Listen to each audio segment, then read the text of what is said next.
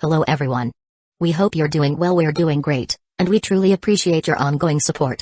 We'd like to briefly address some comments regarding our audiobook series. Rest assured, progress is ongoing. That said, your feedback is vital.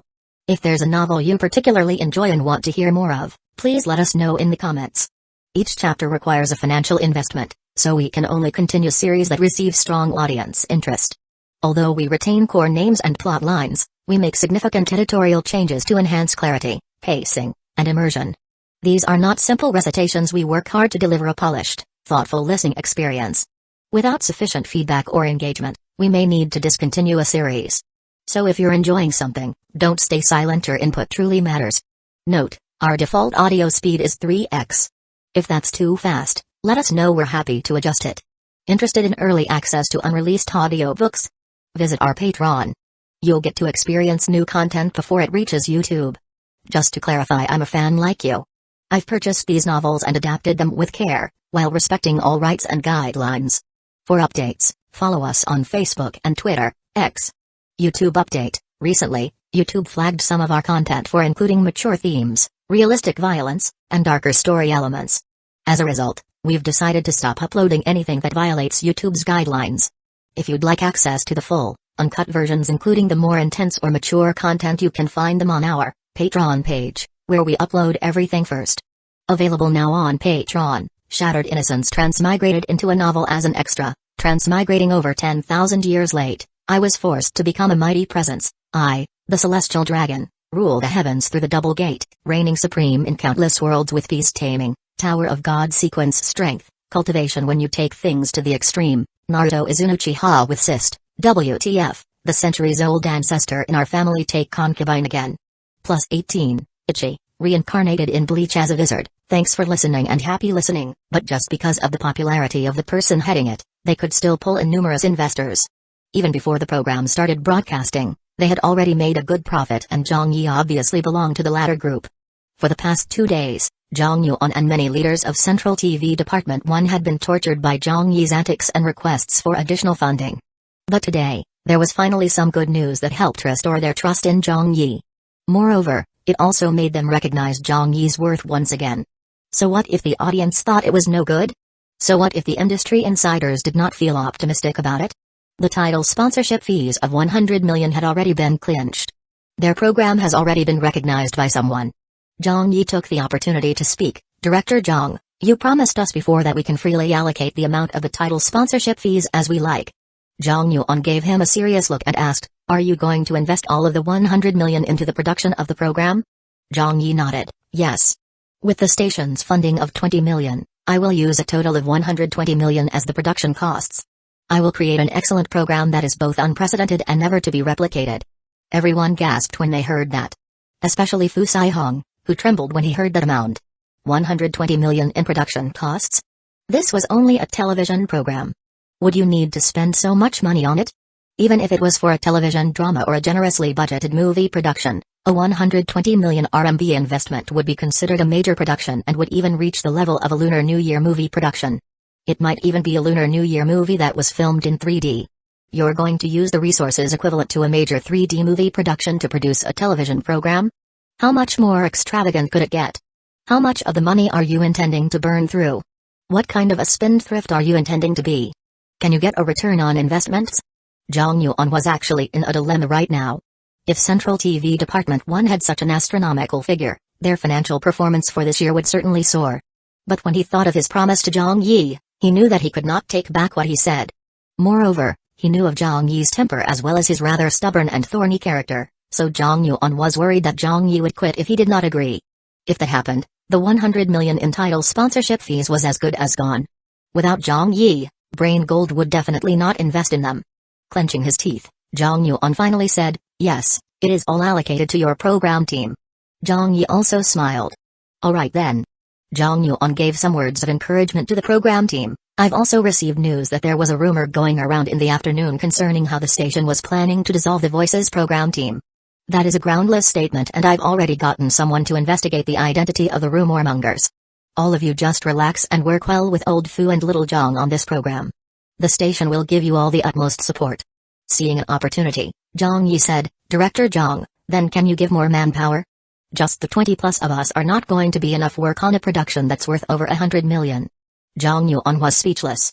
He was just trying to placate and encourage the program team, but now Zhang Yi was latching onto his words and trying to ask for more manpower. He asked, how many people do you need? Central TV has its own band, right? I do not need too many, just 7 or 8 people will do. That will save us the trouble of hiring a band, and besides, I trust our own people more. Zhang Yi was making an exorbitant demand and was afraid that Zhang Yuan would not agree, so he said, otherwise, can the station give us another 8 to 10 million instead? The 20 million you allocated to us previously was not exactly a lot, so if you can give us more, I can make the program even better. Holy shit. You still want more money? With 120 million, it's still not enough for you to spend? Zhang Yuan was shocked by this request and said immediately, I will get the band for you. Don't even think about having more funds. Zhang Yi said regrettably, alright, I guess that's also fine. Zhang Yuan did not dare say any more and hurriedly left with his people. He was afraid that, if he stayed any longer, Zhang Yi would ask for even more resources. When Zhang Yuan and his people left, they also brought along the news with them. The Central TV staff who were mocking the idea of a 100 million title sponsorship fee earlier had now heard the confirmation the voice had really signed a title sponsor for the astronomical sum of 100 million. Shock. Astonishment. This reaction was everywhere. Everyone at Central TV was stunned. Heavens. So it really wasn't a rumor. It was true. It's really 100 million. How did Zhang Yi manage to do that? This program hasn't even been made yet and there are no confirmed guests either, but someone still ventured to invest 100 million into it? Isn't his about 3 to 4 times the title sponsorship fees of other talent shows? They've gone mad. This group of people must have gone mad. This totally defies all common sense. This title sponsorship amount has blinded my eyes. Teacher Chin Yi's so-called astronomical title sponsorship fees are not even half what Zhang Yi's new program is getting? Isn't that too much of a difference? It's not even something that can be called a slight difference. For the title sponsorship fees of a television program, a difference of 10 million is as good as a difference of 1 degree. Chen Yi's program is actually behind Zhang Yi's by 6 to 7 degrees. On the same night, the news was spreading. It was probably under the deliberate publicity of Zhang Yi's team that the news of the 100 million RMB title sponsorship fees between Brain Gold and Central TV Department 1's The Voice of China had been widely spread. The media was shocked. Fellow television stations were shocked. Industry insiders were shocked. All the citizens were also shocked. 100 million. Was Zhang Yi's name really worth so much money? Chapter 645, the most prestigious lineup of coaches in history. The next day. It was Monday morning. Zhang Yi was woken by Hoof's call. The current executive producer and director of Beijing Television's Do You Remember, Hoof, said, Little Zhang, did your new program's title sponsorship really sell for 100 million RMB? Zhang Yi yawned and said, yes. Hoof said, don't fool around with me, tell me the truth. Zhang Yi laughed helplessly, why would I lie to you? Hoof. Zhang Yi said, we'll be starting the official promotions and announcing it later today. Hoof restrained himself for a long time before finally saying, you're really awesome, kid. Everything that you've done up till now have been things that always leave others astonished. This title sponsorship contract for your new program is really too large, do you even know that? Everyone at Beijing Television Station and the other television stations are all talking about that title sponsorship fee of Central TV Department 1's new program. This amount is too frightening. When has any other television program ever signed a title sponsor deal that was worth as much as yours? Zhang Yi laughed and said, from now onward, there will be many others like this. Hoof did not agree with this.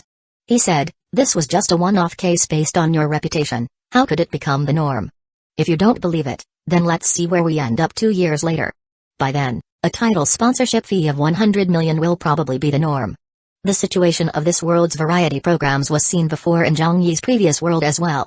It was also a similar situation and similar downturn, so he knew that the downturn of the television industry here couldn't go on forever either.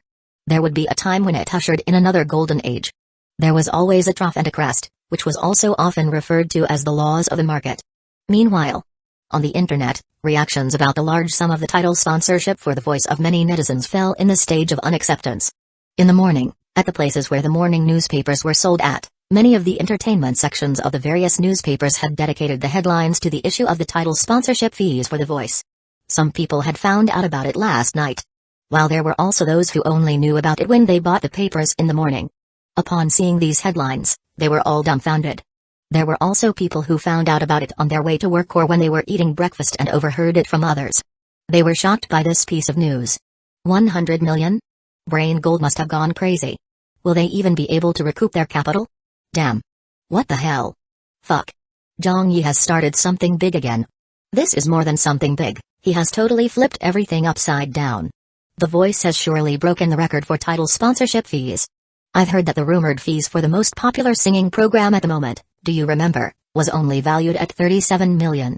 Could this be fake news? Didn't a lot of people from the industry say that there was nothing much to look forward to in The Voice? Didn't they say that this program has nothing special to it and even goes against the trends of the market? If that's the case, then why would any advertisers still dump such a huge lump sum to be the title sponsor? If this news is true, then Zhang Yi must really be very bold. Even though others are willing to pay 100 million, that doesn't mean you should take it, right? Are you trying to reshuffle the industry's cards for variety programs? Are you intending to re-establish the market rules and standards? All rules have been broken. All standards are toppled. The entire television variety industry has been totally stirred up by Zhang Yi. Previous poster, aren't you worrying too much over too many things? Yeah, if the Brain Gold company is willing to offer that amount, then that just means that Teacher Zhang is worth that much. How does it re-establish any market rules or stir up anything? Isn't it good that the title sponsorship fees are this much? If you let any other programs find their own title sponsors, I doubt they could even find someone willing to offer 50 million, much less 100 million RMB. What do you call this? This is what you call difference. This is also an affirmation from the market upon Zhang Yi's strength and recognition. It's not like anyone can get it just because they want it. They do not enjoy the reputation Teacher Zhang has. Awesome. 100 million RMB. I'm utterly convinced. Haha, I would really like to hear what those people who did not have much optimism for The Voice have to say now. Even without anything to show for right now, they still managed to secure a 100 million RMB title sponsorship. How face-smacking. Don't you all understand face-smacking Zhang's style yet?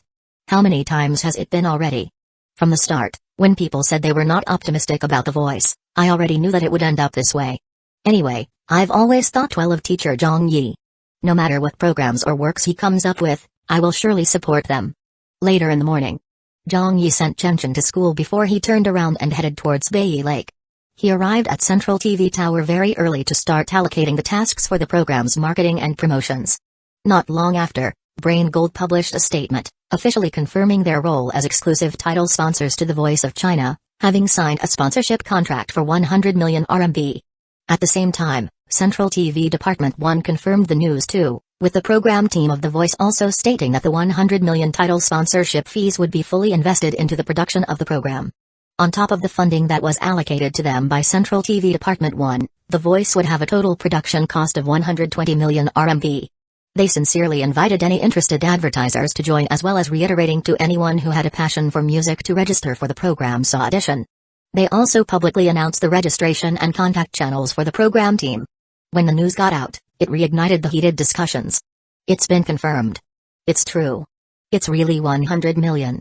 The contract has been signed. What the fuck? 120 million RMB, all to be used as production costs? That has to be a record. I'm so looking forward to it. What kind of quality can 120 million RMB create in a program? I really want to see what they can come up with. Can anyone please tell me loudly that I did not see this wrongly with my eyes? Isn't a funding of 100 million RMB more commonly seen in a movie shoot? Is this all going to be used only for producing a television program? You did not see wrong. Zhang Yi's making a really big move this time. And I like it. Ha ha ha. If he's going to do it, he's going to make a big one. If he's going to do it, he's going to make it the most exciting. This has always been Teacher Zhang's style. If it succeeds, his name will surely go down in the annals of history. If it fails, then it will definitely leave a stink for 10,000 years. Zhang Yi's motto is reject mediocrity. That is what I like best about him.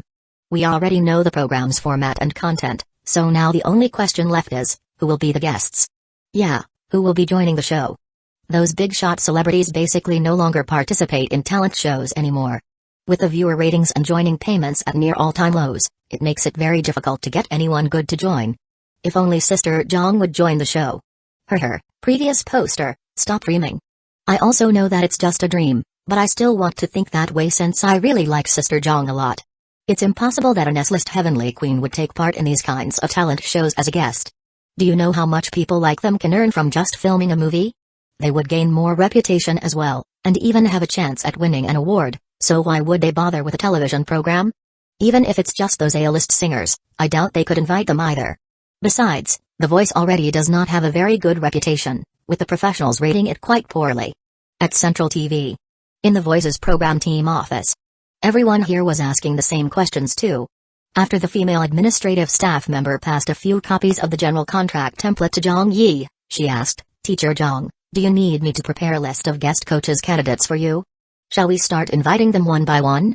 Zhang Yi gave a wave of his hands and said, "That's not necessary." Hakiki said, "The first round of preliminary auditions for the contestants will be held this afternoon. I've arranged for it to start at 2 p.m. If we do not begin picking which guest coaches to invite, I'm afraid it will be too late." Zhang Zuo also said, "That's right, Director Zhang. We ought to get prepared early since the market environment isn't that good. The guests are getting more and more difficult to invite, especially those big-shot guests who always reject television talent show programs. We have to identify our targets first and contact them one at a time and negotiate. If it doesn't work out, we move to the next candidate." Zhang Yi laughed, "No need to go through all that trouble. I've already negotiated with the guests." "Ah." Wu Yi said, "Already negotiated?" Hakiki said in surprise, "You contacted them yesterday afternoon?" Zhang Yi nodded a few times, and then looked at his watch before saying, "I was afraid that the news would be leaked too early and cause unnecessary trouble or changes, so I kept it a secret instead. Looking at the time now, I think they should be here soon." As soon as he stopped talking, a few people were already at the door. A staff member of Central TV Department 1 brought the guests in and said, "Teacher Zhang, they were looking for your office, so I brought them here." Zhang Yi smiled and said, "Thanks, friend." Hakiki, Zhang Zuo, and the rest all did a double take when they saw them. It turned out to be the famous songstress, Zhang Ziya, and behind her were her lawyer and manager, a total of 3 people. Everyone was stunned. Only Zhang Yi was not surprised. He went up to shake her hand and said, "Grandma Zhang, you're here right on time." Zhang Ziya shook his hand and said, "I'm always on time, her. Let's get the contract signed then." "Sure, it's already prepared. I'll let you have a look first." Zhang Yi took out the contract and passed it to her. Hakiki pulled Zhang Yi aside and asked with a face registering surprise, "You managed to get Zhang Ziya to step out from her retirement? Doesn't she no longer take part in any variety programs?" Everyone was truly surprised at this, as no one could have expected Zhang Yi to get the issue of the guests settled so quickly after only going out for a short while. He even managed to invite the renowned songstress as a guest for their show. Everyone knew the program quality would surely be raised by several levels if they had Grandma Zhang fronting the show. With Zhang Ziya joining, not only would her appeal and popularity help the program, her professional strength would also make the program more credible. This was a great artist who had sung for the country's leaders and foreign emissaries in the past. Before Zhang Yi could answer, before they could get over their surprise, when Zhang Ziya and her team were looking through the contract, another couple and their managers arrived. A female editor exclaimed, "Chen Guang." Another male editor stared at them. Fan Wenli. When Chen Guang came into the office, he directly went to Zhang Yi, smiling and waving at him. He said, "Teacher Zhang, we're not late, are we?"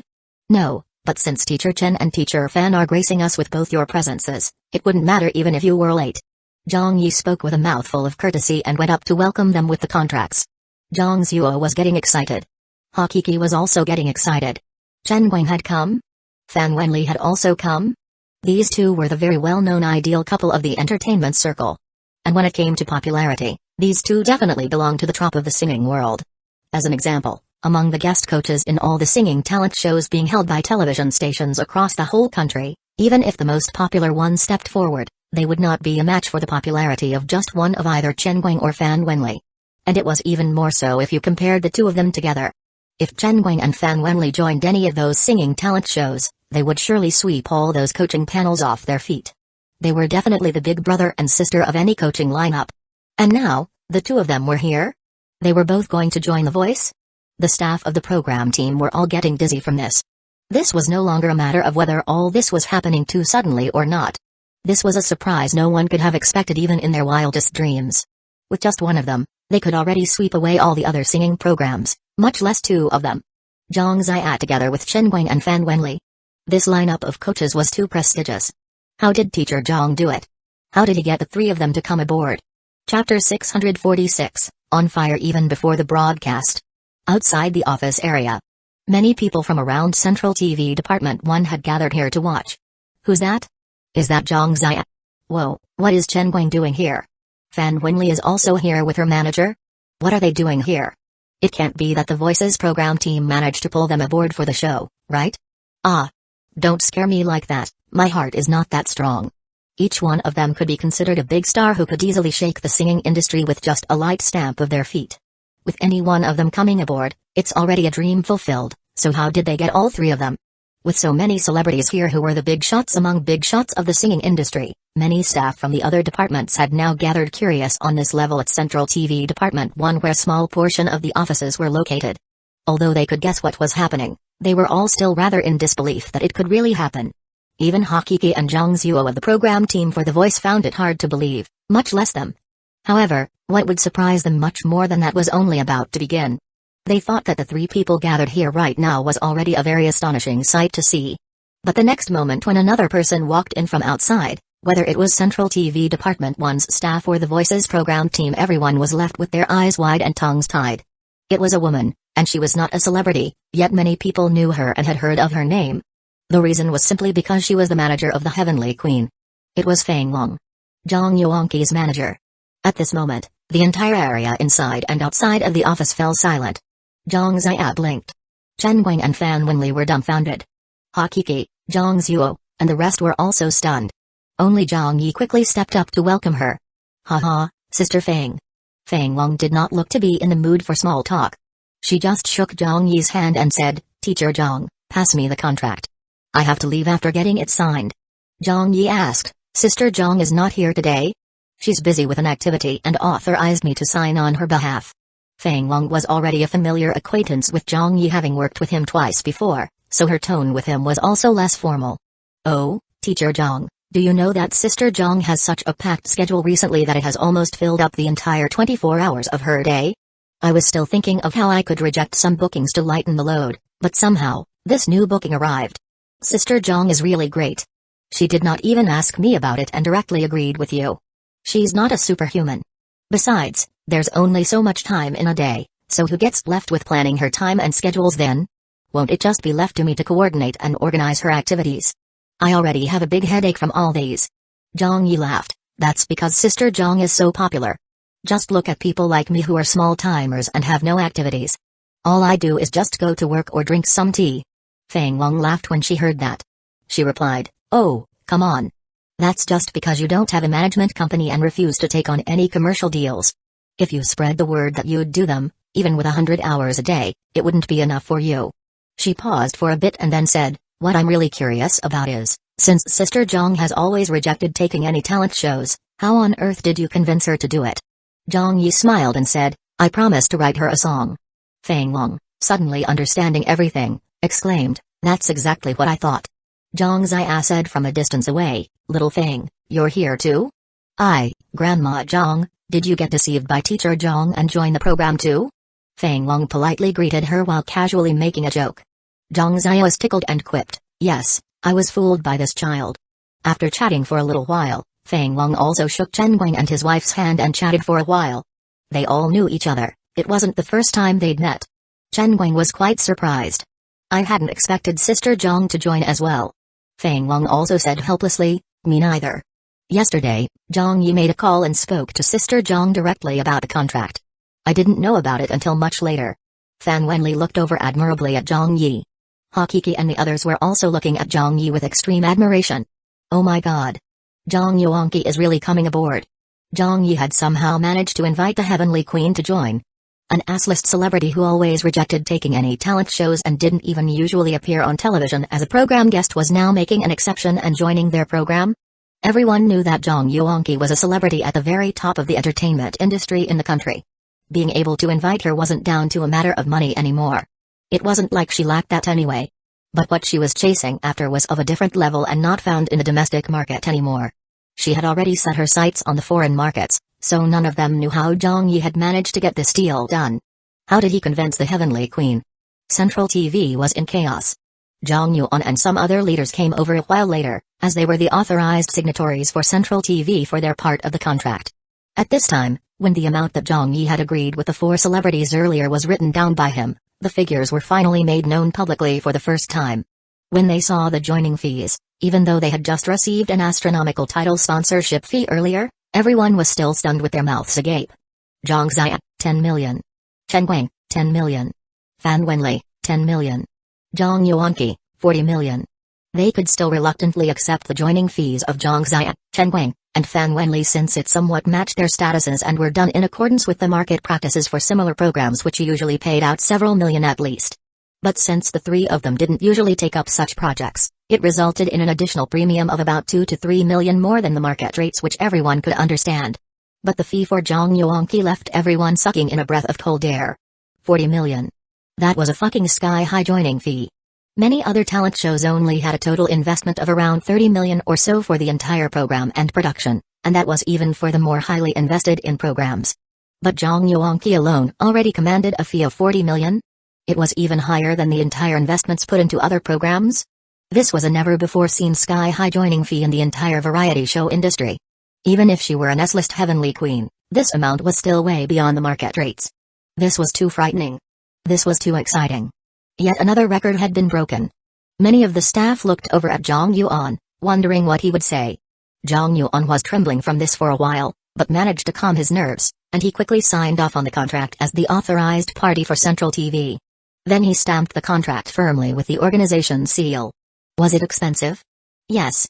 It was too damn expensive. But was it worth it? Zhang Yuan felt that it was worth it, and it seemed like many of the Central TV's staff also felt that it was worth it. If Zhang Yi's name could already pull in a sponsorship of 100 million, who was to say that the reputation of Zhang Yuanqi, an S-list heavenly queen, did not command a joining fee of 40 million? Being able to have Zhang Yuanqi to come aboard was already an unprecedented event. It was something that no other television station's programs could achieve. Now that Zhang Yi had completed this unimaginable task, it was already considered a job completed. As for the money spent, that was only a secondary concern. The contract signing ended. Everyone started clapping. Outside the office, many of those Central TV Department 1's staff who did not seem too optimistic about The Voice back then and felt that the program would be cancelled even before it started were now looking at Zhang Yi and his program team with a different attitude.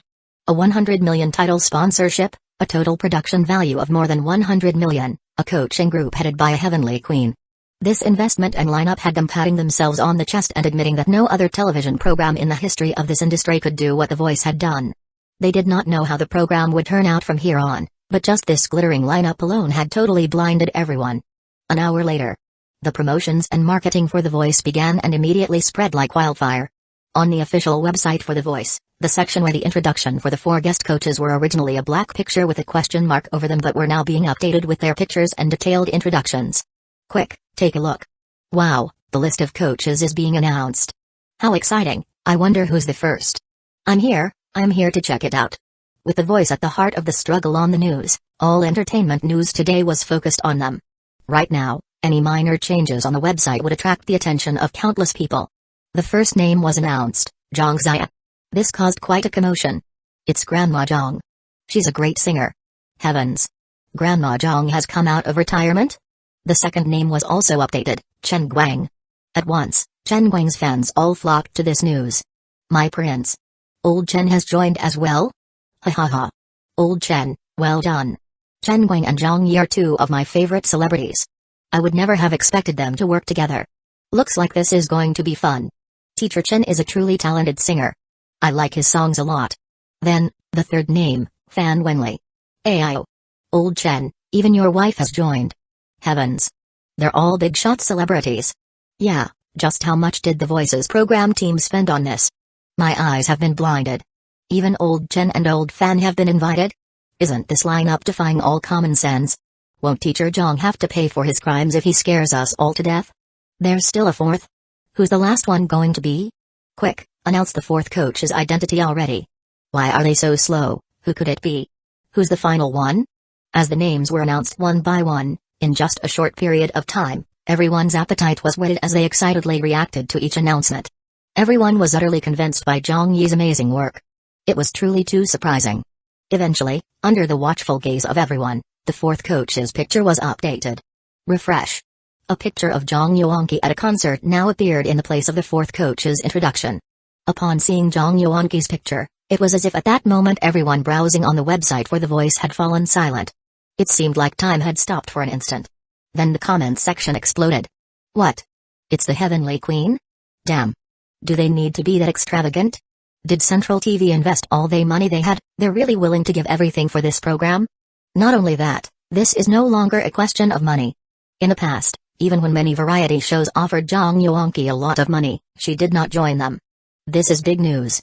The Heavenly Queen has descended onto The Voice. Is this for real? Zhang Yi's truly awesome. I only wonder how much Sister Zhang's joining fee is worth. Yeah, how much?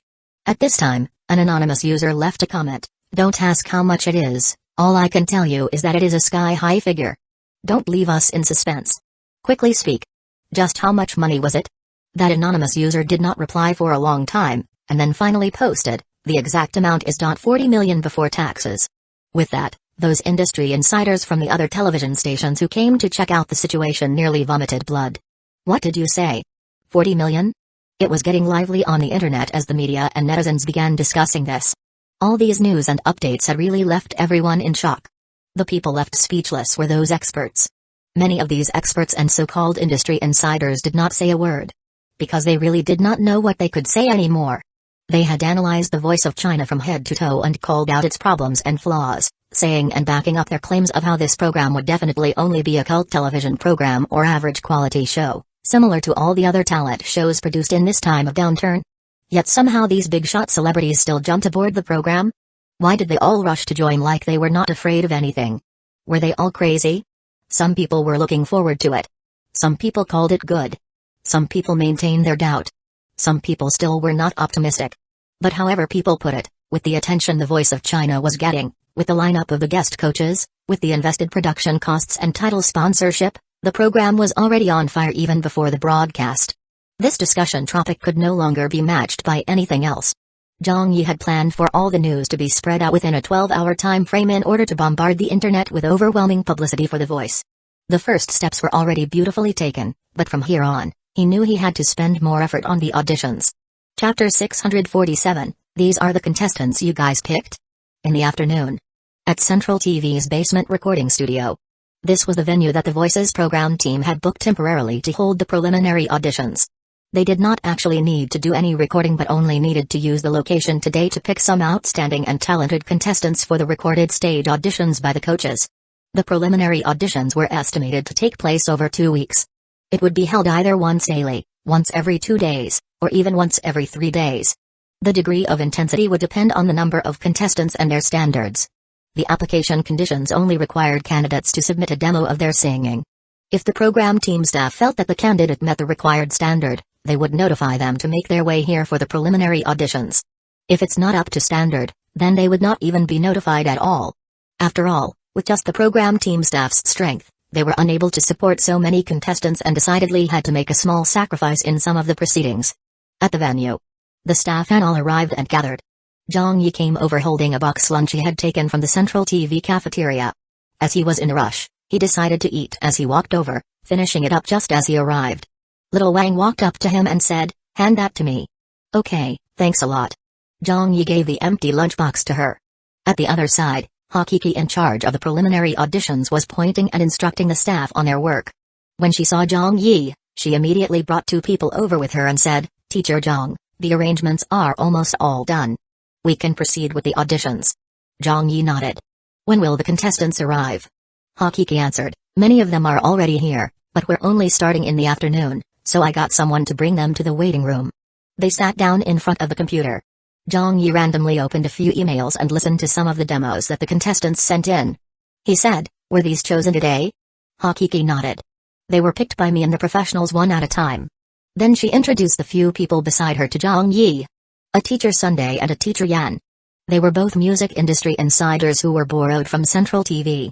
Zhang Yi shook hands with them and got to know them a bit. He said, "Teacher Sun, Teacher Yan, I will have to trouble the both of you in the coming days." Teacher Sun immediately said, "It's no trouble at all. We're here to help, so you can consider us professional consultants who give our opinions for your consideration. As for how the program will be done and how to pick the contestants, we will still leave that up to you, Director Zhang." Since they were transferred to the program team of The Voice, they had to listen to Zhang Yi's commands as they were now members of his team. One of the music consultants recommended, Director Jong, this person you're listening to right now is one of the better ones. Both Old Sun and I agree on this, as does Adha. Hakiki praised, right, this person sings very well. Only then did Jong Yi seriously listen to it. It was a woman's voice. The vocals and basic singing were quite good, and the sound was crystal clear. There wasn't any sharpness or anything bad with it. She also had quite a high soprano voice. Teacher Sun analyzed, she should be considered a very trained vocalist. It feels very stable as well. Listening to her voice, it probably belongs to someone who has had experience performing on stage before. And judging from her picture, she looks quite good too. I feel that she has what it takes to become a star. Teacher Yan added, but it will also depend on how well she performs later. Name, Chang Si. Gender, female. Age, 25. Hometown, Beihai Province. Occupation, music teacher. After taking a look at her personal information, Zhang Yi did not say anything. He just stored it in his mind and asked, for today's first wave of preliminary auditions, are there any with good potential? Hakiki pointed at an email on screen. This person is quite good too. The music consultant beside them nodded and said, this person was trained in the performing arts and graduated from a real music college. His singing is very good and he's also currently a backup singer for a certain star, so we can consider him to be a professional. If such a person got on stage, he probably would not have any stage fright at all and could perform quite well instead. Since we have to consider if they can perform to their potential while on television, if we get total rookies for this show, they might get nervous and make mistakes. When that happens, the quality of the broadcast will also be affected. That's why on all the other talent show programs most of the contestants are in music-related professions. Those type of contestants are always the most well accepted by television programs. They're often invited to take part in many different programs since due to various reasons they did not do well in their past participations on the other programs, though their stability on the programs is what's good about them. Name, Hu Liangyai. Gender, male. Occupation, musician. When Zhang Yi finished listening to that person's demo, he did not show any expression at all and only asked, just these two? No others? Hakiki observed Zhang Yi's reaction, not knowing what to make of it. She answered, we've already notified 50 candidates to join today's round of auditions. Most of them are good enough. It's just that these two are the more outstanding ones. We've also singled out a few others that are quite good, though they did not register for the audition and were recommended by staff from our internal department or seen on other television programs instead. If you agree to it, we can immediately start making contact with them. Invite them to join our program? Zhang Yi asked, who are they? Let me take a look. Such as this person. Hakiki bent over to handle the mouse and clicked on a video clip of a singing talent show from 2 years ago. Here, take a look at this one. The video started playing. It was of a man singing a Heavenly King's classic track. Hakiki said, back then, on the show, he did not qualify and was eliminated at the second round, but most music consultants have a good impression of him. He most probably did not get into the next round because of some result fixing by the program team for that competition. Zhang Yi did not say a word. Hakiki said, Director Zhang? The music consultants also looked at Zhang Yi. Hakiki immediately continued, and there are a few other musicians we have our eyes on. Their professional qualities are very good. I know that our program is looking for people who can sing well, and those people are quite good at singing as well. Why don't I show you? Their information is all in the computer. It should be easy to talk to them if I invite them over. Alternatively, we can also offer them an appearance payment which I'm sure they'd agree to. Zhang Yi gave a wave of his hands and said, forget it, let's not look at those first. He checked his watch for the time and suggested, why don't we do it this way? The auditions will start at 1:30 p.m. sharp, while I'll go out for a while and be back very soon. Having said that, Zhang Yi left. Zhang Yi had come to the audition venue with high expectations, but before he could even warm his seat, he already had to leave. The program team staff looked at each other with blank faces. Wu Yi, puzzled at this, asked, what's with Teacher Zhang? I don't know, Hakiki replied, not understanding anything either. We found people in accordance to the standards, didn't we? Don't all the other talent shows also pick their contestants this way? It's not like we judge them based on their physical appearances either. One of the music consultants remarked, maybe it's that Teacher Zhang just had something to attend to. Hakiki took her mind off the matter and said, let's continue from here then. Go through the candidates' information once more while wait for Teacher Zhang to come back before we begin the auditions. Notify the candidates about the start time and provide them with box lunches if they haven't eaten lunch yet. Little Wang, I leave you in charge of the waiting room. Outside. When Zhang Yi came out of the basement, he briefly shook his head a little. He wasn't just dissatisfied with Hakiki and the others regarding the candidates they chose, he was extremely frustrated. Was it that the contestants were not up to standard? It wasn't that, and in fact their singing was also relatively good and safe, but this was not the desired show effect he wanted. He needed a different kind of contestant. From the start, Hakiki and the others, or rather it should be said that the whole of Central TV and the entire country, all did not know what kind of a program he was aiming to do. They basically had no understanding of the concept that Zhang Yi wanted, not one of them. But came to think of it, he couldn't blame them. It was just because Zhang Yi had seen things they had never seen before, so their understanding of things was much too different. How could he handle this?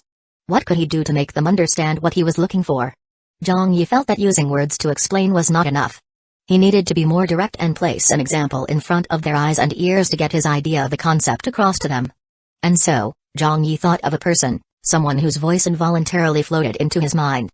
He decided that he would pull in the first contestant for their program to tell them what his understanding of a good voice was. Well-trained and safe? A high soprano? With experience performing on stage? Slick and proficient in singing? Was that what having a good voice meant? Zhang Yi got into his car and drove straight out from television station tower and headed for the city. Chapter 648, Confirmation of the First Seeded Contestant. Afternoon. Along Naxinhu Avenue. It was currently afternoon recess at No. 2 Experimental Primary School. The main gate was locked as students were not allowed to leave the school during lunch break or breaks between classes. The main gate would only be opened at the start or end of school. The car stopped and Zhang Yi got out from the car. He walked near to the guardroom and greeted, "Uncle." When the security uncle saw him, his eyes lit up. "Zhang Yi. It's me, can you open the side gate for me?" Zhang Yi smiled. The security uncle naturally knew who he was and asked, "Your kid has given you trouble again? The teacher has called you up for a meeting again?" He fished out the key and opened the side gate for Zhang Yi. "Come on in." Zhang Yi said, "Thank you very much, uncle." Walking in farther, he reached a large playground. He could see many children playing on it, some kicking the shuttlecock, some playing basketball, and some others in a group, playing eagle catches chicks, a traditional Chinese chase game. "Ah! Don't run. Ha ha ha, Fang, you're too slow. Pass it to me, pass it to me. Take the shot." The school field was filled with frolicking sounds and voices. Zhang Yi could not see Chenchen anywhere. Even without needing to think, he could figure that out. Chenchen would not participate in these activities. She was definitely in the classroom napping or reading some comic book she had snatched from some little boy. Zhang Yi did not go upstairs because he had not come for Chenchen. He had other motives this time. His eyes scanned the school field and he suddenly spotted the person he was looking for. At a corner of the playground, Chenchen's form teacher Zhao Mai, PE teacher Luoyu, and some other teachers were seated on a long bench, happily chatting as they supervised the children's activities. This was a school regulation as they were worried that the children would get into trouble while playing or injure themselves from overexertion as they played sports during the break. Every afternoon recess, there would be some teachers on shift duty at the playground. If it snowed, there would be more teachers supervising the break. Zhao Mai said, "Do you all know about Zhang Yi's new program?" A 6th grade mathematics teacher said, "How can we not know about it? It's all over today's news." Luoyu added, "My goodness, even Zhang Yuanqi, old Chen, and old Fan joined as coaches for the program. With so much money spent, this program must definitely be good to watch." Zhao Mai laughed, "I'm also waiting for it as well. I'm really anticipating watching it on television." Beside them, a fine arts teacher suddenly looked at Luoyu with interest and asked, "Teacher Luo, why don't you go and take part in the program since you like singing so much?" Luoyu did not even give it thought and waved it off. "Hey, me? Forget it." Zhao Mai said, "Don't the application conditions for the voice state that they do not judge on looks or background? Teacher Luo, you should give it a try since you like to sing so much. Your dreams of becoming a singer might actually get fulfilled this time. Previously, when you criticized Zhang Yi and tore into him, it was only because of work. It was right to tell her guardian off as Chenchen was really being too naughty. From what I know of Zhang Yi, he is not a petty person and he certainly won't take it to heart." Luoyu continuously waved her hands. "Come on, even if teacher Zhang did not bear any grudges, do you expect that I could appear on TV to sing? I'm afraid that the equipment will be damaged by my voice." With that, several teachers burst out laughing. Everyone in school knew of her reputation for having a lousy voice.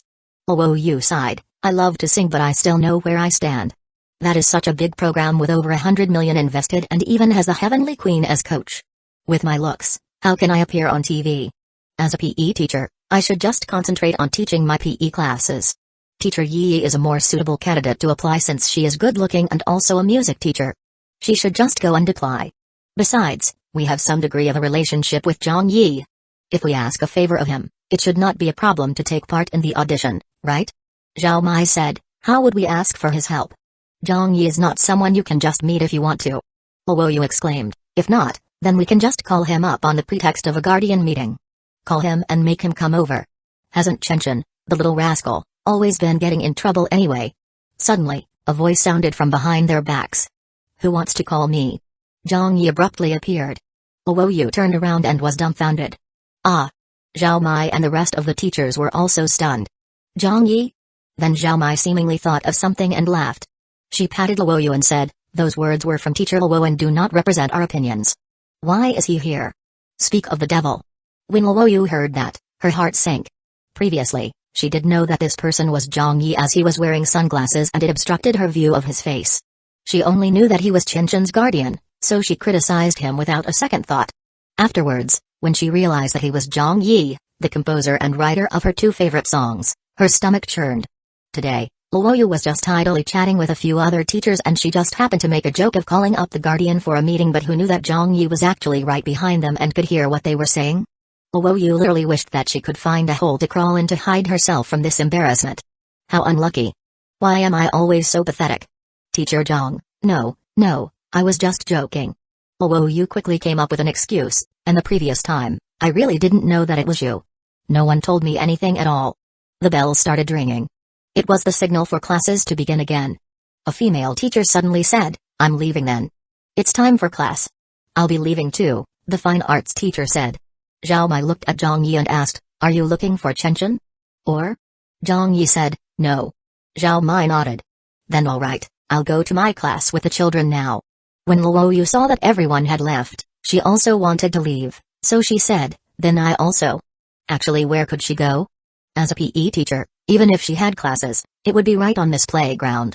Zhang Yi stretched out his hand and called to her, Teacher Luo, please stay put. Luoyu's eyes shrank. It's over, it's really over, Zhang Yi has a grudge against me now. He is going to find trouble with me. Oh my mother. Why do I have such a hard life? Are you calling me? Luoyu acted dumb, stood still, and turned her head around. Zhang Yi asked, do you have any classes in the afternoon? Luoyu wanted to say that she had classes until midnight, but she really did not have any classes in the afternoon, so she stammered, about that. Zhang Yi smiled and said, let's have a talk, shall we? Luoyu grit her teeth and acquiesced, alright. She turned around and led Zhang Yi to the equipment storage room as there was no one there. It did have some small chairs in an alcove where they could also have drinks. The room was small and simple. I'll get you some water. Luoyu busied herself with chores. Zhang Yi said, there's no need, I will not stay for long. I'm here to ask you about a matter. Luoyu said at once, no need to say any more, I know it's all my fault, It's not about that matter. Zhang Yi was a bit speechless and said, I'd like to ask you about that day I heard you singing Wishing We Last Forever. Well, do you always sing like that normally? Luoyu was shocked. Singing? Wishing We Last Forever? That's right. My voice has always been quite lousy and everyone calls me Raspy Luo. That's how my singing is and no one likes to hear it. I like to sing whenever I'm free and will just grab any opportunity to sing a few lines. My family members also find me irritating when I'm singing. Every time I open my mouth to sing, my mother will go out and take a stroll. Zhang Yi asked, do you like to sing? Luoyu replied, of course I like to. I've even been singing every day since childhood. Why else do you think my vocals got damaged during puberty and became like this? Zhang Yi nodded and inquired, then if you are given a stage to perform on now, would you dare to step up on it? Luoyu instinctively answered, what's there to be afraid of? As long as anyone wants to listen, I will try to sing even if you place me on the surface of the moon. Why are you asking me this? Zhang Yi acknowledged and then said something surprising, in that case, as the executive director of the Voice of China, I hereby formally invite you to join us. Luoyu was shocked. What? Zhang Yi repeated, I will reserve a spot for your participation. Luoyu exclaimed, reserve a spot for me? Why are you reserving it for me? Zhang Yi said in an amused manner, because you're good at singing, so I want you to participate and get involved with the voices audition and the competition proper. Luoyu said, I can appear on TV? Zhang Yi confirmed, that's right. Luoyu said, is it the most talked about program right now, that the Voice of China? The program that even the Heavenly Queen has joined? Zhang Yi affirmed, yes. Luo Yu said, my singing is good? Zhang Yi maintained, that's right. Luo Yu hurriedly waved it off. Oh, come on, how can my singing be good when my voice is so lousy? You should reconsider. Even my own mother, who is my immediate family, does not like my singing, so why would others think it's good? Do you think I don't know what I'm worth? Zhang Yi was amused by these words. People from Beijing had a particular sense of humor, comprised of dark humor and self-mockery. It was specific to the locals of Beijing and could not be found at other regions, as they all had their own different and unique humor styles. Zhang Yi attested, Teacher Luo, I came specifically for you this time. I'm very sincere in inviting you and truly feel that you are good at singing. Who says that you have a lousy voice? I really don't feel that way. Besides, I would not have come looking for you if you had a traditionally nice voice. Central TV is having an audition around 1 p.m. I don't need to deceive you on this matter if you agree. You don't have any classes in the afternoon anyways, right?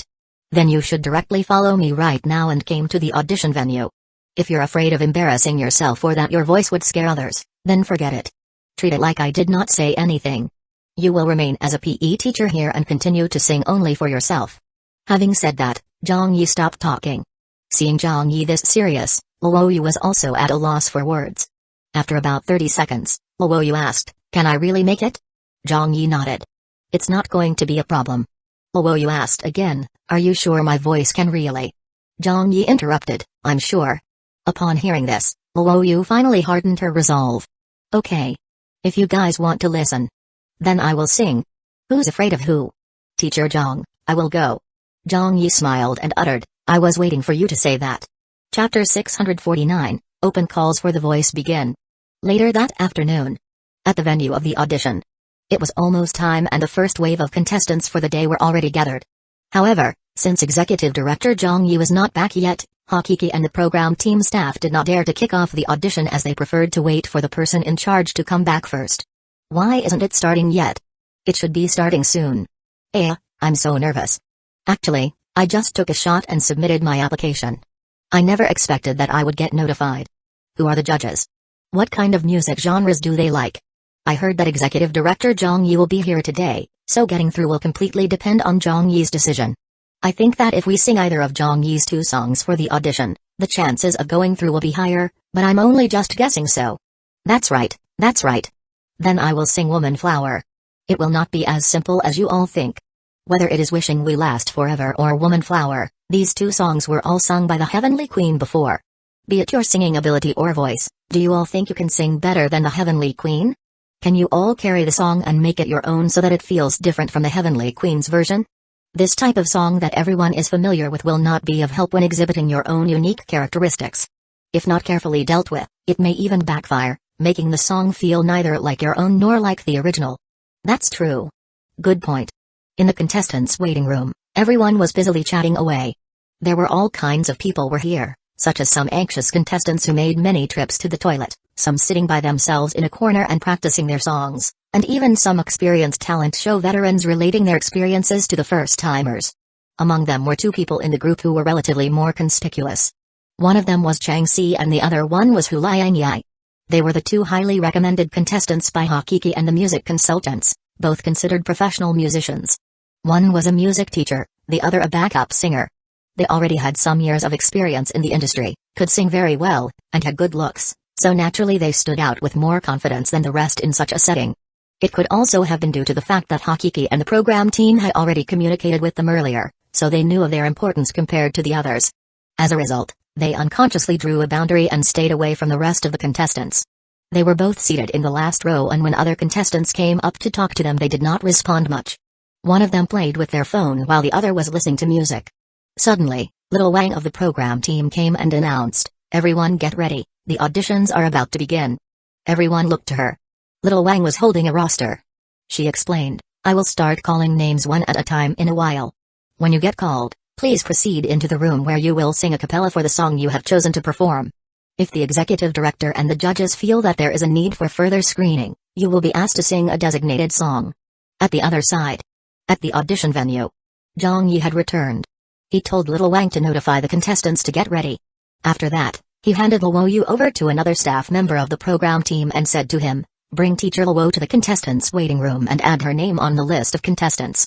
Then he told Luoyu, Teacher Luo, please get ready.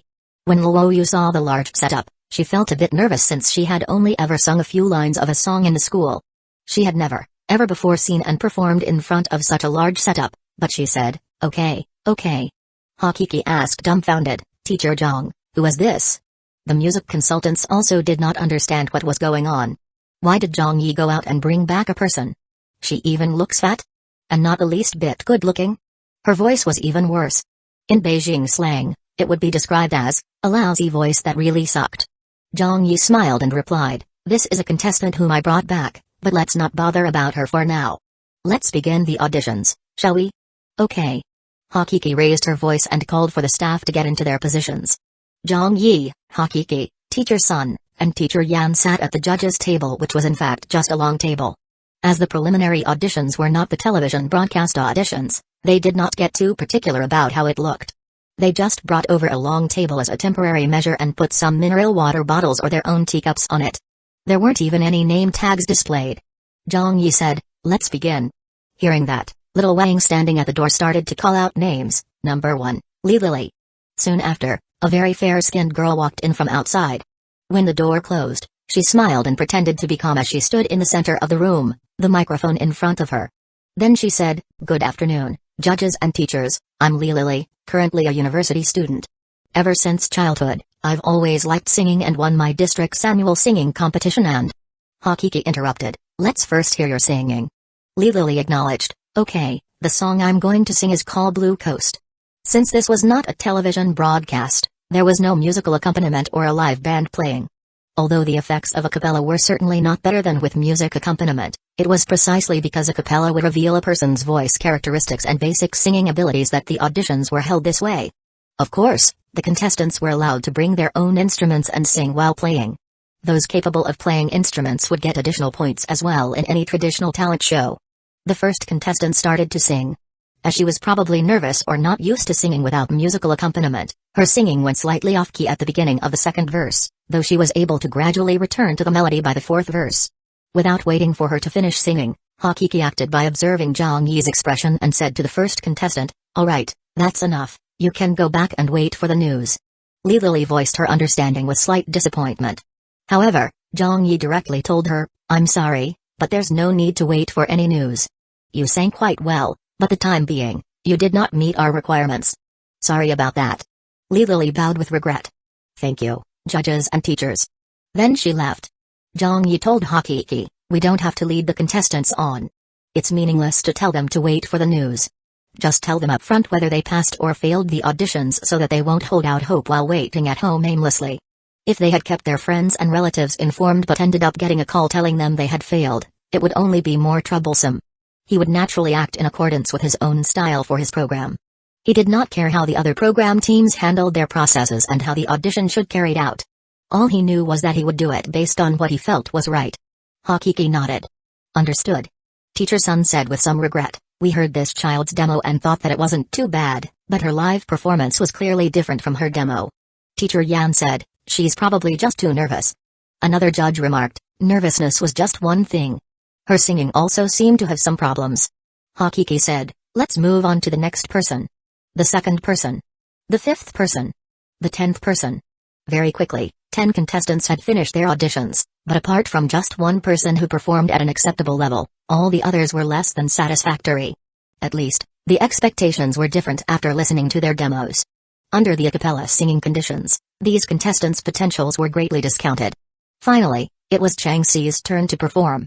Hakiki had high expectations of her as she was a seated contestant. The other music consultants also focused their attention on her. Their eyes were no longer distracted by other things as they had very high expectations for a good sapling like this person, who could easily compete for first place on any other talent show. Even if she couldn't place first, she would surely be considered in the standard of the top 5 contestants. Having been in this industry for so many years, the consultants definitely had the ability to spot such talent. Now, it only depended on how she could showcase her potential at the audition performance. Chang Xi was a tall and beautiful lady. Although her figure was not perfect, it was still quite good. She greeted, good afternoon, teachers. My name is Chang Xi and the song that I'll be singing is Woman Flower. As expected, She pulled it off like the professional she was.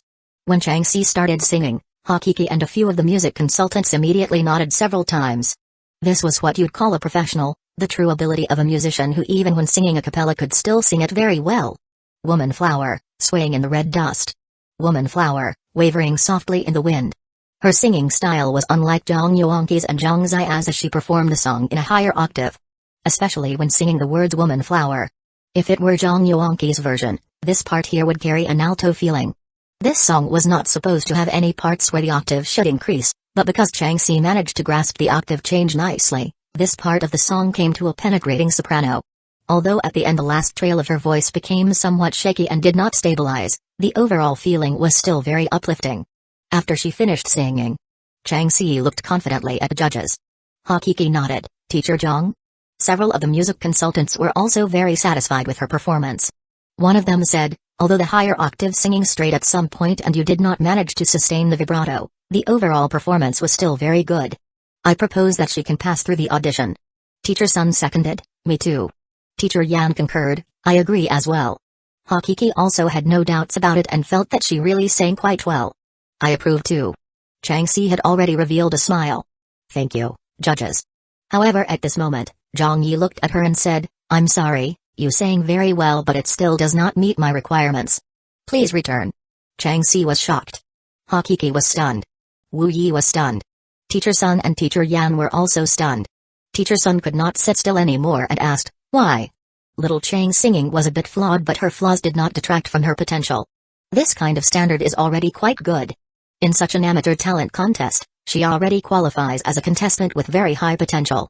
Surely you cannot try to compare her with the Heavenly Queen's singing ability, right? Those flaws can be tolerated. Zhang Yi said, first, her voice didn't have any special characteristics to it. Second, her singing is only at a rather good standard, not an excellent standard yet. Third, Woman Flower is not supposed to be sung in this way. The way she expressed herself did not match the lyrics. Neither is this song supposed to raise octaves. I did not feel too comfortable hearing it forcibly sung that way. The most important factor is that this higher octave singing isn't that good either. There was no feeling. If it's not sung by a woman around 30 or 40 years old who has experienced more in life, it becomes very difficult to express Woman Flower in a good manner. Those are the reasons why. Teacher Yan said, but. Changxi also said, my soprano is. Zhang Yi waved his hand. Don't say any more, please go back. Please go back then. Although Hakiki could not understand Zhang Yi's decision but she still respected his views. But she was crying inside thinking, what a waste.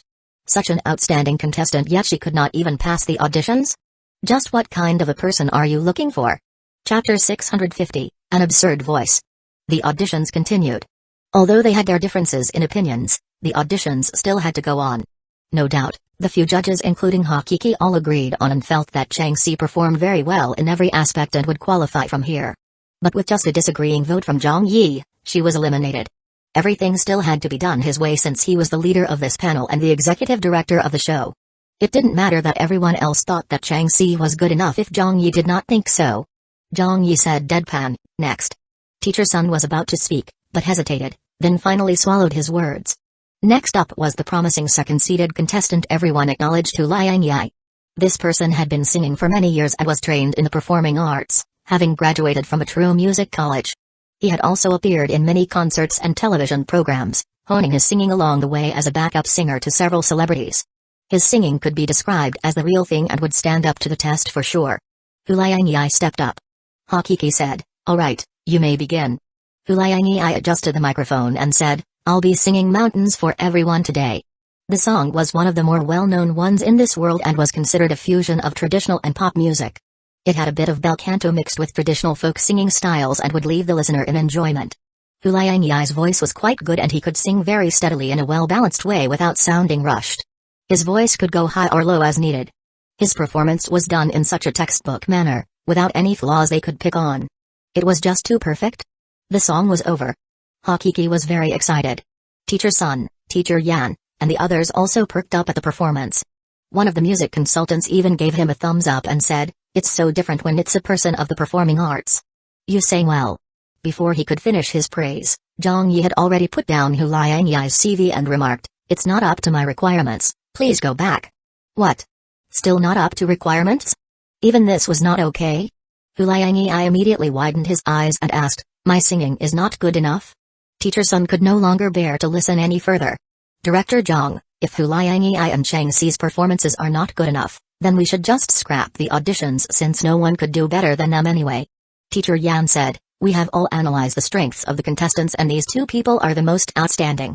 Even if they might not have the champion's look, they would still be in the top 10 of any other singing talent show. Just what are your requirements? Isn't the bar set too high?" Hakiki frowned and looked at Teacher Yan. She said, "Teacher Yan, whether a contestant can qualify or not will be decided by Director Zhang. If he thinks they can't qualify, then he must have his considerations, so why are you being so outspoken?" Teacher Yan replied, "But I don't understand the reasons behind his decisions." Teacher Sun agreed, "I can't understand either. Asking us to come participate and help with the selection, even though we might not be well known or famous within the industry. We're still industry veterans, so whether someone can sing or not, wouldn't we know? These two contestants are obviously quite good, yet they can't even pass the auditions? I'm not doubting Director Zhang's professionalism, but when it comes to talent shows and singing, we are definitely professional about it." Zhang Yi looked at them and explained, "First off, my new program is made not in accordance to industry standards, nor does it follow the standards of other talent shows. That is why, when I measure someone's singing to be good or bad, I have a set of my own standards to judge them by. Second, Huliang Yi's singing is not bad, but his voice is too common and he uses too many types of singing techniques, with some parts being rich. You guys might look at this as singing and on-stage performing experience, but in my opinion, there is nothing special about it and no pouring of emotions into the performance. That is why I am not satisfied with it. Third, you all claim to be professional, but I'm no amateur either. How this program will be done and how the contestants are chosen are all up to me alone. What I need is not an excellent contestant, but someone who is unique and irreproducible by any others." Teacher Sun argued, "Voice is too common? This is the first time I'm hearing of anyone using that as a judging standard. What's the point of using the uniqueness of a voice to make a judgment? I don't understand at all. In the end, it still boils down to the singing and on-stage performing experience." Zhang Yi countered, "The name of my program is The Voice of China. Everyone's understanding of a good voice might be different, so I won't force that on anyone. But as I am the executive director, if you guys don't think that my requirements are better than yours and won't respect the principles and decision of my choices, then please, go back now." He said those words with a hint of malice. This was also the first time Zhang Yi was doing a program with such a headstrong attitude. When he was working on his new programs in the past, a lot of objecting and doubting voices constantly came at him.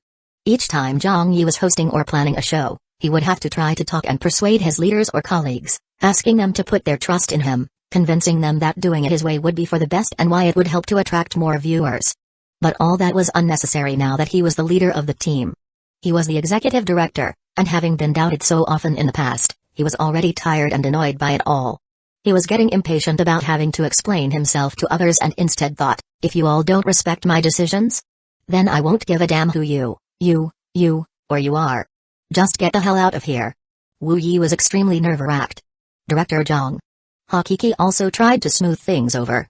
Director Zhang, the teachers were only just suggesting their opinions, this matter.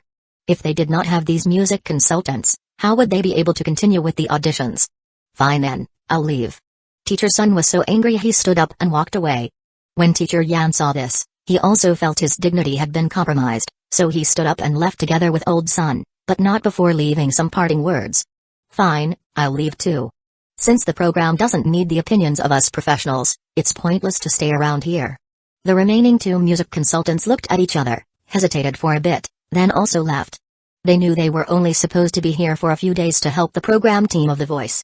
But who knew that not only were they not appreciated, even their professional advice was refused. You don't want us to stay? Well then, we don't care either.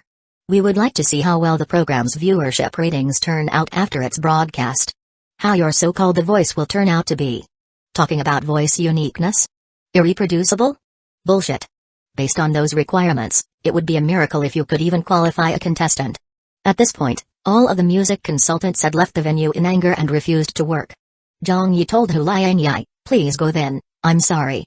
Huliang Yi could not accept the results at all and said just before he left, when The Voice starts broadcasting, I will definitely watch it. I want to know what kind of a person would have passed based on your requirements. In terms of singing, Huliang Yi was extremely confident of himself. A person like him would surely have some pride in himself. Zhang Yi did not say a word. He was not against Huliangyai at all and knew that his singing was indeed quite good. As to whether Huliangyai would become famous in the future or have any developments in the music industry, Zhang Yi didn't know. But he knew there was definitely no spot for Huliangyai on the stage of The Voice. That was something he was certain of. After quite a number of people had left, the venue of the audition became much quieter. Hakiki laughed bitterly.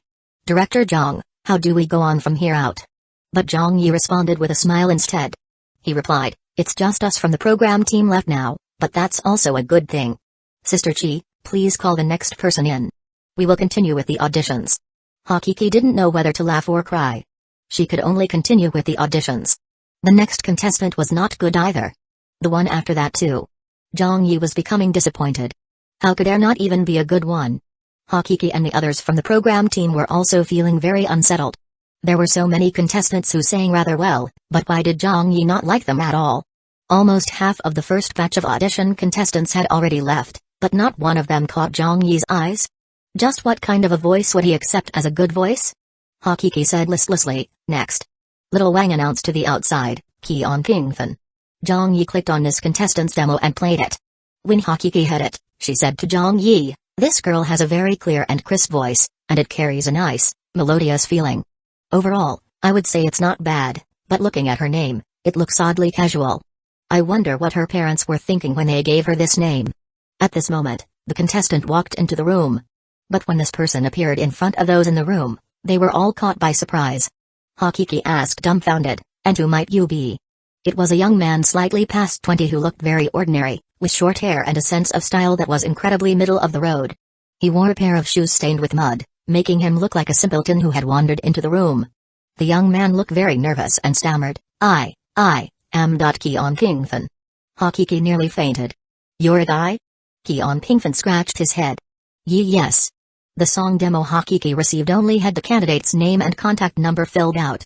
Other than that, they did not have any more details about the person, just like this contestant standing in front of them. Hakiki was simply in disbelief. She said, "The demo you sent to us was clearly a girl's voice. Do you know that you cannot simply take the place of a candidate and come in here for the auditions?" Qian Pingfen anxiously replied, "That was sung by me." Td Wu Yi said, "Please go back." Qian Pingfen was getting very anxious and tried to say, I really. We only request for our contestants to be honest. I don't know who sang in that demo, but from your attitude here today, we clearly see a problem with you already." Hakiki was of course not going to believe that such a clean and crisp female voice had come from a man. Besides, this person was speaking with a very normal voice that belonged to a young man, so how could he be the owner of the voice in the demo? Qian Pingfen was finding it difficult to explain himself as he continued insisting, "That was really sung by me." Hakiki directly said, "Little Wang, call for the next contestant." But at this moment, a slightly disappointed and dejected Zhang Yi suddenly spoke up, "Wait a moment." Then, he looked at the contestant and said, "Why don't you introduce yourself a little first?" That person immediately answered, "My name is Qian Pingfen and I'm 22 years old this year. My hometown is in Shanxi but I'm currently living in Beijing. My occupation is I repair bicycles with my master over at Lishuiqiao Station. We repair bicycles for others over there." "What? Repair bicycles?" Everyone. Zhang Yi, seemingly not too interested about his occupation, began adjusting the volume louder for the demo playing on the computer. He pointed and asked, "Are you sure that this was sung by you?" Qian Pingfen gave a firm nod. "Yes." Hakiki doubted, "You must have used voice-changing software, right?" "No, I really didn't." Qian Pingfen argued. Zhang Yi was becoming much more interested. He stopped Hakiki and the others from raising any more doubts and told Qian Pingfen, "All right then, can you sing something for us?" Seeing this chance, Qian Pingfen was also feeling excited. Sure. I'm going to sing Wishing We Last Forever." Perhaps he had the thought that this song would get him into Zhang Yi's good books, but being rather bashful, he could only constantly shake his head in embarrassment, though he did not change his chosen song and determinedly went ahead with this opportunistic song.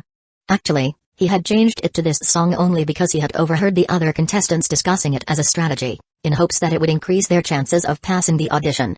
Zhang Yi looked at him. "Begin." Qian Pingfen took a deep breath and was about to sing, but lost his composure. Holding his chest tightly, he took another deep breath to suppress his nerves before his voice came out. When the first verse was sung, all of the staff at the audition venue were dumbfounded. "When will the moon be clear and bright? With a cup of wine in my hand, I ask the clear sky. In the heavens on this night, I wonder what season it would be? Little Wang's jaw dropped. Wu Yi also looked like he had seen a ghost. Hakiki and the others were all staring at the contestant in disbelief. Holy shit. It was a female voice. It really was a female voice. Keon Pinkfin sounded quite normal when he spoke, but when he started singing, it somehow turned into an extremely soft and gentle female voice, a voice that could be described as more womanly than a woman's voice. He did not lie. The sample sent to them was really sung by him. It was sung by a man. If they did not know that the microphone and speaker were untampered, Hakiki would definitely have thought that his voice was going through some voice-changing software. Right now, she felt her world had collapsed as she looked at Keon Pinkfin's face while listening to his singing voice. She would never have thought that there would be such a person even if she were threatened with death. Moreover, the key point that also left Hakiki wondering was how she did not find it too shocking. If the contestant did not sing well or did not sing like a woman, or even deliberately imitated a transvestite's type of voice, Hakiki would surely break out in goosebumps and not get used to it. But somehow, this Keon Pinkfin's singing was just too womanly, as though his voice had been switched with a real woman's. On top of that, he did not have any sort of expression that made him look like he was forcing the emotions of the song to show. The look and demeanor of an unconfident simpleton earlier had now turned into one of concentration and unembarrassed confidence as he held the microphone and sang. It felt very natural, and perhaps that was why Hakiki did not find it so shocking. Very quickly, the performance was over. Keon Pinkfin put down the microphone and pulled himself out from the song, becoming a shy guy once more. He would turn his head here and there, touching his nose a little and looking like he did not know where to place his arms and legs. Hakiki rubbed her forehead and could only muster up, "Oh my god." Wu Yi gazed at Keon Pinkfin like he was a fairy. Keon Pinkfin was getting embarrassed from all the looks he was attracting.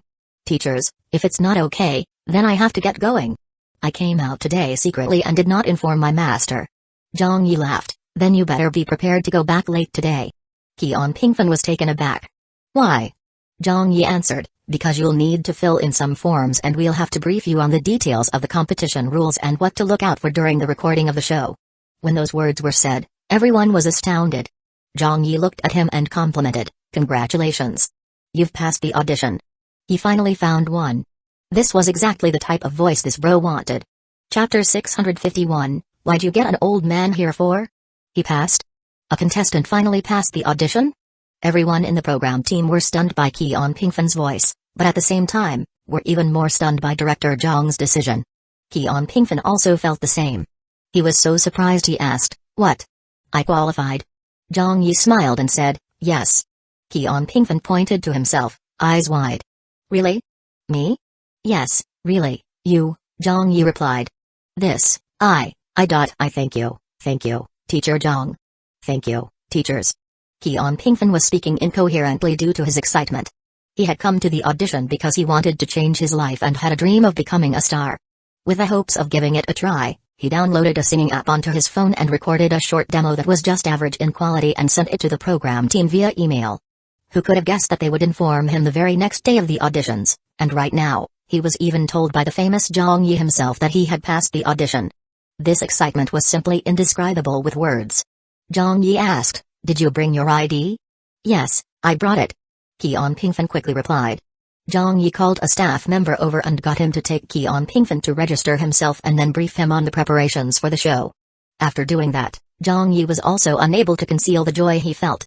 Having held auditions for almost half of the contestants for the first day of open calls, none of them were satisfactory to him and a lot of time was wasted. But just the appearance of Keon Pinkfin alone was enough to make up for it all. This was exactly the type of good voice he was looking for. However, Hakiki was unsure of what was going on. She said, "Director Zhang." "Yes." Zhang Yi looked at her. Hakiki said, "About this, he doesn't have any professional music training and has never been on stage before. He's just a bicycle repairman. Will it be fine to put him on stage and on television?" Zhang Yi replied, "Our program's motto states that we don't judge looks or occupation." Because of how several of those music consultants were chased away earlier, Hakiki was also very careful with her words.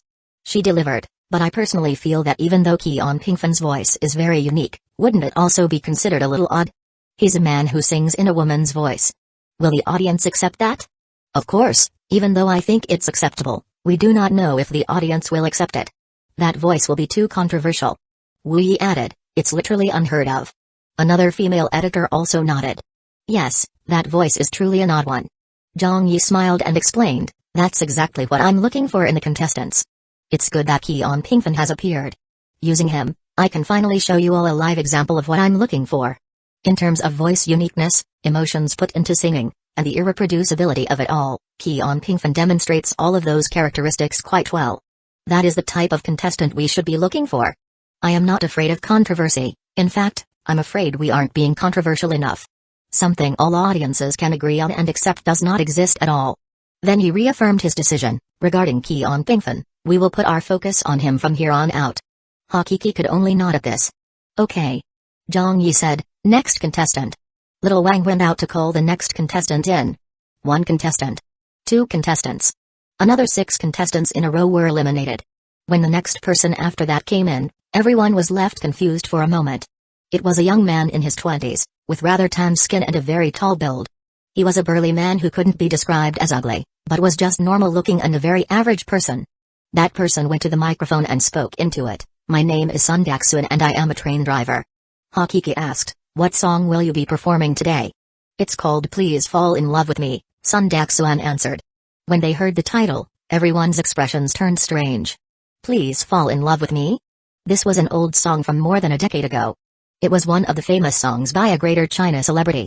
Although this celebrity was no longer popular due to his works not catching on, and also hardly appeared on television and entertainment news anymore, the song's popularity was still very widespread. Even now, this song would be a default choice when people went to sing at a karaoke box. As it was meant to be a slow and soothing love song, none of those present at the audition expected such a burly man to choose it as his performance piece. Zhang Yi said, begin then. Sun Daxuan cleared his throat and narrowed his eyes, then lightly began his singing. Hey. Hello. It's me. Hey. Please. Love me. Sometimes it sounded gentle. Sometimes it meandered. Sometimes the vibrato was strong. And, sometimes, it was deeply soulful. If this song were sung by any other pretty boy or a younger-looking man, the image would surely be beautiful, with young love and especially harmonious scene. However, with the looks of this Sun Daxuan who was a train driver, it was a total mismatch to the lyrics of the song. Although his singing was very emotional and flawless, the image that they were looking at gave them a really odd feeling. It didn't match, or maybe it couldn't be said to not match but rather was too much of a contrast. The only thing worth mentioning was that this person was really owning it today. When they listened to his demo, they only felt that his singing was very soulful and emotional. But when he performed it live in front of them, those feelings intensified. Along with his confidence in performing, he even looked quite comfortable standing there in the center of the room, though they didn't know if he was exceeding his usual performance levels or if he had always been at this level. He finished singing. Sun Daxuan looked on at the judges helplessly. Hakiki looked to Zhang Yi and asked, what do you think of this person? Zhang Yi returned, what do you all think? Hakiki laughed, should I speak the truth? Then would you rather tell some lies? Zhang Yi was tickled by this. Well, I think it's fine. There's not much of a stage presence, no celebrity feel, probably not someone who would become famous. Although, I do think that the love song was performed very well, Hakiki answered. Wu Yi said, not too bad. A female editor said, it's okay. They were actually quite hesitant of Sun Daxuan, knowing that it wouldn't matter whether they passed or failed him. If they compared him to Chang Si or Hu Liangyai's level, they would definitely not let him pass. At least, if they were the judges, they would choose Chang Si and Hu Liangyai rather than him. The reason for that was because their mindset was still stuck in the traditional thinking. If a person's looks passed and they had the X factor, then even if their voice was average, as long as they could sing well enough, those would be the points they used to judge. For someone like Keon Pinkfin who was male but sang in a female's voice or this burly train driver's gentle and emotional love song, they still could not quite accept it. But somehow, for whatever reason, Zhang Yi's views always differed from theirs. He only said one thing, being able to sing a love song is not easy in and of itself. Sometimes, a man compared to a woman, a burly person compared to a pretty face, when the former of each sings well, they carry much stronger emotions across to the listener. So I'll let him pass. Hakiki. Fine, whatever, you're the executive director anyway. If you say so, then so be it. The program team staff were already feeling helpless about Zhang Yi's decisions. They gradually understood Zhang Yi's routine, which could be summarized into 2 words: seeking novelty. The more they believed a contestant could not make it, the more Zhang Yi thought they could. Following that were another series of auditions. One after another, contestants entered the room, performed a song, and left the room, over and over again.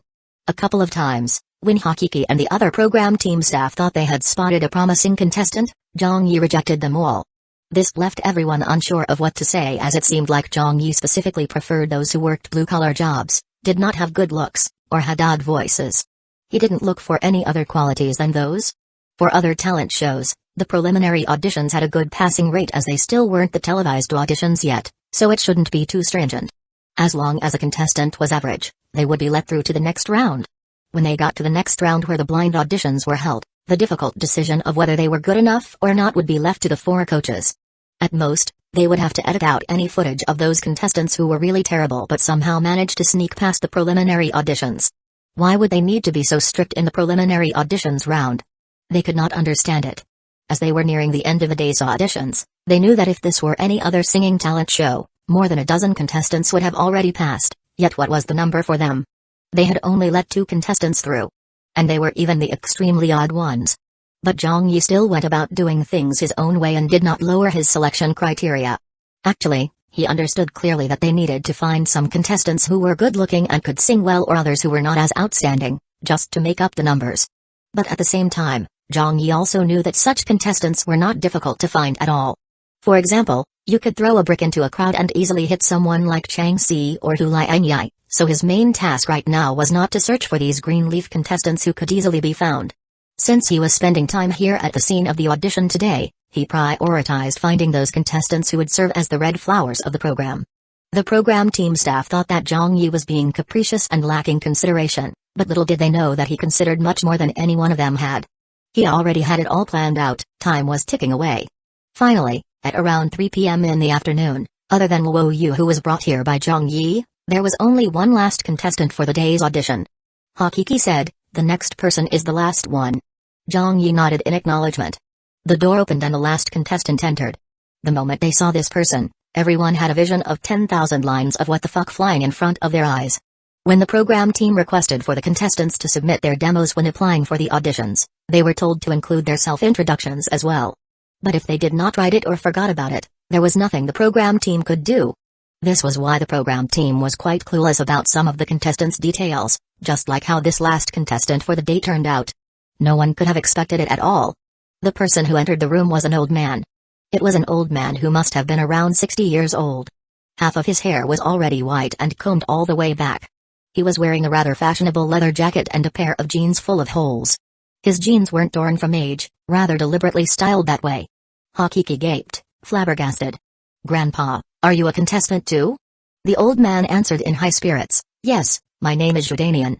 A female editor asked, dumbfounded, "May I ask how old you are?"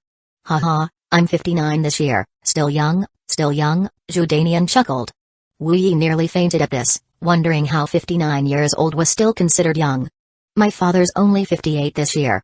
He already has symptoms of cerebral thrombosis and struggles to walk around." "You're even older than my father by a year." Hakiki could not believe it. She asked, "Was the demo sent in by you? Did you sing that?" Jordanian replied with vitality, "That was me, alright. But the demo was for a rock song." Hakiki could not accept it. When she had a look at the contestants' waiting room earlier, she remembered seeing him, but did not think of him as one of the contestants. She just thought that he was a family member of a contestant who might have been underage and felt that he might have been a father or a grandfather. But who knew that this old man who was almost 60 had indeed turned out to be here for the audition? However, Jordanian only laughed and spoke, "The song I will be performing for you all is a rock song too. May I start now?" Hakiki said, Sure, please go ahead."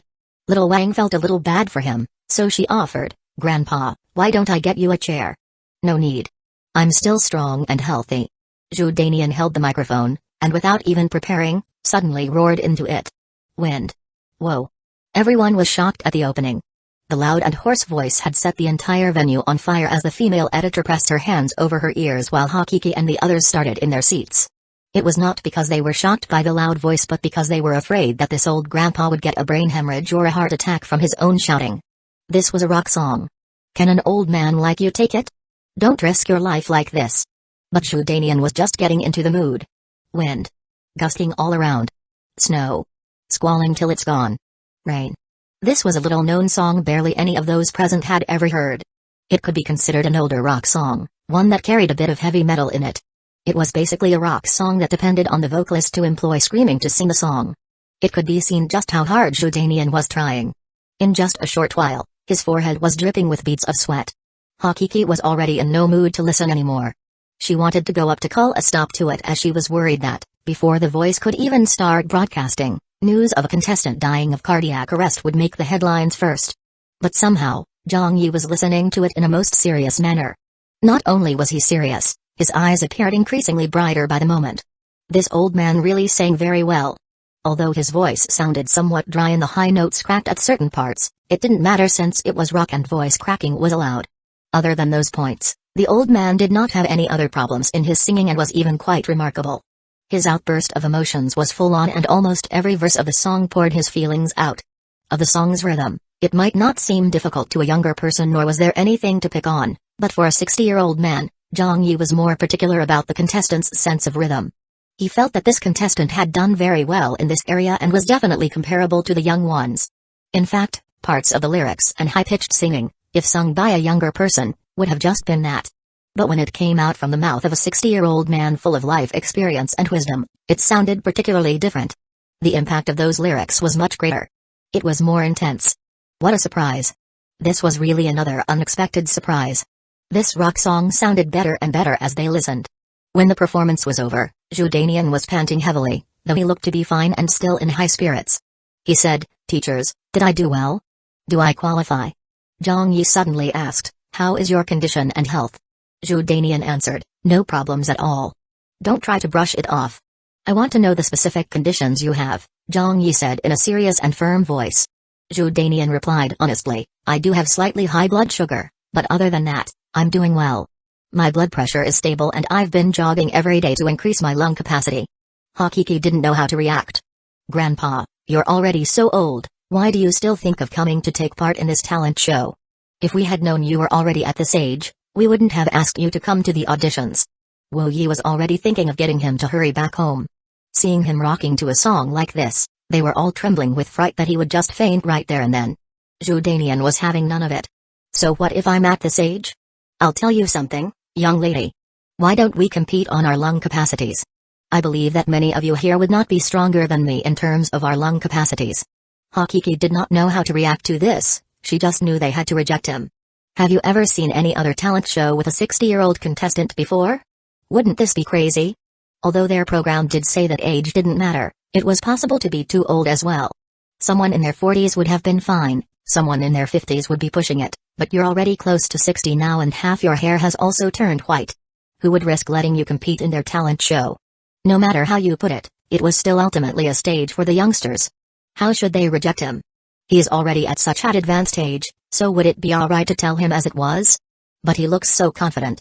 If they straight told him, would it deal a blow to him? He had better not get a heart attack from the rejection. Whatever, the dirty work of rejecting the old man should just be left to Zhang Yi to handle. He's the executive director anyway. Hakiki kept quiet. The other program team staff all looked at Zhang Yi. Sure enough, only Zhang Yi stood up to say something. He told the old man, "Grandpa, you're much older than my father and our competition is really quite physically demanding too. I think you'd agree you can't handle it." Hakiki nodded inside her head. "Right, just refuse him mildly and not be too direct with the rejection."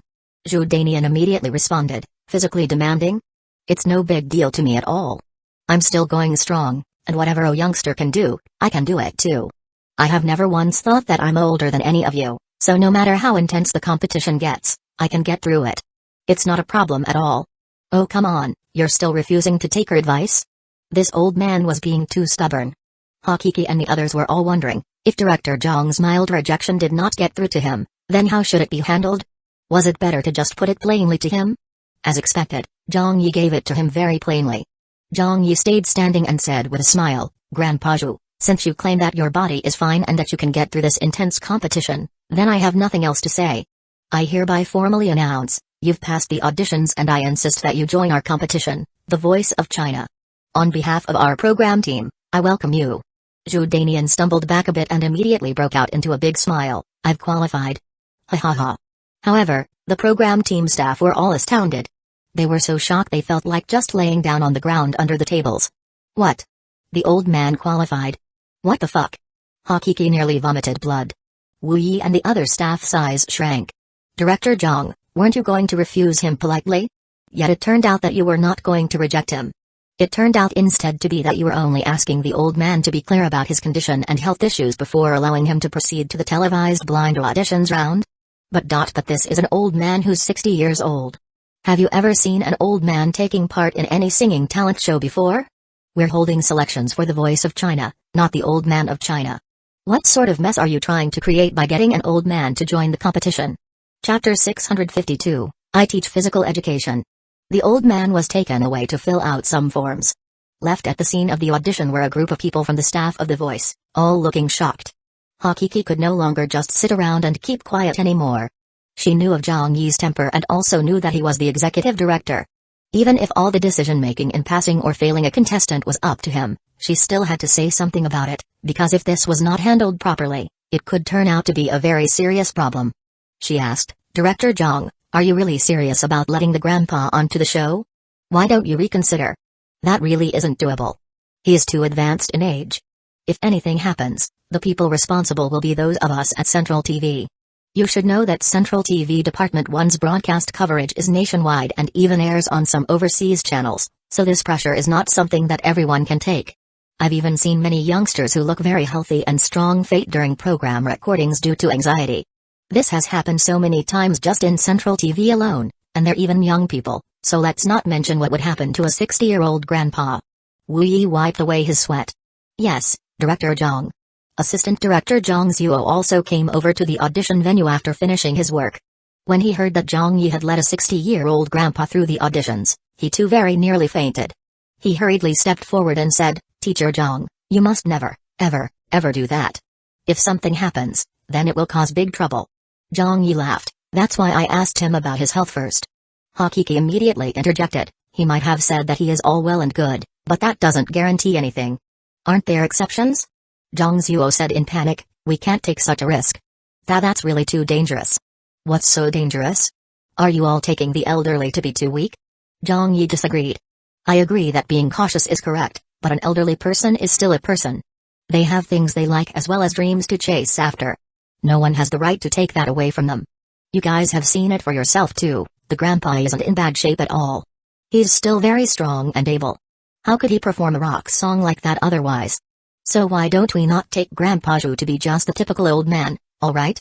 Hakiki replied, "But there's never been any case of an old man on a talent show before."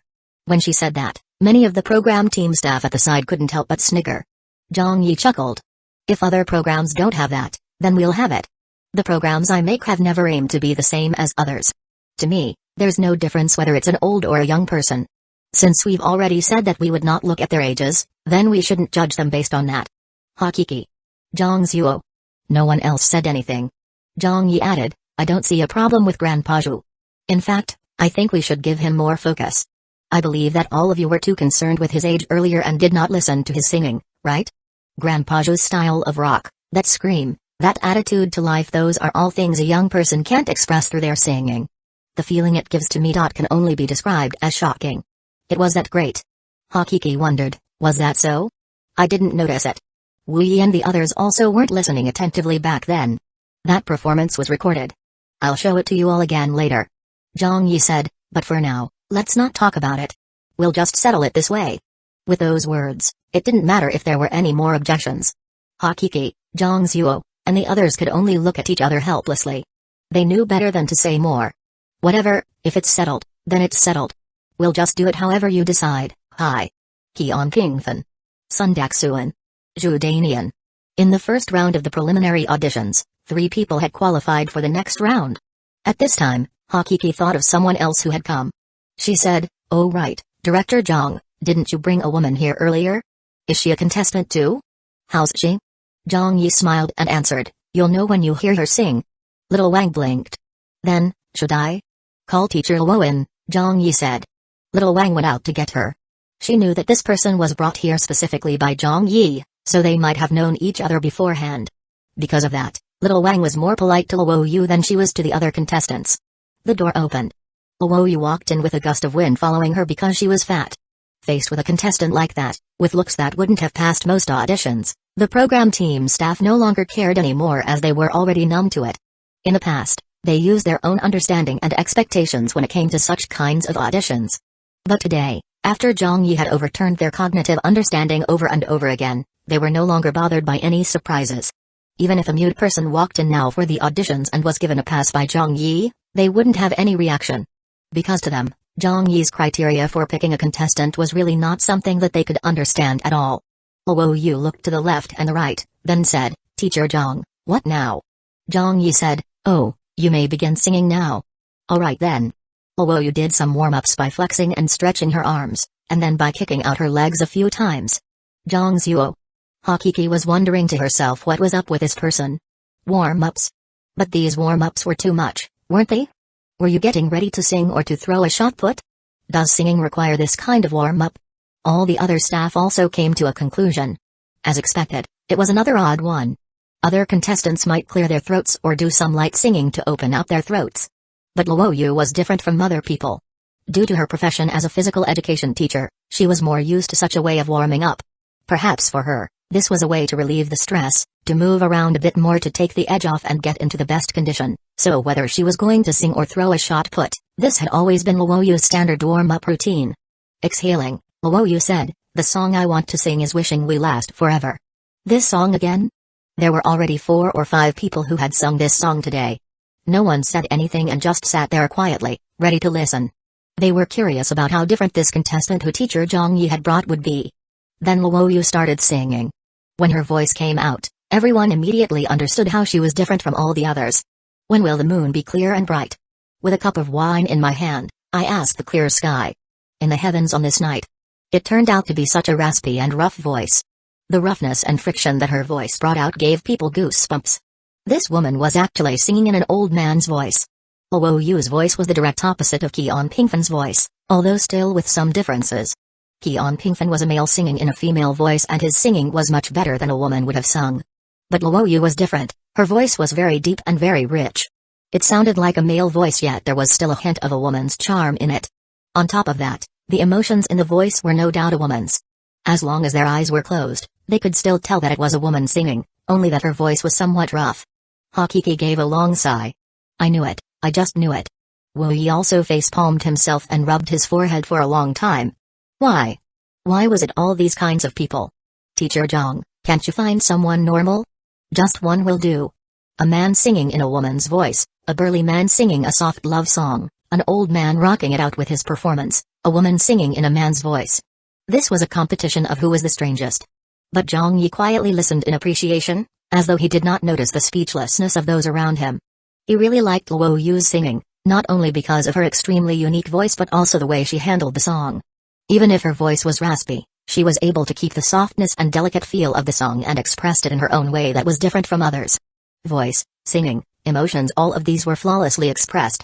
It was like an uncut piece of jade, devoid of any complex singing techniques but leaving people very comfortable listening to it. This was what you'd call a good contestant. In the future, for whichever coach chose her, she would definitely be one of the key members of that team. Yes, even Qian Pingfan and Zhu Danian were the same, but as for Sun Daxuan the train driver, he still wasn't quite as good compared to them, but he was still good anyway and would definitely pass the blind auditions. On this first day, 4 seeded contestants had qualified. Looking at the statistics, it might look like a poor qualification rate, but Zhang Yi was already extremely satisfied with the outcome as he had uncovered some gems. To him, the numbers did not matter. What was important was their quality. If he had wanted to just make up the contestant numbers, he could easily get it done, but to have found these red flower contestants, it was really 1 in a million. Each and every one of them were treasured finds. And just like Zhang Yi had predicted, although there were some differences in this world's recognition of what a good singer was, there were still some good voices in it.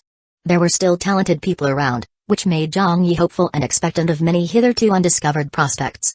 Right now, Zhang Yi could finally thump his chest assertively, knowing that the voice he had brought over and reproduced from his previous world would really have no problems at all. Luo Yu finished singing. Everyone stayed silent for a long time. Luo Yu seemingly got hooked on her own singing, even suggesting to do another one. "Why don't I give Woman Flower a try too?" Zhang Yi laughed and said, "Teacher Luo, there's no need. I hereby announce that you have passed the audition and qualify for the next round as our 4th seeded contestant. Congratulations." Luo Yu said happily, "Then does that mean I can appear on television then?" Zhang Yi gave her confirmation. "We will be starting the program recording in some days.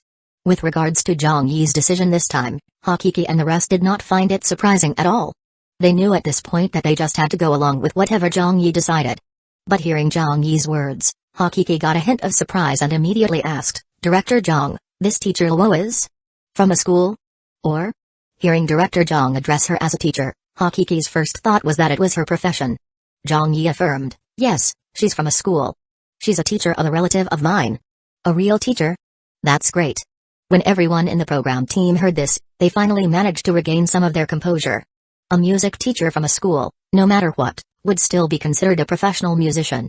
At last, there was a professional, even if her voice was a little well, regardless, at least she had given the program team a shot of confidence.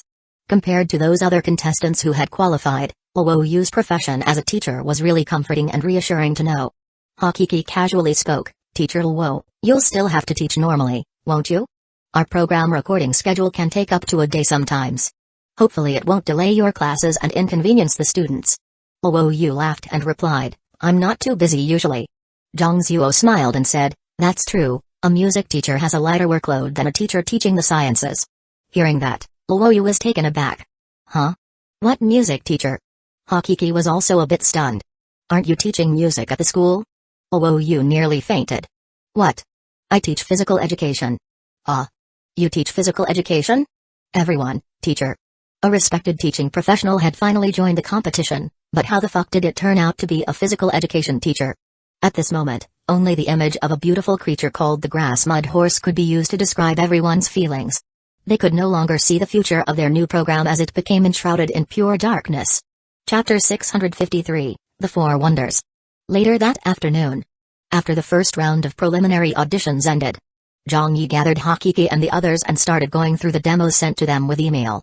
Although today's audition had ended, they were still going to have another round tomorrow or the day after, and thus needed to sort out the contestants to notify them to come for the auditions. For those candidates who lived further away, if they really had the potential to qualify, the program team would have to be responsible for their plane or train tickets, covering their return trip as well. Come, everyone have a look at this. I will be in charge of these 100 candidates. Leave this page to me. Alright, if there's any demo that's good, let me know. I'll listen to it as well. Hey, Teacher Zhang, this one sounds good, come and listen. Let me take a look. Will this person do? Sounds quite good, notify her. Director Zhang, I found one who's quite good as well. Coming. They kept busy for a full 2 hours and only managed to go through about a fifth of the applications. There was nothing they could do about it as there were far too many candidates. If it was said that people did not have much optimism for the Voice of China before, but after landing the Brain Gold title sponsorship and with the 4 famous music coaches coming aboard, the applications increased several-fold. It was an unprecedented number 3 or 4 times more than those of other similar talent shows. This was due to the fact that none of them ever had such a prestigious lineup of coaches and such an astronomical title sponsorship fee. The first move made by the Voice of China had already cast all thoughts of other similar talent show programs far from the minds of the audiences. Ring, ring. A phone call came in. Zhang Yi answered. Director Zhang. On the line was the Deputy Director of Central TV Department 1, Zhang Yuan. He said, Little Zhang, why did I hear that you have chased away 4 of the music consultants I appointed to your team? Zhang Yi laughed and replied, Director, it wasn't that they were chased off, it's just because we did not see eye to eye with the concept and requirement, so they were not of much help in the picking of contestants. Since it was that way, I thought that it would be better to just handle it on my own. At most I will have to attend every round of the preliminary auditions and spend a little more time. It's not a big deal. Zhang Yuan could not say anything to that, so he just told him, alright then, I won't be bothering with this matter then. But I'll still say the same thing, I want results, and that means the viewership ratings. Zhang Yi said, I understand. How many people qualified from today's auditions? Zhang Yuan asked concerned. 4 contestants, Zhang Yi said. Zhang Yuan reacted in shock. So few? Zhang Yi said, but they're all the most excellent ones. Zhang Yuan said, fine, I will just wait for your good news. After hanging up, Zhang Yi looked at his watch and gathered everyone again. He said, let's stop here for today, it's about time to leave anyway. Thank you for your hard work, everyone. Hyuga. It's no trouble. It's our job, Director Zhang. Everyone could finally take a breather and relax as they got ready to leave work. Zhang Yi was a workaholic and in other times, he wouldn't even be getting ready to knock off at 7 p.m. Sometimes he would even work until 8 or 9 p.m., but today, he was the first to leave. 20 minutes before the official end of work time, Zhang Yi had already left. This was because there was still a little one waiting for him at school. He had to rush to the experimental primary school to pick up Chenjin. If he were late, she would surely be unhappy. When Zhang Yi left, everyone started talking to each other without needing to hold back anymore. Zhang Zuo sighed, "Tell me honestly, do you guys think that these contestants can make it?" Wu Yi gave a forced smile. "I don't know, but I suppose Teacher Zhang has his own considerations." I don't know what to say anymore," Hakiki said while pinching her brow. "I just hope it works out by some miracle."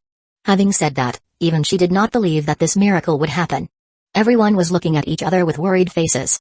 Some of the program team staff even had expressions that seemed to say we're screwed. With regards to the chosen contestants today, everyone had great doubts. They'd seen odd ones, but never such strange ones before. Qian Pingfen, Sun Daxuan, Zhu Danian, Luo Yu. These four wonders, each one more amazing than the other. After work, the lights in the office of the Voices program team blinked out as everyone dispersed and proceeded downstairs. In the elevator, Assistant Director Zhang Zuo bumped into a friend from his previous program team.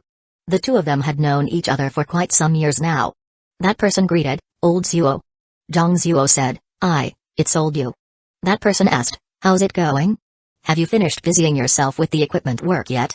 I heard that your program team has spent more than 20 million on purchasing new equipment?" Zhang Zuo said, "Yeah, we bought a bunch of equipment. They should be delivered within the next 2 days." That person said, "Hey, your team is really rich, but that can't be helped with a 100 million title sponsorship. Even if you all just spent it recklessly, it would take a long time to deplete those funds. Just look at the program team that I'm in, they're so petty. We only exceeded the budget by tens of thousands of yuan, but the leader has already curbed our spending with immediate effect. We're not as lucky as your team, getting whatever you want." Then he paused before suddenly asking, "Oh right, didn't they hold auditions for your program today?" When he heard that, Zhang Zuo's expression changed into something slightly unnatural. He replied, "Ahem, yeah, I guess it was." That person asked, "What do you mean by I guess it was? How did it turn out? How many good ones were there? When I walked past the venue earlier, I spotted a very pretty one. She was dressed in red and had big, round eyes. Did she get through to the next round?" Zhang Zuo said, "No." That person asked, "Then which ones did you all choose?" Zhang Zuo mumbled, "I'm not in charge of that, so I'm not too sure either." That person didn't believe him. "You're an ad. Even if you weren't in charge of that, you would still know something, wouldn't you?" Zhang Zuo coughed, "I really don't know." Elsewhere. Below, at the bottom of the television station tower, Wu Yi ran into an old colleague from his previous department.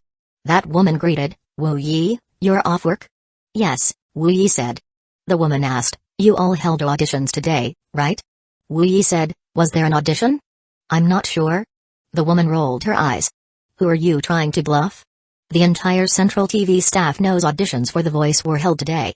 It was even reported on the news. Hurry up and tell me a little about it. How many people were chosen? How did they do? You should know that I love watching singing talent shows the most, right? So how were the contestants you all chose compared to the contestants from the other satellite channels?" Wu Yi suddenly said, "Hey, you bought a new pair of shoes? Yeah, they look good, right? Hey, I was asking you about the contestants. Why did you talk about my shoes instead?" The woman was almost at a loss for words because of that. Wu Yi lied, "I'm not sure, I wasn't at the venue. Somewhere else." Little Wang got on her bicycle and was preparing to ride it home. Behind her, one of her university schoolmates came up to her. They had graduated together and came to Central TV to work at the same time, so they'd always had a pretty good relationship. "Wanger, I've been looking for you the whole day." "Ah? Looking for me?" "I wanted to ask you about the auditions. I'm really curious. Does your executive director Zhang really not choose the contestant based on their looks and only listen to their voices? What do the contestants who qualified for the next round look like? Did you take any photos? Show them to me." What are you hesitating for? I'm asking you, did you get any behind-the-scenes videos? Show them to me first. Recently, there've been so many people who pay attention to this new program of yours, even many of us in Central TV are guessing what kinds of contestants you all selected. Just today alone, I've heard 7 or 8 people discussing it in the office. About this. Weren't you at the venue? Tell me about it." "No, I can't. Director Zhang has told us to keep it confidential." "Fuck, what's there to be so secretive of?" "I really can't say. Just tell me a little, won't you? We're close friends, aren't we?" Ahem, I really cannot. Well, then, I'll go off first. See you tomorrow. Hey, you. Wait. Why are you rushing off? The same situations were playing out for every staff member of The Voice. At the moment, there were a lot of discussions about The Voice. The internal staff at Central TV were also very concerned and curious about how the program was progressing. Some of them even wanted to go and observe the auditions, but due to regulation, non-related staff were not allowed to enter the venue. As such, without an answer to their curiosity, they could only wait until it was time to knock off to find someone they knew from The Voice's program team, whether it be friends, ex-classmates, or ex-colleagues, so that they could get an update on the status of the program.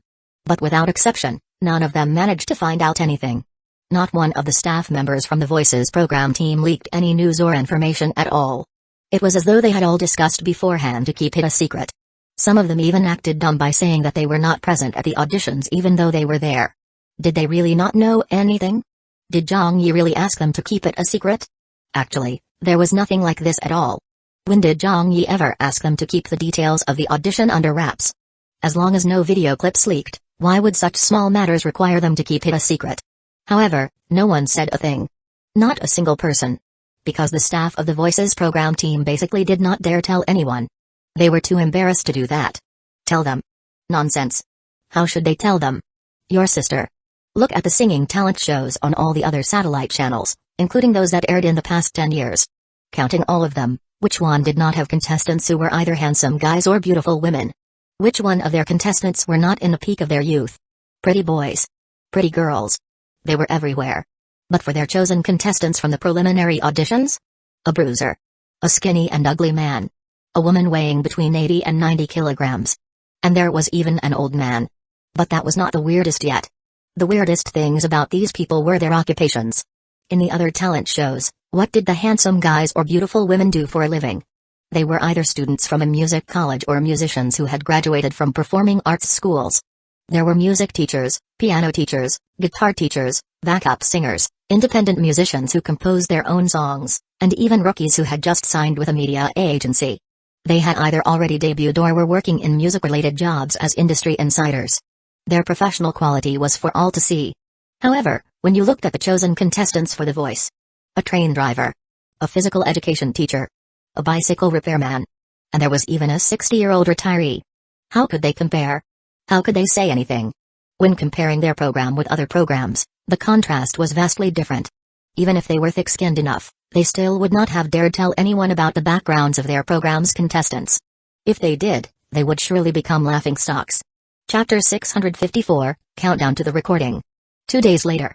The second round of preliminary auditions began. Contestant number 1, please come forward. You may begin singing now. Stop, that will do. Sorry, but you did not qualify for the next round. Next contestant. The contestants came into the audition venue one by one. Most of them could not qualify for the next round. Only a few people passed Zhang Yi's strict criteria, but the program team staff still didn't think too highly of them. They knew that Zhang Yi's appreciation of aesthetics and selection criteria were different, so they did not say anything. Basically, the more they thought that a contestant was not up to mark, the more Zhang Yi liked them, while the more they liked a contestant, the more Zhang Yi had his doubts. They were basically at odds with him on this matter. At this time, the 28th contestant was being called in for her audition. From outside, a young and glamorous woman walked through the door. She was dressed in Western fashion and looked very confident. From the way she moved, it was obvious she carried herself quite well. The eyes of the program team staff lighted up, but immediately turned to sighs. Hakiki scanned her over. Please introduce yourself. The young woman said in a crisp and clear voice, Hello, teachers. My name is Yuan Tong and I'm 24 years old. My occupation is. I guess you can say that I'm a white-collar worker. White collar? Hakiki repeated. Yuan Tong said, Yes, I work at my parents' company. Oh. An affluent second generation? Hakiki said, Alright, you may begin now. Yuan Tong smiled and said, Then I will be performing Blooming. Da. Yuan Tong was lightly snapping her fingers to create a rhythm. After a few beats, she started to sing softly and her beautiful voice resonated. Flowers bloom on the windowsill. But you aren't here. Remembering that spring, when you were still beside me. These petals and your smiling face. With a sudden change from her soft singing, she launched into a soprano. The flowers have bloomed. But I'm crying. She could reach a very high pitch and still have her singing sound full without much vibrato in her voice. Her lung capacity was also very good as she held the notes for a long time without fading, so that was something worth mentioning. The song ended. Yuan Tong bowed and then said, "I've finished performing." Hakiki also felt that she was really good. She was beautiful, had a good aura, and sang well, but regrettably, she had came to the wrong place because their executive director was unlike other people. If this were a different program, the producers would definitely be fighting for her to be on their show. Unfortunately, their executive director preferred those who didn't look good, had vocal deficiencies, and worked low-level jobs. Hi, what a waste of a promising contestant. As a result, Hakiki said, "I'm sorry, you did not meet our requirements." Yuan Tong was a little surprised. The other staff members of the program team already understood what made Zhang Yi ick. They knew that if it were someone they fancied to be good, Zhang Yi would definitely not bat an eyelid at them. Wu Yi also said, "Please go back." Helpless, Yuan Tong could only reply, "Thank you, teachers." But this time, Zhang Yi was dumbfounded. "Please go back for what?" Hakiki looked at him stunned. "Ah." Wu Yi and the others also stared blankly at him. Zhang Yi was baffled, so he asked, "This contestant sang very well, so what's there to question? Of course she has qualified, what do you all mean by not meeting the requirements? What kind of standard do you all have?" He even sounded a little angry at them. This bro had it so difficult trying to make this program work, yet you guys weren't only not helping me, but instead making me even busier? When Hakiki and the others heard that, they nearly vomited blood. Didn't you dislike such contestants? Why did your attitude suddenly do a 180? Hakiki said, "Then what about Chang Si from before?" Zhang Yi remarked, "Which Chang Si?" "Oh, I remember. That contestant didn't hold a high pitch stabler than her and is also not as beautiful as her. We definitely need more focus on good-looking contestants who can also sing well. How did it end up with you all trying to eliminate her?" Then he turned to the young woman and said, "You've qualified for the next round." This was the contestant Zhang Yi was most satisfied with today, although her singing wasn't exactly the best. But it was still considered quite outstanding already. At least compared to the train driver of the Four Wonders, her singing was a bit better. The key here was that she was also very beautiful and good-looking, so that too naturally qualified her as a key contestant. Yuan Tong was so delighted it showed. "Thank you, Teacher Zhang. Can I also make a small request?" "What is it?" Zhang Yi asked. Yuan Tong said, "I would like your autograph. The 2 songs you wrote for Teacher Zhang Yuanqi have always been my favorite songs. I play them on repeat every day." That's great." Zhang Yi did not say anything and just have her his autograph. Hakiki and the others looked at each other. They finally understood that their auditions were never based on fundamentals or criteria, that there were no rules for whether a contestant performed below standard in this area or did well in another area. Whether they qualified or not, was all down to the executive director alone. If Zhang Yi said they met the requirements, then they met the requirements. If he said they weren't up to standard, then they weren't up to standard. In meeting such an executive director, this was as difficult as it could get. Everyone on the program team thought that Zhang Yi chose the contestants based on his mood, but in fact, that was not true. They had arrived at such a conclusion simply because Zhang Yi had a different way of looking at things than them. Hakiki and the others were not exactly professionals in the field of music and could only be considered observers. They were only looking for someone who, ideally, was good-looking. Or they liked a performance because of their own subjective tastes, while those music professionals who had been asked to leave were all looking at singing skills or if the contestants were from a performing arts college. But they were too traditional in their judgment of a voice and could not accept voices that sounded new or odd to them. It could be said that these 2 groups both had their limitations. Compared to them, Zhang Yi looked for something much complexer. When judging a contestant, he was looking for their overall qualities, whether they could sing well or not, uniqueness of voice, whether their occupations were worth hyping, and even if the contestants could become subjects of conversation. These were all the factors Zhang Yi was considering. He rejected good looks? Who said so? If the contestant could sing well, had an extremely unique voice, and was especially beautiful, only an idiot would reject her. It's not like you could find such a contestant if you went out to specifically look for one, so why wouldn't she qualify? Half a day passed. The second round of preliminary auditions ended. Zhang Yi inquired, "It looks like several of the candidates we picked as potential contestants did not turn up. Why didn't I see them?" There were a few candidates whom he was rather looking forward to meeting based on their demos. Hakiki answered, "They did not come. There's one who needs to go to school and does not have free time, while another one needs to work overtime. Although I did mention that our program team would reimburse the cost of her return flight, the entire trip and audition would still take 2 days minimum. She probably feels that her work is more important and did not want to risk taking time off, since she might end up getting rejected by us as well as losing her job. Her boss at her workplace must be a really difficult person to deal with. They were finally seated in front of the computer again, sorting through all the demos that were emailed to them. The number of applications was getting increasingly higher by the day, but the quality of the candidates was not as uniform as the ink race. There were hardly any good ones. Zhang Yi thought for a long while before finally deciding to change the way the auditions were held. He would hold the auditions just like how the original The Voice of his previous world held them. Sister Chi, how about this? Tomorrow, we will hold one more round of preliminary auditions here. Then after that you will choose some staff members and send them to various key cities in the country to carry out the additional preliminary auditions. If there isn't enough manpower, we can hold the preliminary auditions one at a time in each city, otherwise we will hold them simultaneously across several cities. Hakiki was taken aback by this suggestion. Won't that cost a lot of money? If we need to mobilize an entire team, the hotel accommodations, audition venues, equipment, and publicity will all cost money. Zhang Yi said, I'll allocate 5 million to you first. Will that be enough? Hakiki suddenly became more spirited and she readily agreed, sure. See, money talks. They had seemingly forgotten that their program had a production budget of over 100 million and was unlike the other talent shows on rival satellite channel stations that scrimped and saved on every penny. The Voice did not want for money at all. Wu Yi said worriedly, Director Zhang, if we expand the auditions to cover so many places, then without you leading the selection, how will we know which contestants qualify? Zhang Yi delegated his authority and replied, as long as you all find them to be good, just send them my way. Those contestants I previously approved are all going to be the seeded contestants and the ones I like best. They are the red flowers of our show, but the only reason they can be that is because they will have some green leaves to make them stand out. So I want to reassure everyone a little here. Don't worry too much about who is good or bad, as long as you all unanimously agree they are good, send them my way. We'll sort them out after we know the number of contestants who passed. Those words reassured the team a lot. If they really had to apply Zhang Yi's selection criteria in choosing the contestants, they wouldn't know how to judge at all, since no one understood his selection criteria. Zhang Yi asked, have you already found the music arrangement teachers? Hakiki nodded. Director Zhang has arranged for 2 music arrangement teachers and a band to be transferred to our program team, but there won't be a music director or music consultants due to that decency. Zhang Yi understood. There's no need for a music director.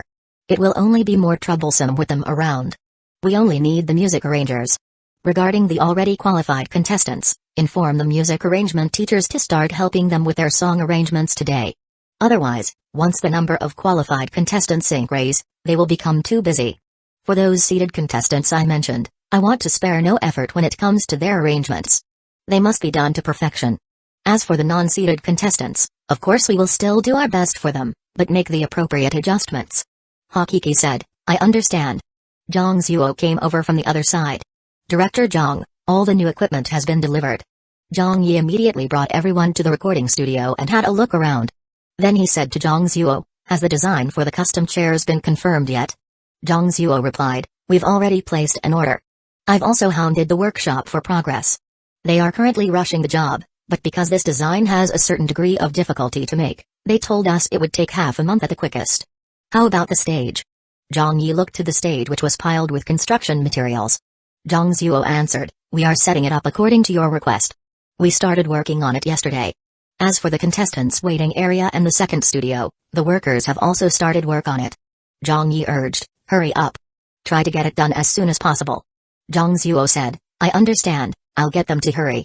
How about the website? Zhang Yi asked. The staff member who was in charge of the website details immediately answered, Director Zhang, the website has been completed after we worked on it overnight. The latest news, promotional news, and other related information can be added onto the website at any time. Well done. Zhang Yi said, have we contacted the publicity department yet? A female editor responded, I've already contacted them. Central TV Department 1 will allocate a total of 75 seconds of promotional airtime to us. How we use this 75 seconds is up to us, but other than the weekend primetime slots, we are free to choose whichever time we want to air it. Zhang Yi nodded. Then we will make them 15 seconds each.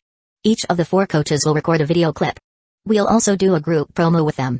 Every aspect of the program's production was progressing very quickly and already put into motion. As of now, the countdown to the recording had already began. Chapter 655, Arrival of the Voices theme song. On this morning, The freshly published morning newspapers went on sale.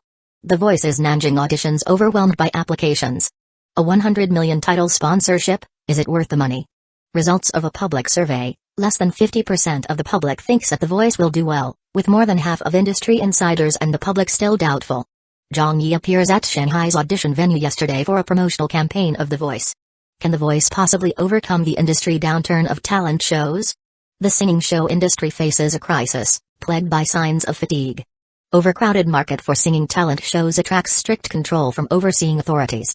The Voice to become final straw in an overcrowded singing talent show market? The entertainment headlines of various newspapers and online news were all giving continued coverage and tracking of news concerning The Voice of China. Even though many people did not think that The Voice would achieve much in the viewership ratings, since it was a mega-scale production costing a large sum of money to produce, along with the addition of the Heavenly Queen to the coaches list, the 100 million RMB title sponsorship fee, and being Zhang Yi's reputed production, this topic was naturally more widely discussed. The media was certainly more than willing to report about it. There was no lack of news in the entertainment industry, but a sustainable, news-generating program like The Voice was missing. With the appearance of The Voice, it could be said that it helped thousands of journalists keep their jobs. No longer would their mothers have to worry about them lacking news to write about. Past 7 a.m. Shortly after Zhang Yi sent Chenchen past the school gates, he received a call. It was Zhang Yuanqi. "Where's my song?" "What song?" Zhang Yi replied instinctively. Old Zhang said, "You're asking me what song?" "The song you owe me. Didn't you say that you would write a theme song for The Voice?" "Well, give the copyright to me and we'll be even." Only then did Zhang Yi remember that he made such a promise some days ago. Since he still owed old Zhang a song, and The Voice was in need of a theme song too, he decided to simply just write a song for old Zhang that could also be used as the theme song. But he had been too busy recently, flying to Shanghai for the preliminary auditions and a promotional campaign, then flying back on the same afternoon, and rushing to pick up the child from school. With so many things to handle, he had already long since forgotten about this matter. He immediately said, Oh, about that, how would I forget? I've been writing the song for the past few days and even stayed up for a few nights over it." He bluffed his way through. Old Zhang said, "Is that so?" Zhang Yi replied, "Of course, I definitely keep your matters in mind." Old Zhang said, "Then have you finished writing the song?" Zhang Yi said, "Yes, I've finished writing it." Old Zhang said, "Okay." Zhang Yi said, "When you're here at Central TV, I'll pass you the score and then the four of you coaches will have some rehearsals to sing it. After the recording is done, we'll then use it for the intro theme song of the program." After hanging up, he drove toward Central TV. When he reached the recording studio, he started another busy day of work. With one hand, he was remotely controlling several auditions being held at other provinces, while with the other hand, he was giving instruction for the stage layout and planning the progress for the presentation of the promotional clips. The recording of the promotional clips for the four coaches were done in succession. The edited clips of Zhang Ziya, Chen Guang, and Fan Wenli were thus the earliest to be put out and broadcast to the public on Central TV Department 1, with each clip lasting 15 seconds. Due to Zhang Yuanqi's busy schedule, her recording had only been completed yesterday. As old Zhang had the biggest reputation among the coaches, her clip certainly had to be broadcast with the best timing. All of these matters had to be arranged and planned by the executive director, Zhang Yi, just like everything else here that also needed his attention. As for the executive producer, Fu Saihong, except for the beginning when Fu Saihong objected several times to Zhang Yi's proposed plan for The Voice, there were no signs of Fu Saihong appearing around here after that. Central TV Department 1 had sent Fu Saihong to supervise the team. As long as production was on track with no issues, Fu Saihong would not need to meddle in anything. It did not matter to Zhang Yi whether Fu Saihong was here or not, but without him here, Zhang Yi could afford to do his own job even better without any apprehension. Lighter. Director Zhang, you're looking for me? Is the voting system ready? We haven't ordered it yet. It's not needed yet, right? Even though it will be only used in the finals, don't delay. Get it done quickly. Understood, I will contact them and order immediately. We can borrow it from the other Central TV program teams if they have prepared systems. Little Zhu, come over here for a while. Director Zhang, I'm here. The 75 seconds of promotional airtime that Central TV allocated to us will certainly not be enough. Get in touch with other media, such as those large video hosting websites, and buy some commercial airtime from them. Sure, I'll get it done. Don't be afraid to spend money. Buy more. Aren't we running low on money? Even if it's low, we still have more than 10 million RMB. For other talent shows, 10 million RMB might already be their entire budget for production, but this amount is just the leftovers of our budget, so there's no commercial we can't buy. Advertising is the most important activity of all. We must make sure to successfully get across the concept of voice to let the people understand and accept it. To achieve all these, it's never too much no matter how much we spend. I understand, Director Zhang. Please wait for my good news. Zhang Yi had to keep everything under control, so he had to handle every detail diligently. As he had already been appointed executive director for about 10 days, he was becoming more and more like one now. Brimming with the air of an executive director, he spoke increasingly firmly, assigning tasks with greater clarity. Zhang Yi was also growing together with the production progress. This role as executive director was very important to him, as it was a very valuable experience for his future success and irreplaceable with any amount of money or popularity.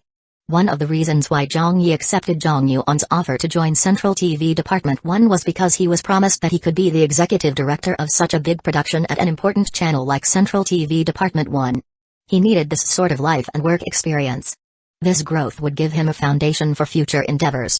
Compared to when Zhang Yi was the executive producer and director of Zhang Yi's talk show, it wasn't the same level. The talk show only had Zhang Yi himself on stage, since it centered around him as the host and a main focus of his performances. His role as the executive director was just in name and would not compare to directing a large-scale talent show on Central TV. Time passed quickly. It was already noon. Zhang Yi had a quick and simple lunch before returning to continue instructing the production. Suddenly, Assistant Director Zhang Zuo walked hurriedly into the recording studio to where the stage of the voice was. Director Zhang? Where's Director Zhang? Little Wang pointed somewhere not far away. He's installing the chairs with the workers.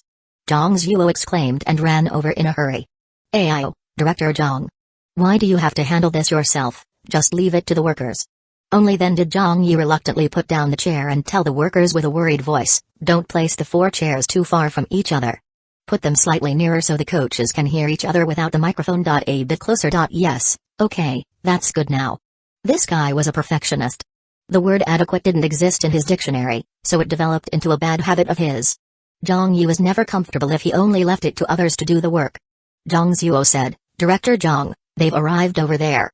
Zhang Yi turned around. He panted, who have arrived? He dusted off his hands. Zhang Zuo blinked and replied, Sister Zhang and the rest of the coaches have arrived. Should I bring them over, or will you be going to the television station tower? Zhang Yi was taken aback. The coaches? What are they here for? Zhang Zuo helplessly expressed, you were the one who arranged it. Didn't you say a few days ago that you were writing a song and wanted the 4 coaches to come in this afternoon and do a simple rehearsal of the intro theme song? Have you forgotten about it? Was it today? Holy shit, I was too caught up in work. No wonder old John called me so early in the morning to ask me about a song. Zhang Yi nearly fainted before he recovered. They're already here? Zhang Zuo said, yes, they've already arrived. Let's do it this way, don't let them come over here first. Try to stall them and make them wait a while, Zhang Yi immediately stated. Zhang Zuo became confused. Why? What should I say to them? Zhang Yi answered, just tell them that I'm not around and then bring them over after half an hour. Having said that, Zhang Yi quickly walked away. Where's the music arrangement teacher? Where's the music arrangement teacher? Little Wang said, he's helping the contestants with the arrangements. Zhang Yi hastily ordered, tell him to put that on hold for now and to come look for me. Okay. Seeing Zhang Yi so anxious, Little Wang double-timed and went to get the music arranger. In a recording studio, Zhang Yi went inside with a youthful music arrangement teacher. Director Zhang, why are you in such a hurry to find me? The music arrangement teacher wondered, are we going to do the music arrangement for the theme song? I'll arrange the music first and then let the 4 teachers sing it. Zhang Yi did not say a word. The music arrangement teacher said, then can you give me the score? Let me have a look at the song first. Zhang Yi remained silent.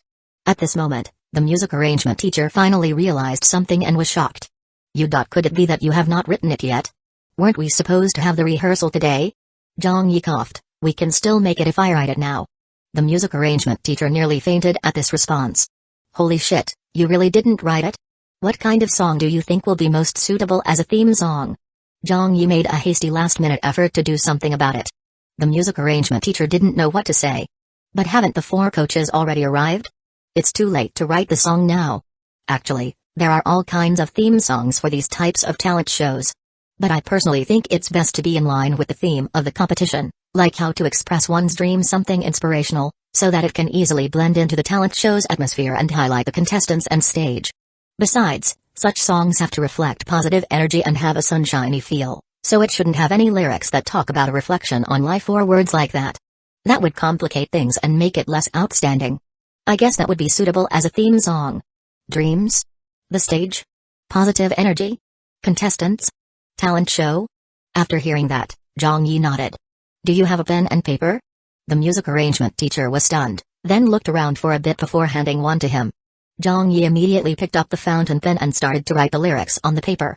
As he wrote it, he spoke, I'll sing it once for you now, so help me write the score and arrange the music as well. The music arrangement teacher said dumbfounded, why you have already thought of a song? Fuck.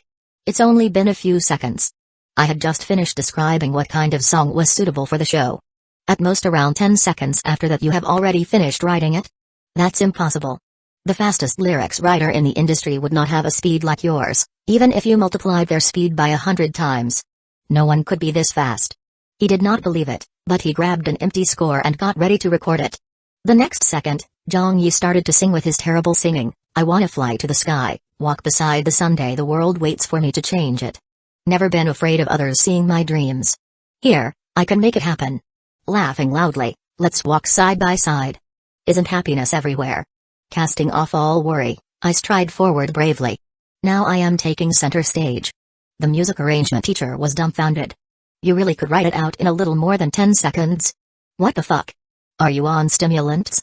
Chapter 656, The Speed of Zhang Yi's Songwriting. Zhang Yi sang. And the music arrangement teacher wrote out the simplified notation on the fly. Once. Again. A long time passed. After singing and going through the song several times, the notation was finished and the lyrics were added in, completing the song. Perfect? Zhang Yi's hands trembled as he held the score. The music arrangement teacher was also fatigued and profusely sweat. He wiped the sweat off his forehead and asked, Teacher Zhang, can we do this ahead of time in the future? Rushing like this is really scary. Our program team has spent a lot of money to invite the 4 coaches to join us with figures that even the public might not know about. If they find out, it will surely cause an uproar. The 4 coaches are big-shot celebrities in the music industry and we were the ones who arranged for them to come over today.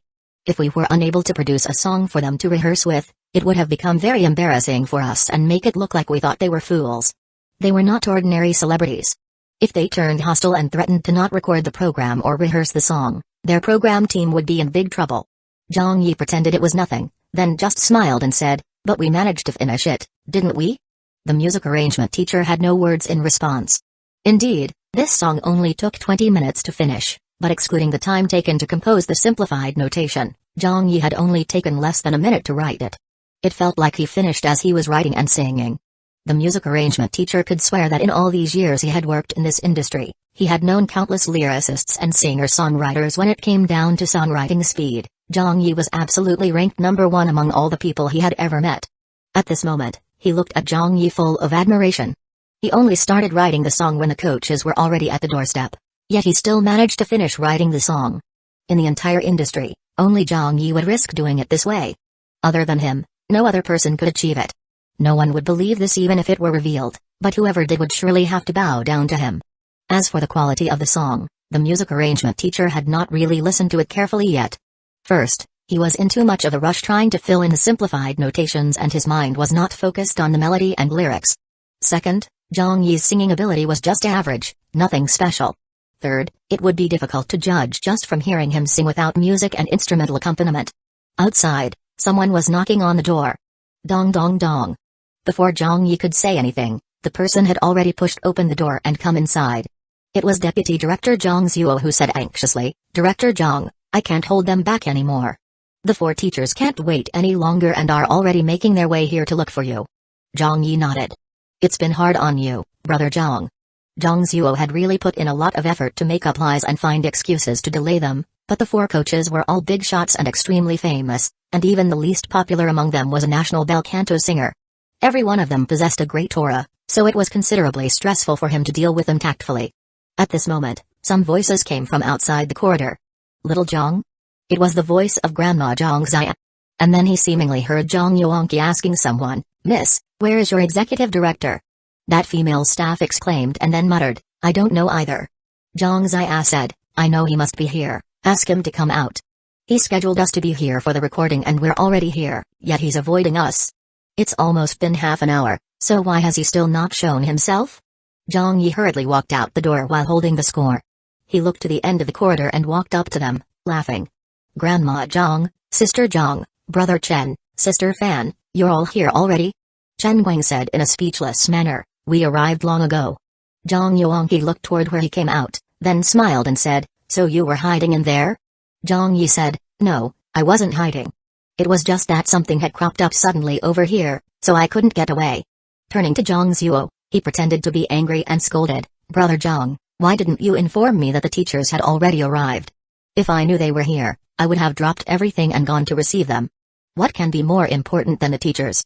Zhang Zuo could only think to himself how he was told by Zhang Yi to delay them, but he just said, I'll pay attention to this next time. Zhang Yi reminded him, next time if the teachers come and look for me, make sure to inform me immediately. Look, I very nearly got misunderstood by the teachers this time. Zhang Yuanqi looked at him. But I don't think it's a misunderstanding. Zhang Yi coughed. Zhang Zai criticized, you were too much. How could you let us sit around and wait for more than 20 minutes? At least you should have given us the score to take a look at first. Zhang Yi also felt a little embarrassed, since he was the one who arranged the meeting yet he totally forgot about it. It was unacceptable. Grandma Zhang, you're right. This time, it's my fault, so you can just blame me. Fan Wenli blinked. Becoming sharper, she asked, is there some problem with the theme song? Zhang Yi immediately let out an uncontrolled laugh and started lying without any guilt. How could there be any problems? Actually, I've already finished writing it, and it took me a whole week to perfect it. The lyrics and melody were carefully deliberated and meticulously scrutinized upon. I've already made it into absolutely the most exquisite song among songs. Here, see? The score is right here. I've been waiting for all of you to arrive since long ago. Spent a whole week? Meticulous scrutiny. Carefully deliberated? The music arrangement teacher stared in silence at the ceiling. Zhang Zai and the rest of them walked up to him. Is that so? Let me take a look. Zhang Yuanqi took the score from him. Chen Guang and Fan Wenli also stood beside her and looked at the score. They started humming along to the lyrics, I wanna fly to the sky walk beside the sun. As they were unfamiliar with this song and had never heard it before, their humming was also intermittent. They were only reading the simplified notations as they hummed along, but it didn't sound too coherent. At this moment, the music arrangement teacher was also seriously savoring the song for the first time, since he did not listen to it earnestly before. Fan Wenli was a music teacher in the past and had previously taught students to sight-read music scores, so she was skilled in this area and adapted much faster than the others. She was the first person to sing the song in its completed form. Never been afraid of others seeing my dreams. Here, I can make it happen. Laughing loudly, let's walk side by side. Isn't happiness everywhere?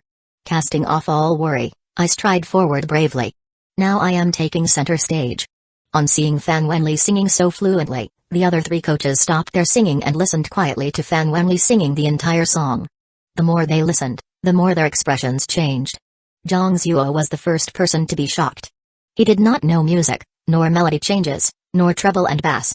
He only knew this song was very nice to listen to and was the type of work that could make people excited after listening to it just once. Moreover, the lyrics were also very encouraging. The dreams people have, they can make it happen here? Wasn't that exactly the message they wanted the voice to portray? Didn't they want to provide the platform for people to realize their dreams? This song matched perfectly. The next person to be shocked was the music arrangement teacher. Originally, he thought Zhang Yi was only messing around as he had no choice but to randomly write a song because the four teachers had already arrived at their doorstep. He felt that the quality of the song couldn't possibly be any good, because how good could a song that only took 1 minute to write be? To even be able to write it out was already a miracle. But when the music arrangement teacher finished listening, he knew that he was wrong right from the start. This song was too awesome. How could this be a haphazardly done piece of work? Honestly speaking, if the music arrangement teacher had not witnessed Zhang Yi composing on the spot, he would not have believed what was unfolding in front of him no matter what. It was written so quickly, had a high quality, a good tune, and was even in line with the concept and vision of the program. The music arrangement teacher knew that what had happened today was truly an eye-opener for him. Fan Wenli finished singing the song. Chen Guang had long since forgotten about the displeasure at waiting for half an hour for Zhang Yi. He even gave a thumbs up to Zhang Yi after listening to the song. Zhang Ziya nodded furiously in appreciation. Great song. Fan Wenli was also very satisfied with it and commented, This song is really tailor-made for the program. Teacher Zhang really took great effort in crafting the lyrics and melody. Zhang Yi laughed gently while waving it off. That's not true, though I did use 8 or 9 days to write it. Chen Guang lamented, you're already so busy with stage and preliminary auditions, yet you took the time to finish writing such a good song in just 8 or 9 days. Teacher Zhang Yi's talent is indeed extraordinary. Zhang Yi smiled and said, no matter how busy and tired I am, it's all part of my job. I'm the executive director after all. But suddenly, Zhang Yuanqi, pinching the score, slightly rubbed the last parts and asked, why is the ink on this score not dry yet? Upon hearing that, Zhang Yi broke out in cold sweat. Fan Wenli came up and took a look. Oh, it's really not dry yet. Zhang Zai also reached out to touch it and then looked at Zhang Yi. Little Zhang, you got your people to hold us back and delayed us for more than 20 minutes. Could it be that you forgot to write the song and ended up writing it only just then? Chen Guang stared with eyes wide. Ah. This song was just written? Zhang Zuo also jumped up in fright as he knew that Zhang Yi had asked him to hold back the 4 teachers for a reason, but he did not expect this to be the problem. The music arrangement teacher also did not know where to look, so pretended to have not heard anything. Zhang Yi immediately answered, how is that possible? How could I have forgotten such an important matter? I had already finished writing the song long ago, but after discussing with the music arrangement teacher earlier, we found there were some problems with the notes on the score, so we got it changed. Then we copied it again. That's why the ink was still wet. Chen Guang found fault with his words. Didn't you say you had already written out the score earlier and was busy with other things just now? Ah. Did I say that? Zhang Yi said. Fan Wenli also exclaimed, you can't really have just written it last minute, could you? In only 20 minutes? How can that be? I got my team to write a song with a specific set of requirements, yet the quickest they could do it in was still more than half a day. The quality isn't even guaranteed to be good. Zhang Yi made up another story. That's why I didn't forget. Zhang Zai exposed Zhang Yi's secret to the husband and wife. Little Zhang is best known for his fast songwriting speed. At the last Spring Festival Gala, the song Woman Flower was written in the blink of an eye. At most, it only took a minute or two. Zhang Yuanqi smiled and chimed in, it's the same for Wishing We Last Forever. Although the lyrics were written by him earlier, the music was composed by him on the spot. It didn't even take a few minutes. Chen Guang. Fan Wenli. It was only then that they found out that Zhang Yi had such stories surrounding him. Could it really be that Zhang Yi had waited until they were right at the doorstep of Central TV for the song rehearsal before he took his time to compose a song for them? If that was so, then speaking from a certain angle, he was truly a god. Chapter 657, The Little Leader of the Program Team. Afternoon. In the music recording studio, the 4 coaches started familiarizing themselves with the song. Zhang Yi got the music arrangement teacher to stay behind and found another 2 staff members to come over to help with setting up the equipment. Then he finally said, you all can start rehearsing. I need to leave first as there are a lot of things to handle at the stage. Zhang Zia put down the score. Wait a moment, little Zhang. Grandma Zhang, what is it? Zhang Yi asked. Just now, when we arrived, we heard that there are contestants who've already qualified from the preliminary auditions and are secretly rehearsing and having their songs arranged over at the other studio. Zhang Yi said, yes, they started rehearsing a few days ago. The main issue is with the screen time. It's impossible for every song to take up 4 or 5 minutes, so we had to make appropriate adjustments. Besides, every one of them is a talented singer, so they have higher standards for themselves. Likewise, our program has high expectations of them. That's why the songs have to be rearranged to suit them. The workload for that is very heavy. We've been working on it several days now so that everyone can get a once-over of the process. Zhang Zia requested, after we've finished rehearsing this song, we want to take a look at the contestants. Zhang Yuanqi did not have this request, as she was standing apart from the others, taking a call which was probably work-related. Zhang Yi blinked a few times. All of you are so busy. Why would you all want to see them? They are still in the transitional phase, so you all won't be able to see much anyway. Fan Wenli smiled and replied, what Grandma Zhang meant was that we would like to have a look at the conditions and quality of the contestants. The rumors in the media and outside world are rife with the preliminary audition process, with so many of them irrelevant and baseless. So we'd like to see for ourselves to understand the situation regarding the contestants in order to mentally prepare for the recording with them. Chen Guang agreed, yes, I'm really looking forward to seeing them for myself as well. Zhang Yi shook his head and rejected, no, that's not allowed. Chen Guang asked, even we aren't allowed to have a look? Zhang Yi said, that studio where they are rehearsing is a secure environment. Other than our own program team staff, no one else is permitted to enter. We'll just stand far away and watch for a while. Zhang Ziya said, do you think that we would leak information? Zhang Yi waved his hands. I really cannot allow that, Grandma Zhang. If you saw them now, there would be no more suspense. When the program's being recorded, there won't be the impact of seeing the contestants for the first time either. They tried to argue about this matter for a little longer. But Zhang Yi did not agree to their request. There wasn't even room for negotiation. Actually, at this moment, no one knew what the final presentation of The Voice was going to be like and the sort of stage setup the program was going to have. The kind of lighting? The kind of contestants? The hosting style? Nearly everyone didn't have a clue, including the program team staff. The only person who knew was Zhang Yi. As the executive director and overall producer of The Voice, he knew what sort of news to release to hype up publicity and the sort of news that needed to be kept confidential. There must be some suspense. Everything could only be revealed on the day of the program's recording and not a day earlier. They were just like important cards held in Zhang Yi's hand. If he used them up too early, it would become meaningless. Outside. After he came out of the music recording studio, he quickly headed toward the stage of the main recording studio. As the 4 teachers were already veterans in the music industry, he was only responsible for providing the song and could not help in any other way. The moment he left, text message appeared on his cell phone. Didi. Old Zhang, where did you go? She was probably done with her call. Zhang Yi replied after reading, I left. Have to help out in the main recording studio. Old Zhang, this song doesn't count. Write me another. Zhang Yi was confused. Why doesn't it count? Old Zhang, it doesn't suit me. Zhang Yi typed, hey, this song isn't divided between gender or age. If you don't like it, I'll give it to someone else. I noticed Chen Guang's eyes were gleaming when he listened to the song, but since he heard I had written it for you in advance, he didn't try to snatch the song away. Old Zhang, I'll keep this song but you have to write another for me. Zhang Yi replied, impossible. I endured so much pain just giving this song to you. Are you treating my songs like they are cabbages you can get from the market for next to nothing? This is art and needs to be treated with great care. Anyway, I don't have any songs available now. We can talk in the future if there's a suitable song for you. Let's stop talking. I still have a lot to do here. There were no more replies from her after that. Zhang Yi exited from the messages interface and saw 2 missed calls. One was from an hour ago while the other call was half an hour earlier. As he just caught up with work, he hadn't heard them. Both calls were from Chenchen's physical education teacher, Luo Yu. He thought for a moment and decided to call her back. Dudu. The call connected. Luo Yu said, Teacher Zhang, you've finally called back. Zhang Yi said, what's the matter, Teacher Luo? You were looking for me? Luo Yu said, there are no classes in the afternoon today at experimental primary school. All the parents have already picked their children up, but I saw that Chenchen was still at school, so I guess that you probably forgot about her. When I tried calling you, you didn't pick up either. In the end, I decided to act on my own and brought Chenchen to Central TV along with me. I am rehearsing with the music arrangement teacher in the studio now, but I've handed Chenchen over to Ad Hakiki. They're over at the stage area.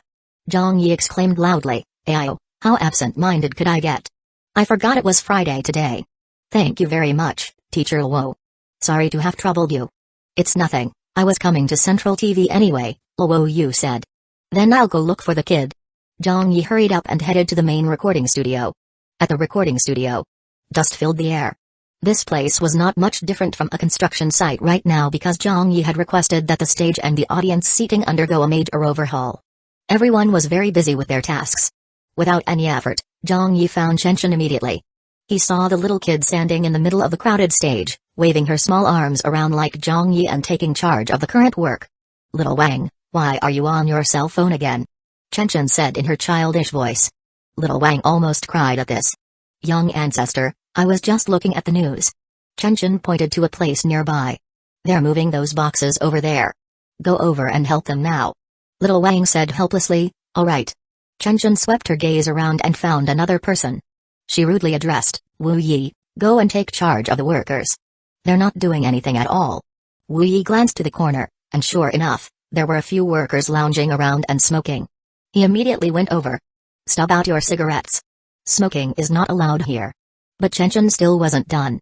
She called to a youth, Little Li. The youth rolled his eyes. Chenchen said, have you finished compiling the statistics Zhang Yi told you to do last week? That youth looked like he was both crying and laughing. He replied, I submitted it to Director Zhang on Monday. Chenchen nodded her head like a little adult. Okay, you've done well. A female editor in her 30s jokingly asked her, "Little leader, I have completed all my tasks at hand. What should I do next?" Chen Chen said, "Nothing, you may have a 10-minute rest." The female editor said, "That's great, thank you little leader, hee hee." During these past few days, Zhang Yi had been bringing Chen Chen along to Central TV with him to work, and she began to become well acquainted with everyone on the program team. This little kid was really getting a kick out of being a leader, and from time to time, she would take charge and give some instruction. In the program team, Zhang Yi was known as the leader, while Chen Chen was affectionately known as the little leader. Zhang Yi walked up to her with a straight face. "Leader. Director Zhang. Teacher Zhang." The people who were nearby greeted him when they saw him. Noticing the situation, Chen Chen also stopped ordering people around and slowly walked toward the audience seating. But before she could get away, Zhang Yi dragged her back. "You little imp." Zhang Yi glared and said, "Why are you making trouble around here again?" Chen Chen argued with reason, "I was helping you supervise them." Zhang Yi said, "Who are you supervising? I've already warned you not to do so, yet here you are, getting a kick out of ordering people around, aren't you? Go. Go into my office and do your homework there. I'll take care of you later." Chen Chen smirked and walked away quite carefree.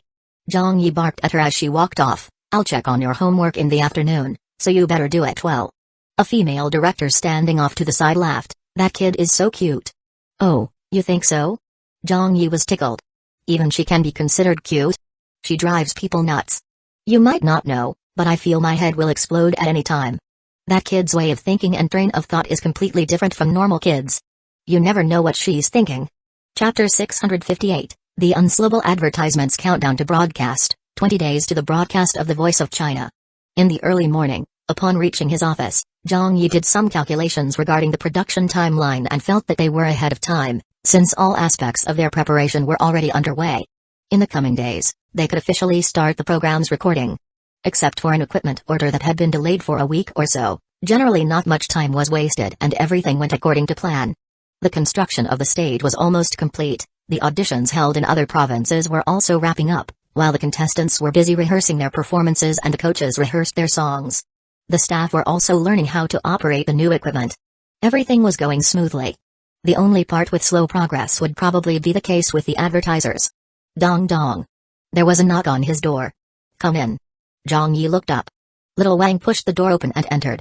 "Director Zhang, they're here." Zhang Yi acknowledged her and then stood up to welcome them. 4 people stepped in from outside. There were men and women in the group, ranging from their 30s to 40s and dressed in suits and business attire. They were all advertisers' representatives or executives, and had came to discuss the advertising rights fee. Because a consensus could not be reached previously, Zhang Yi made an appointment with them to discuss it again. "Teacher Zhang, we meet again. Secretary Li, please come in." "Hello, Teacher Zhang." "Director Zhu, have a seat." Zhang Yi invited the 4 of them to take seats and had Little Wang pour them some water. Then, he said to them, "We're already counting down to the airing of the program. It's only 20 days away. Since the recording will certainly be done several days in advance, we don't have much time anymore. I urge every one of you to please reconsider." A woman from Plum Soy Milk Company said, "Your asking price is too high." Zhang Yi shook his head. "To be honest, it's not an excessive asking price at all. An advertising rights fee of 3 million RMB is totally incomparable to the 100 million title sponsorship from the Brain Gold Company. If we went by the usual ratio of the advertising rights fee to the title sponsorship fees, even if we asked for a 5 million RMB advertising rights fee, it would not be too much. But based on the market situation, we deliberately took a step back and lowered it by almost half of the original asking price. Moreover, our program allocates very good placement for our advertisers and will even repeatedly mention them immediately after we advertise for the title sponsors. For example, we promote our advertising partners in the host's speech, after every advertisement break and also at the ending credits of the program. All of these are extremely good placements." The middle-aged man from Red and Blue Pharmaceuticals said, "Actually, a 100 million RMB title sponsorship fee is not reasonable at all, as it is way beyond the industry standards, and is likely going to be a bubble. Let me say this, Teacher Zhang. For other similar singing talent shows in the industry, the title sponsorship for a program is only around 10 to 20 million, while the highest advertising rights fee is only around 1 million. Some programs would even settle for 700,000 to 800,000, yet here you are, asking for an excess of 3 million and that the price is non-negotiable. We will not accept such a price. My best offer stands at 1.5 million. Zhang Yi looked at him and said, "If you want to compare us with the other programs, fine. We were able to invite Grandma Zhang Ziya to join us. Can the other programs do the same? We have the Chen Guang couple joining us as well. Are the other programs able to do that? We even have the Heavenly Queen Zhang Yuanqi on board. What about the other programs? I'm not saying all this just for showing off. What I'm trying to say is we have spent a lot of money to invite 4 big shot coaches to join us, so we also have pressure on our expenditure. The 4 coaches are able to bring in a great deal of publicity and viewership ratings, so the advertising effects will be much greater. That is why our asking price for the advertising fee is also higher compared to the other programs. Another executive, this time from the He dairy industry, said, "It's exactly because of this reason that we were willing to increase our offer. Teacher Zhang, let me tell you this, no matter how much the other companies offer, the highest He dairy industry is willing to offer stands at 1.8 million RMB. I have already drawn up the contract, so if you feel it's fine, we can sign the contract immediately." Zhang Yi waved it off. "No way." The women from Plum Soy Milk Company said, "Teacher Zhang, I heard that your program only managed to secure 1 advertiser to commit to the advertising rights. If you still insist on 3 million RMB and not lower it, it will be very difficult to sell the rights. In the end, it will just be a waste of resources and you will incur the losses." The executive for He dairy industry followed up, "If you insist on 3 million RMB, we certainly won't buy it.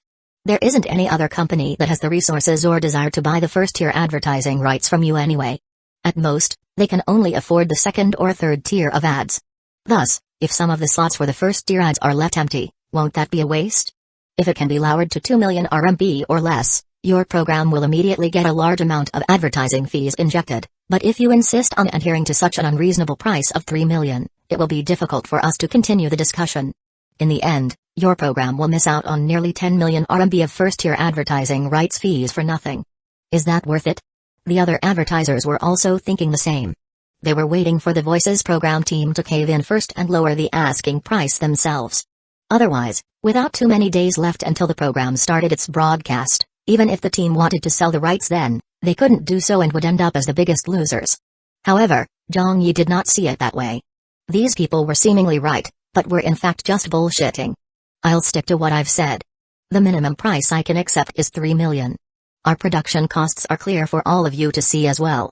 The executive of He dairy industry frowned. "Let's go back to the basic points and talk from there. The Voice has yet to start its broadcast, so no one knows how the viewership performance will be.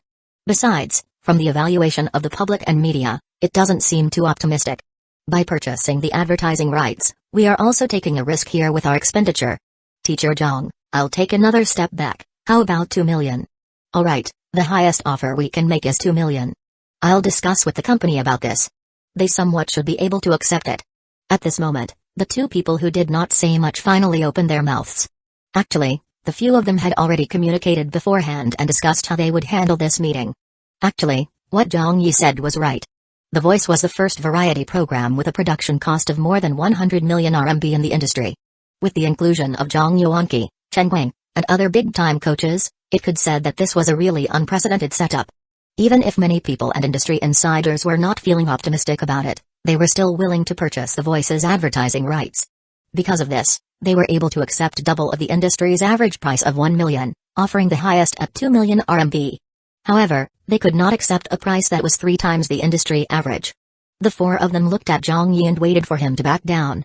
Zhang Yi also looked at them, then picked up the desk phone and spoke on the intercom to the outside office. "Hello, little Wang, came to my office for a moment." "Yes, right now." "Dong dong." Little Wang knocked on the door and entered his office. "Director Zhang." Zhang Yi bluntly said, "Please help me escort our guests out." The 4 of them were stunned. "Escort us out?" Little Wang was taken aback, but then looked at the 4 of them and stated, "Everyone, this way, please." One of them said, "I advise you to reconsider." Another person said, "No one will buy it for 3 million RMB. Zhang Yi said, "Please leave. Our fees are all clearly priced. Even if no one purchases them, we will stick to this price. Then forget it. Goodbye. Goodbye." When the 4 of them left, they felt a tinge of anger. How could you be so arrogant? For a lousy program like that, you might not even get 0.5% viewership ratings, so what makes you think that your advertising rights fee is worth 3 million RMB? Only an idiot would buy it. Just wait and perish together with the ads at your own hands. When that time comes, you will be the ones making a huge loss. After they have left, Zhang Yi called Zhang Zuo and Hakiki over. As the tasks they were responsible for were largely progressing well, they had managed to free up a lot of the time for themselves. Director Zhang, you were looking for us? Zhang Zuo asked. Hakiki blinked. I saw the advertisers leaving. Did we get more advertising fees already? Zhang Yi smiled and said, no, we didn't manage to seal the deal. They couldn't accept the price of the first-tier advertising rights fee and are not interested in the second and third-tier ads. Hakiki wondered, we didn't lower our asking price? It's still 3 million? Zhang Yi retorted, why should we lower our price? Hakiki. Zhang Yi said, for any future advertising contracts, the two of you will assist me in handling and discussing with any advertisers coming to talk about the advertising rights fee. The price of the first-tier advertising fee will be 3 million yuan and not a yuan less. We'll discuss with this price in mind, so if they don't accept it, so be it. Right now, he was exasperated by these advertisers and could not be bothered to talk with them any further. As such, he simply delegated this matter to Zhang Zuo and Hakiki to handle. Hakiki said, to my knowledge, if we don't lower the price, it could become extremely difficult to sell. After all, the industry average for advertising fees. If they remained unsold, then our losses will. Zhang Yi said, it's not that I don't want to sell the rights or lower the prices, but rather that they simply can't be reduced at all. We have already sold one of the first-tier advertising rights before this, and there's also the 100 million title sponsorship fee from Brain Gold Company. If we reduce the fees for the other companies, how will the company that purchased the advertising rights from us think? How will Brain Gold, who had supported us in our most difficult times, think of it? They had given us assistance when we were down, but we are going to treat them like suckers. Zhang Zuo nodded, that's very true. Hakiki sighed, but, if the ads are left empty, the losses we will incur. Zhang Yi said, we'll only lose 2 ads at most, so this is not a big deal at all. Moreover, I will tell you this. The ones who will suffer the loss is not us, it will be those 4 companies that I'll regret later on. However, this is something that will only be revealed at a later time. Chapter 659, the broadcast of the program moved up ahead of time. On the same morning, one after another, several people tried persuading Zhang Yi. The first person to approach Zhang Yi was a staff member from a related department who was probably responsible for advertising sponsorship in Central TV. He said, Little Zhang, your asking price for the advertising fee has a serious problem and deviates far beyond what the market can bear. Many people have already come to us to reflect on the situation. Although the advertising sponsorship for your program is handled by you guys in the program team and not my department's responsibility, I still have to advise you. If those advertisers were already willing to settle for a higher than average amount, what more do you want? Right? Let's just secure those sponsorships first. It's better than ending up with nothing. No way. Little Zhang. The price is already fixed. Why can't you be more flexible? Besides, even if your program team is not lacking any money, Central TV Department 1 lacks it. The voice will certainly make money, but the way to make money is not just limited to the sales of a few advertising rights. That is only a small amount of money, while the big bucks will be earned in the future. If we make those previous advertisers who have already signed with us feel disappointed because of this small amount of money, then we will lose our reputation and a lot of chances at money. Wouldn't that end up making us lose more than we gain? Please give it some consideration. There's no need to consider it further, Chiju. Please return. One after another, people came to persuade Zhang Yi. Nobody knew who told them to come. Maybe it was Central TV Department 1's Deputy Director Zhang Yuan? Or the other leaders from Central TV Department 1? Could it even be the station head of Central TV? Finally, the executive producer of the program team, Fu Sai-hong, also came to Zhang Yi's office. He pushed the door open and entered. Little Zhang, the boss of He Dairy Industry, has worked with Central TV before. I also know him personally. Why don't you just reduce the asking price to 2 million and sell them the advertising rights they want? As for the other company that have already signed, they won't know our agreed upon price with the other companies. We can keep the information confidential within our internal department and the details of the contract won't be made public. If that doesn't work, we can also give them a slight compensation, by placing that company which spent 3 million ahead of the other companies, or handle it some other way. Zhang Yi retorted, just a slight difference with the appearance order and it can have a difference of a third of the advertising fee? Fu Sai-hong said, let me tell you this, every program does it like that. It's not possible that every advertiser will buy an advertising spot for the same price. There are definitely going to be some fluctuations. Zhang Yi replied, I don't care how others do it, I only care about what I do. Since I have already set a uniform asking fee for everyone, then that is the fixed price. Little Zhang. Fu Sai-hong became slightly angry. Zhang Yi gave a wave of his hand. Don't say any more, Brother Fu. I will not agree with this way of handling the issue. In the end, even Fu Sai-hong was rejected as he left with a blackened face. Fu Sai-hong was just the executive producer of The Voice in name and was sent by Central TV Department 1 to supervise this program and had very high authority. If Zhang Yi was still the newcomer at the beginning, it would be uncertain who would be the final decision maker for the asking price of the advertising rights fee. After all, Zhang Yi was still a newcomer when it came to Central TV. But in all these days of the pre-production work for The Voice, from the program planning to the setting up of the stage to the invitation of the coaches to the securing of the title sponsor and even to the picking of contestants, all of these were handled by Zhang Yi alone. Fu Sai-hong did not even help much and could not be seen around at the program team office either. Perhaps he had other, more important work at the other departments, but because of that, faced with the current advertising rights fee issue, it could be said that Zhang Yi was already in full control of the situation.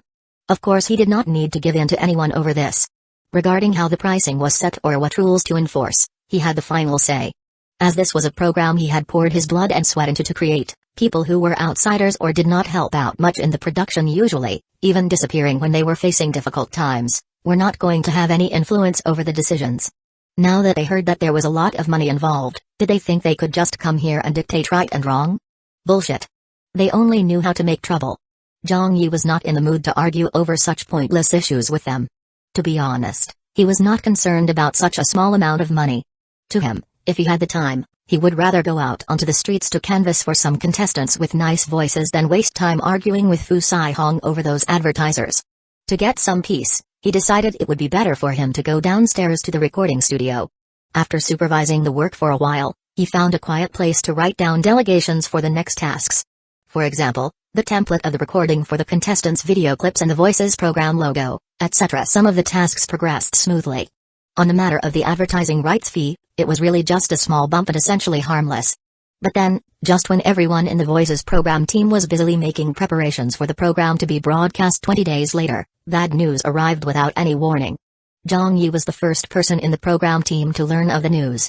Then, one after another, Hakiki, Zhang Zuo, Wu Yi, Little Wang, and the rest also received this stunning notice: the Voices broadcast schedule was going to be moved up ahead of time. The new time for broadcast had been set for next Thursday. Upon hearing that, everyone was dumbfounded. By next Thursday? Our studio's layout has not even been fully completed yet. At a floor of Central TV Department 1's offices. In the Deputy Director's office. Zhang Yi was a little shocked. Director Zhang, what's the meaning of all this? Zhang Yuan was looking very depressed as this matter had also caught him off guard. Can you start the recording of the program by this week? We must broadcast the program on time by next Thursday. Zhang Yi didn't know what to say but still replied, when I took over this program, the production time was set for 1.5 months to around 2 months. But now, after only half a month, you're telling me we have to start broadcasting? If it was brought forward by 3 days, I wouldn't have said anything. If it was a week, I would also accept it. But moving it forward by nearly a month? We haven't even finished preparing much yet, so how are we going to be able to broadcast anything? Zhang Yuan said, we've also just received the news. The program you were supposed to replace still had about a month before they would finish initially. Counting everything, there were still going to be 4 or 5 episodes of recording for that program, and the plan was for you guys to take over the slot when their program ended. But right now, there are some problems that have surfaced. The host of that program, Zhaya Wang, has had something happen in his private life. You will understand once you check the internet, but for now, Central TV has decided to temporarily suspend him and take him off television for at least a year. News? Private life? Zhang Yi took out his cell phone and browsed through several pages before he found it. A selfie showed a woman dressed in a bathrobe and laying in bed. Beside her, Central TV host Zhaya Wang was sound asleep and did not know anything about his picture being taken. His lower body was covered with a blanket but his upper body was naked and the woman was obviously not Zhaya Wang's wife. Zhang Yi immediately understood. Although these photos could not fully depict what was going on and could have been real or a setup, but as a host of Central TV, with such unglamorous pictures exposed in the media, there would usually be adverse effects. If it were other television stations, they might have tolerated this, but Central TV was definitely less forgiving. No matter how much money a host earned or how high their viewership ratings were, it was all secondary in Central TV. What Central TV emphasized most was political effects. Zhang Yi put down his cell phone. Can you schedule another program to fill the vacancy? There's no other choice. Zhang Yuan said, recently in Department 1, only The Voice is slated to replace another program's time slot, so there's no one else who can take over. It will be too late even if we made a last-minute effort to produce a program to try to gloss over this situation. Zhang Yi said, but we also can't make it in time. Well-meaning, Zhang Yuan said, you all have already been preparing for half a month now and I know that time is very tight. I also know that no one has ever managed to prepare and produce such a large-scale singing talent show in half a month, but there is no other choice. Whether the program is fully prepared or half prepared, even if it has an incomplete stage or no contestants, we have no choice but to put it out and give it a try. The time is too tight. Our stage, the contestants' rehearsals, the video clips, the program's publicity shorts, and a series of other things all aren't completed yet. Zhang Yi said. Half a month? Even a month's time was insufficient. Like the voice from Zhang Yi's previous world, from the preparations to production to finally getting broadcast, all of that would take about 6 months or even longer. Zhang Yi had directly pulled the voice in its entirety from his previous world and that helped him save the time for planning and conceptualization and allowed him to speed up the production timeline for the program. But that was as far as it went, since the time needed for stage setup, production of the publicity shorts, and selection of contestants couldn't be skimped on at all. There was no way it could be saved. Zhang Yuan said, I know all about your difficulties, but this is the situation we're in right now, so no matter what, you all have to do it. Little Zhang, what others can't do, I believe you can. You are a legend in the industry and anyone would give you the thumbs up if you get mentioned. You certainly can do it. I have faith in you and confidence in your team. Whoa. Don't try to suck up to me when there's a situation like this. Previously, didn't you mention that my temper was bad? Yet you're now giving me the thumbs up? Zhang Yi repeatedly emphasized, it's too difficult, this is too difficult. Zhang Yuan stared at him and said, right now, all the station and I want is one word from you. Can the Voices program team fill the vacancy? Zhang Yi kept quiet. Zhang Yuan said, we will provide anything you need, including equipment, manpower, even Central TV Department ones and other channels resources. As long as you ask, I will help you to get it even if it means that I have to plead with the others. Oh right, about the advertising resources that we previously allocated 75 seconds of free publicity airtime to you all. After the meeting regarding Zhao Yazwang just now, the station also mentioned that if necessary, we can still allocate another 75 seconds of airtime to you all as compensation. You don't need to worry about where we will get this advertising airtime from, we'll arrange it for you.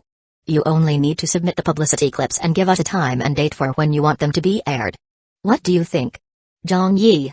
Zhang Yuan said, regarding the station's request for your program's viewership ratings, they are also willing to lower their expectations. So long as it hits 0.7%, that will be enough. When we broadcast a hastily made production, we understand that the viewership ratings will certainly be affected as well. We have already considered such situations knowing that we have no choice but to rush it out for broadcast. Zhang Yi realized that Central TV had no other way out. They couldn't even give his team another day for preparations. No one could have expected such a situation to happen all of a sudden, so no matter how he considered what was happening, there really wasn't anything Zhang Yi could say to this, could he? He could only clench his teeth and agree, okay, but I can only say that I will try my best. However, Zhang Yuan said, I don't want to hear that, what I want to hear is a firm answer. Can you do it or not? Zhang Yi contemplated for a long time before finally committing. Yes. Although he hesitated for a long time, the moment he said yes, he did so with determination. Zhang Yuan said loudly, good, that was what I wanted to hear from you. When he left Zhang Yuan's office, Zhang Yi knew that this truly was an unforeseen disaster. The preparations were making good progress and all aspects of the production were going smoothly as well, but somehow, an incident like this happened. But Zhang Yi was not planning to give up yet, otherwise he would not have agreed. Since he agreed, he would certainly have to do it. By next Thursday? Only 6 days left? Zhang Yi was counting the time he had left, going through every detail in his mind and thinking which part of the production could be sped up or which tasks would need more manpower and overtime. As for cutting corners? Zhang Yi never even gave this a thought. The voice must never have any discounts. This was Zhang Yi's principle and also his bottom line. Chapter 660, A Bold Decision. At another place. In the program team office of The Voice. Executive producer Fu Saihong was not around but everyone else had already returned to the office from the main recording studio.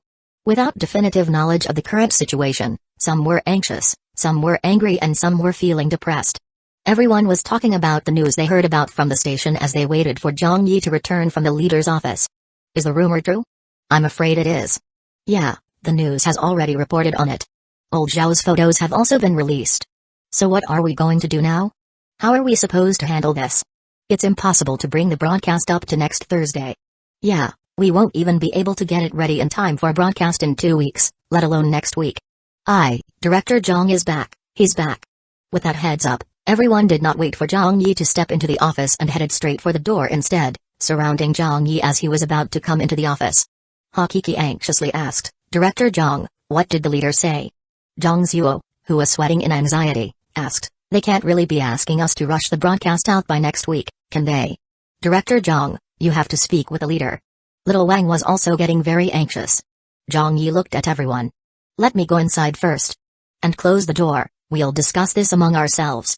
Outside, there were already quite a number of staff from the other program teams of Central TV Department 1 looking at them, clearly having heard about the news of the voice being brought forward for an early broadcast. Inside, the office door closed. Zhang Yi caught his breath before telling everyone, I've just returned from Director Jiang's office. The station's meaning is for us to bring our broadcast forward to next Thursday and they have already decided. There's no chance of changing their decision at all, but there's a reason for this of course. Right now, we're the only ones who can fill the slot. We have no choice other than to do as we're told. Hakiki said, but... Zhang Yi interrupted, the station will also compensate us with an additional 75 seconds of promotional airtime, together with additional personnel to make up for the manpower our team lacks. We will also get a free pass to do anything we want and everything will be given the green light, giving us the advantage of convenience now. I understand that everyone is quite opposed to this, me included. I also wish that they would give us another month or two to work on this program that we have been preparing for half a month to perfection, but there's no 1 or 2 months anymore. Right now, time is not on our side and the circumstances are placed before us, so no matter how opposed to it we are, it won't help the situation at all. Everyone was silent. Yes, the situation has been set in stone, so what else could they do about it? Could they possibly refuse to adhere to the orders? That was surely out of the question. Zhang Yi said, just now, I expressed my stand to the boss. Regarding this situation and the mission we've been given, we must complete it. Not only that, we must also complete it beautifully. Doesn't everyone else think we can't do it? Then we must surely do it to prove to them what we're capable of. Show them the fighting spirit of the Voices program team. Zhang Zuo asked, but how should we do it? Wu Yi said, there's definitely no enough time. Zhang Yi spat out 2 words. Work overtime. Everyone looked at each other. Only to hear Zhang Yi add, I will take the lead on this. From today until next Thursday, I will live in the office. No matter what happens on set, I will be the first to get there to give instructions. I will also share a load of the work that every one of you have on hand, so please look for me at any time. You want to live here? For 6 days? Everyone was stunned. Seeing this, Hakiki also bit the bullet and expressed her stand as well. If the executive director was willing to go this far, then what reason did she have to grumble? She said, since Director Zhang has already put it this way, then I have no reason to not fight alongside with him. I don't know whether the program will be produced and made ready for broadcast on time, but at least I'll know that I tried my best to make it work. Since I don't have much to do at home for the next few days, I don't mind going home late. I will come to the office early and work until 11 p.m. at night. Other than sleep, I will be spending most my time in the office. Everyone, let's do this together. Seeing the situation, Zhang Zuo also said, I have no problems with that, even if I have to work till midnight, I should be able to take it. Little Wang said, I can work until 9 p.m. Wu Yi said, I am fine with working until 11 p.m. A female editor said, I won't be able to work overtime at night, but I can come in early at 5 a.m. every day. It's only for 6 days anyway, so let's do this. Count me in. And me too. Me 3. It's just overtime anyway. We've already poured so much sweat and blood into this program, we can't just let it go to waste like that. Right, it's not like we've never worked overtime before in the past. Let's do it. With someone leading the way, everyone responded. Seeing that, Zhang Yi felt very pleased. He said, thank you, everyone. I promise all of you that our efforts will not go to waste. When the program starts broadcasting, the market and the audience will certainly give us their approval. Our difficult situation now is the last hurdle as we sprint towards success, it's the final obstacle between us and the fruits of victory. As soon as we can get over it, victory will belong to us. By the time, the harvest we'll reap and our growth of experience will definitely be many more times than before. But right now, we need to finish this task that looks insurmountable to everyone else. We mustn't lose faith before we even begin giving our all. Right. Director Zhang is correct. We will surely get it done. That's right. Who says that we won't be able to do it? We have Director Zhang leading us. So we'll surely be able to create a miracle. Well said. Everyone responded loudly in turn, their morale boosted by Zhang Yi's words. Zhang Yi did not let up and said, beginning now, I will start with the stage setup job. Sister Chi, you'll have to arrange for the clips of the contestants to be recorded today. Shoot a few more angles and interviews, especially for those seated contestants. Keep me updated on this as we go along.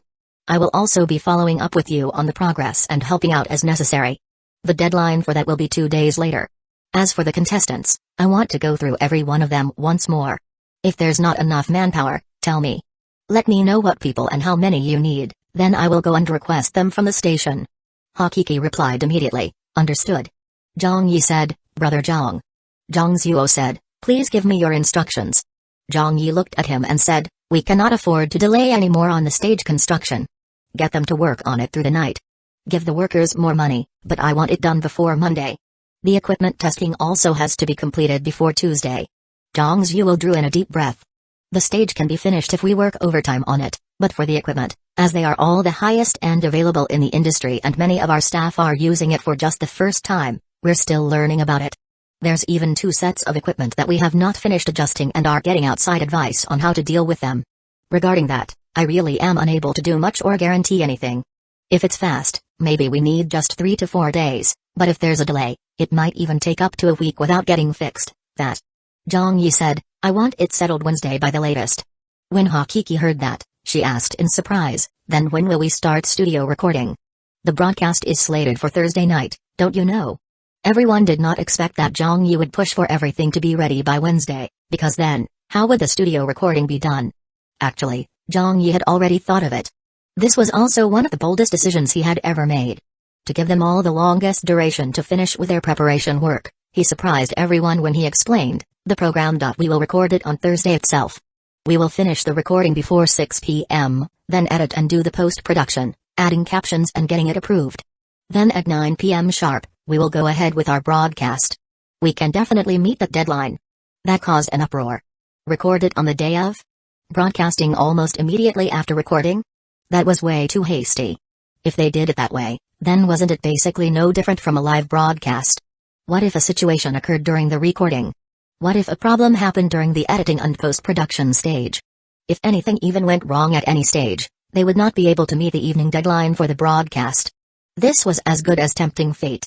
At this moment, they all knew just how bold Zhang Yi could get.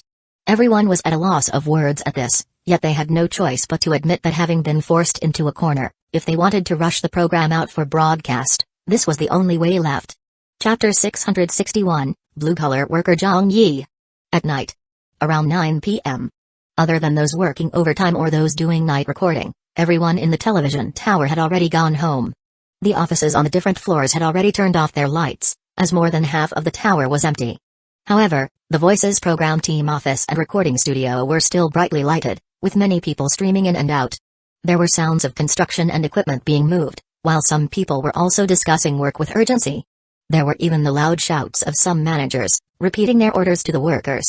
Put that here. Okay, Sister Chi. Over there, hurry up. We have to get the lights installed before 11 p.m. Director Zhang, we will definitely get the lights up before tomorrow afternoon. We still have other tasks to handle tomorrow afternoon. If we can save some time here today, we must do so. I want it done by 11 p.m. at the latest. At 11 p.m., I will come and check the results. Okay, we'll try our best. It's hard on you all, I know that. After we're done with tonight's tasks, supper's on me. At this moment, a female editor came over looking very tired. She waved her cell phone at Zhang Yi and said, Director Zhang, my husband is nagging at me again, so for today. Zhang Yi replied, go home quickly then. The female editor said, okay, I will be here early tomorrow. Be careful going back, Zhang Yi said with concern. The female editor turned around and saw little Chen sitting sleepily in the audience seating in the recording studio and said to Zhang Yi, I drove here today, why don't I help you send Chen back? Only then did Zhang Yi remember Chen. Oh. It won't inconvenience you? It's fine, the female editor replied. So Zhang Yi asked Chen, shall I get Auntie Yi to send you home? Chen looked at him. Are you going back too? Zhang Yi said, I can't leave yet. I have to live here in the office for the next few days. Chen grunted. Then I will also stay. Zhang Yi said, what are you saying? There's no suitable place here for you to sleep at all. I'll get someone to take you back. If you're afraid of being at home alone, why don't I call my parents and inform them? You can go over to stay for today or I can get them to take care of you for the next 2 days. Chenchen did not say a word. Chenchen, I'm talking to you, Zhang Yi said. Chenchen ignored him and continued doing her own thing. Zhang Yi was helpless at this and could only say to the female editor, you go home first. Since she doesn't want to leave, I'll have to let her stay here with me. There's no other way around it. The female editor suggested, there's a big sofa behind the makeup and rest area. There are also pillows and blankets upstairs. Although the conditions are not too good, it's still fine to sleep in. Okay, thanks, Zhang Yi said. Turning around, Zhang Yi reverted his attention back to his work. Not only was he taking control of the overall situation by giving out instructions to everyone, he also involved himself in the details of the tasks. He was helping out wherever he could, even to the point of climbing up the ladder to handle the lighting setup. He was even oblivious to the fact that he had dirtied himself from head to toe while doing so. When an executive director like Zhang Yi got down to this state, seeing this, the workers also spared no effort and put more strength into their work.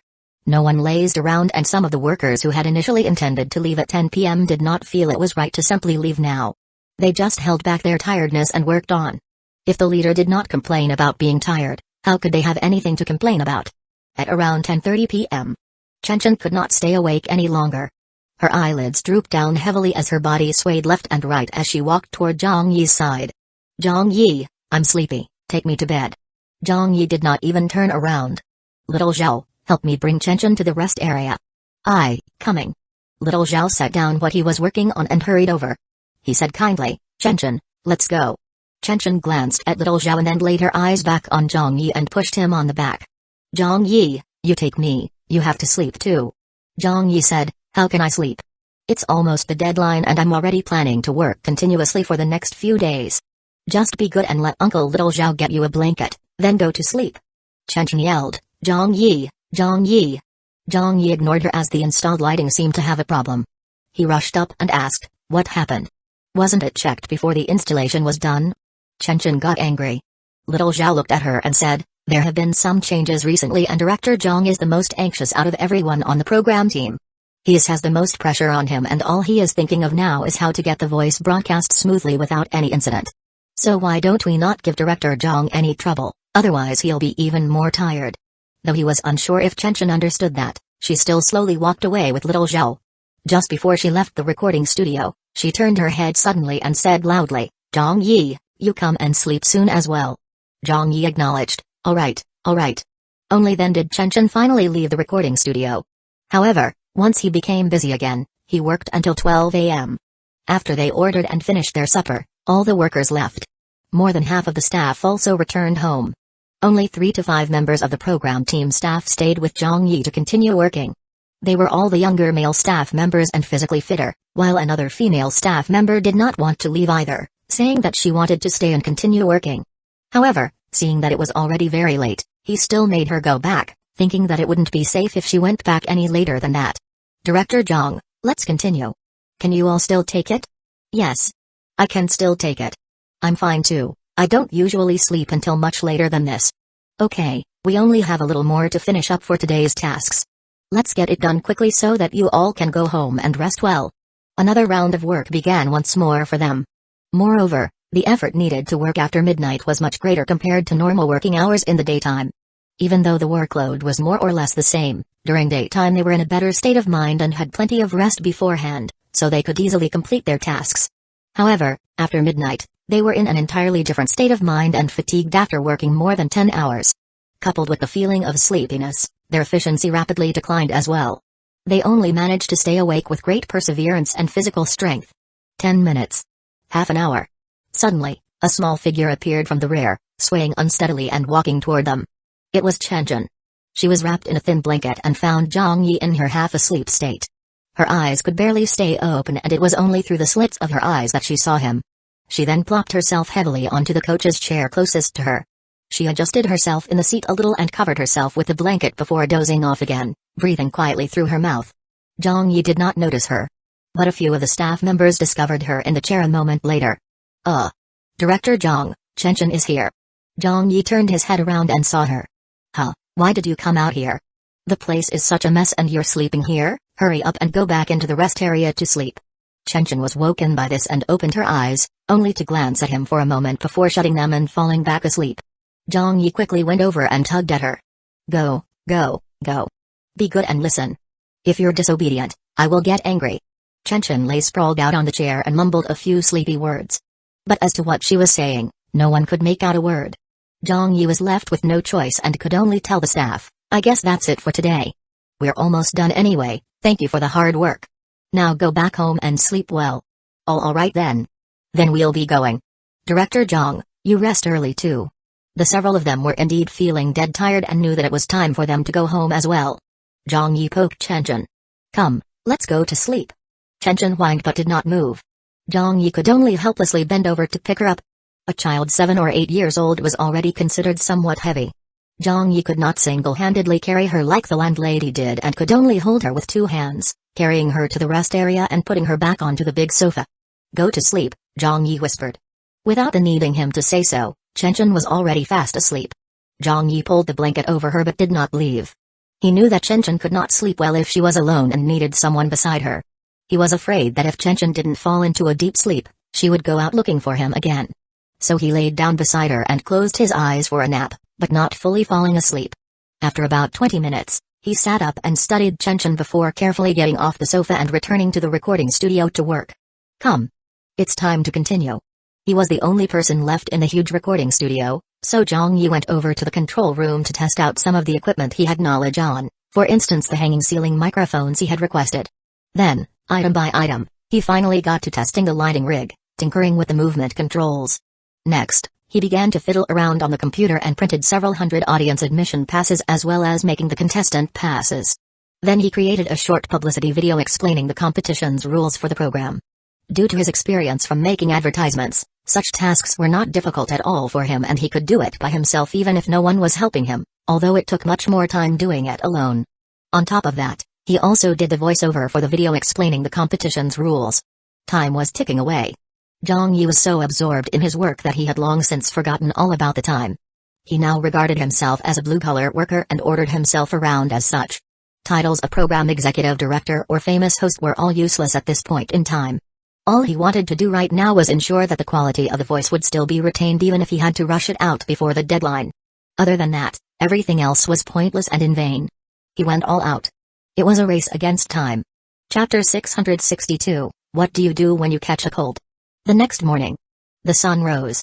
It was not the time for most Central TV staff members to start working yet, however 7 or 8 people had already arrived at the outside the TV station tower.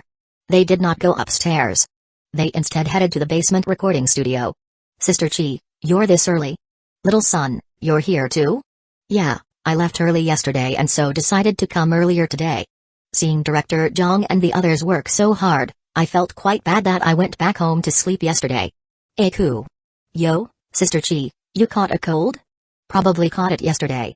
Me too, I have a cold as well because I didn't sleep well. As they were talking, they made their way to the recording studio of The Voice. But the moment they stepped in, every one of them were shocked by what they saw. The place was brightly lighted with many of the spotlights switched on. The stage also appeared quite different from when they had left yesterday. A lot of the lighting equipment had already been installed and the area was cleaned up too, except for some construction waste that was left at the corner. The entire recording studio looked very clean and orderly. There were also some newly made admission passes placed on the audience seats, though they were not placed in plastic holders with a lanyard attached yet. But it was as good as done. This progress was too fast. This change had left them a little unable to react to it. But what surprised them most was that the recording studio was not empty. Someone was still working busily. Executive Director Zhang Yi. Director Zhang. Teacher Zhang. Only then did Zhang Yi, who was still busily doing some work on the computer, react and raise his head. When he saw them, he asked in surprise, why are you all here so early? Did you all sleep? Hakiki, who had caught a cold, said in a nasally voice, how is this still early? The sun has already risen outside. Is that so? Zhang Yi looked at his watch and realized that it was already 6 a.m. As they were in the basement, there were no windows, so after working for the entire night, he had lost track of time. An editor said, did you? Little son said, did you not sleep the entire night? Zhang Yi said, I rested my eyes for a while, so it's fine. Then he called them over and said, you all came at the right time.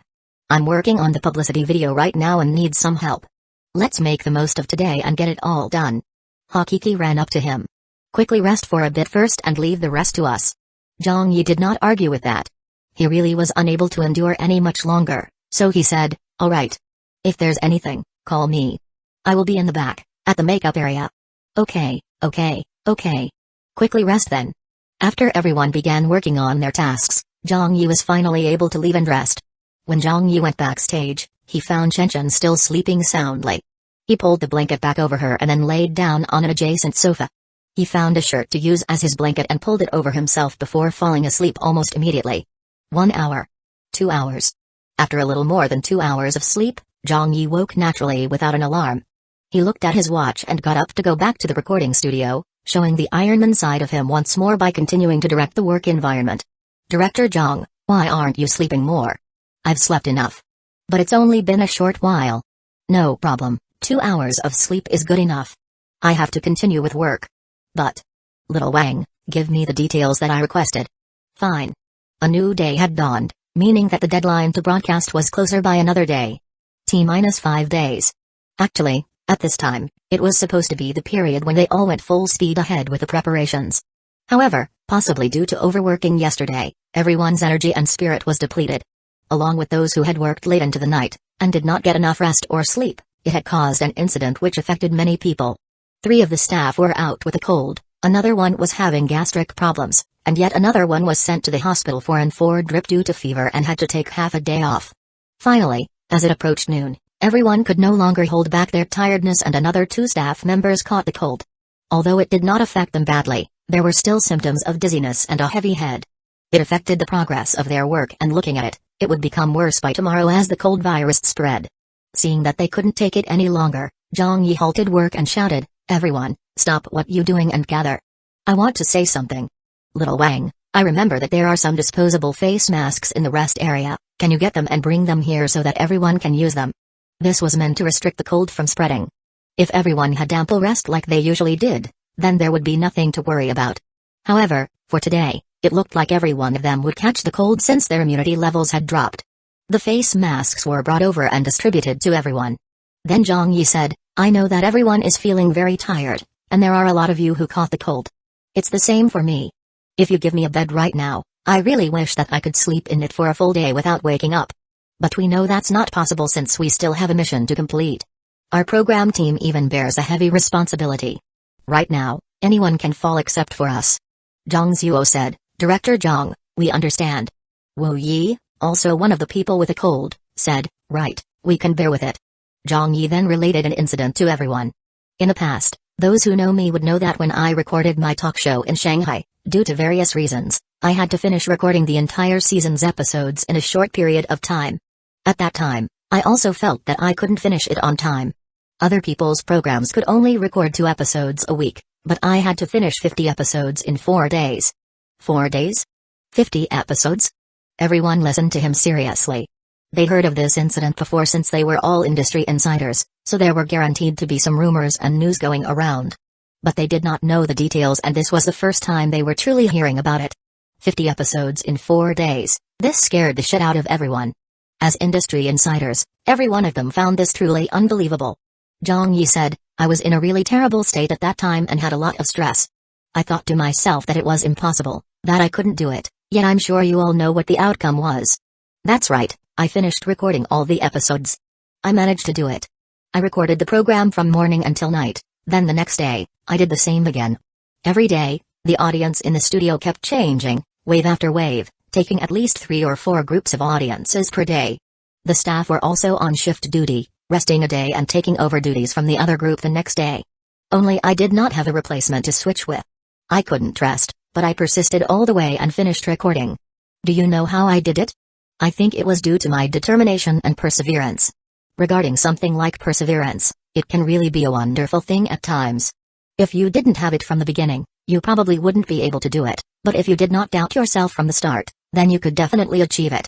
Human beings are the strongest animal in this world, so don't ever look down on humans, don't look down on yourselves. Everyone's potential is far greater than what you can imagine.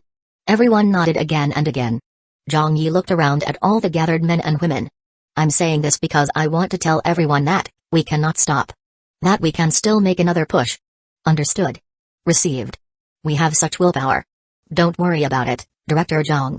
We guarantee that we will complete this mission. Everyone made their stand. Zhang Yi nodded satisfied and asked, so, what do we do if we catch a cold? Hakiki sniffed in her mucus and answered, bear with it. Zhang Zuo said, hold it back with willpower. Wu Yi said with determination, use our perseverance to fight the disease. Each person sounded more determined than the previous. But Zhang Yi was slightly shaking his head. Was it wrong? Everyone was feeling unsure. What were they supposed to rely on? Tenacity? Character? With that very breath that existed deep in the bottom of their hearts? Zhang Yi declared, what else can we do when we catch a cold? Of course we have to take our medication. How can you persevere when it comes to such things? Everyone collectively fainted on the spot. Oh. And there you were talking about perseverance and determination for an entire day, yet when it came to the question, it totally had nothing to do with it at all. Chapter 663, The Voice starts recording. T-4 days, the selected and backup contestants for the blind auditions were finally settled upon. This was from the selection of the contestants who had qualified through the preliminary auditions earlier. T-3 days, the progression of the intro recordings for the contestants was 25% done, but due to the task being rather heavy and a lack of manpower, they could not do it as fast as they had planned. Because of this, Zhang Yi made some changes to only record the intro clips of the contestants who were due for the first episode's appearance. The other contestants would do theirs on another day since all they needed now was to meet the demands and requirements for the first episode's recording of the voice. Once that was done, they would have another week to prepare. T-2 days, the construction of the stage was completed. T-1 day, the equipment was almost all set up and adjusted to be ready for the studio recording. And then it was the day itself. At 12:30 p.m. on Thursday, the day the voice was to be broadcast, they were 8.5 hours away from the scheduled broadcast timing of 9 p.m. In the recording studio, every staff member from the program team was gathered together. Zhang Yi was confirming all the final tasks for everyone. Staff passes? Audience admission passes? It's all done. They're all placed into the plastic holders with lanyards. Post-production on the intro shorts? Director Zhang, it's all done. The captions and BGM have been added in as well. How about the lighting? Testing is complete on them. The equipment? A-okay. The coaches and contestants? The 19 contestants appearing in the first episode are already in the waiting area backstage. 3 of the coaches have already arrived and are having their makeup applied right now. Only Sister Zhang is not here yet, but we called and confirmed that they're already on the way, about 10 minutes away from Central TV. Her manager says that Sister Zhang's makeup is already done, so we don't need to factor in the time for that. When the coaches are all here, we can begin the recording. How about the audience? They're all here. We're verifying their identities and distributing the admission passes to them. After Zhang Yi confirmed the last item on the list, he heaved a sigh of relief. All of a sudden, he felt his legs turn to jelly. He quickly took a chair which was just beside him and sat down on it heavily. Everyone on hand also fell silent for a good 3 or 4 seconds before they broke out into cheers. Heavens! We really completed all our preparations. We made it. We really made it. We did it. We really did it. Everyone was feeling extremely excited and unable to hold back their emotions. Including Little Wang and a few other female staff members, they even had tears rolling down their cheeks. Even Assistant Director Hakiki had to turn her head around to quietly dry her eyes. It had been too difficult. For the past 6 days, they'd all had it too difficult. Within the program team, every one of them had really given it their all. The exertion of working from early in the morning until late at night was simply unimaginable by anyone from the other program teams in Central TV. Hakiki and 5 others had a cold for the past 5 days but continued working despite being sick.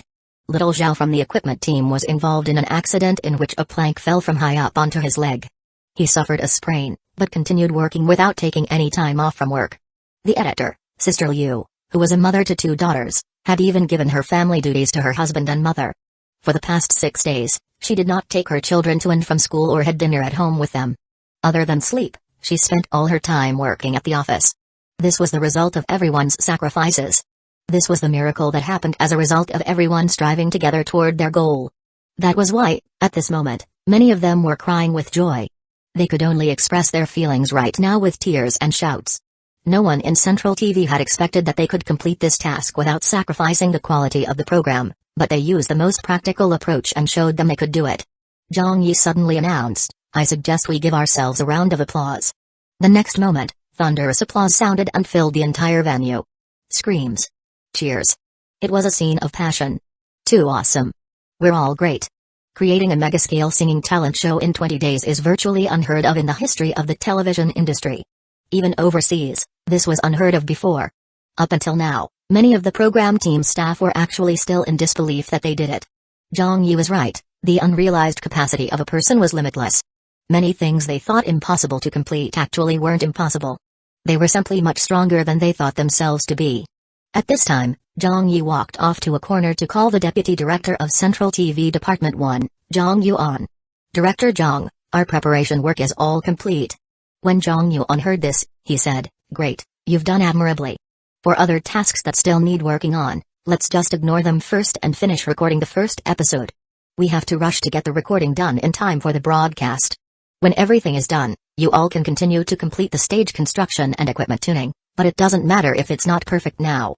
But Zhang Yi replied, "It's not that, Director Zhang, I don't think you understood me properly. I said that the preparation work is all complete. The stage, equipment, and music are all completed and ready." "What?"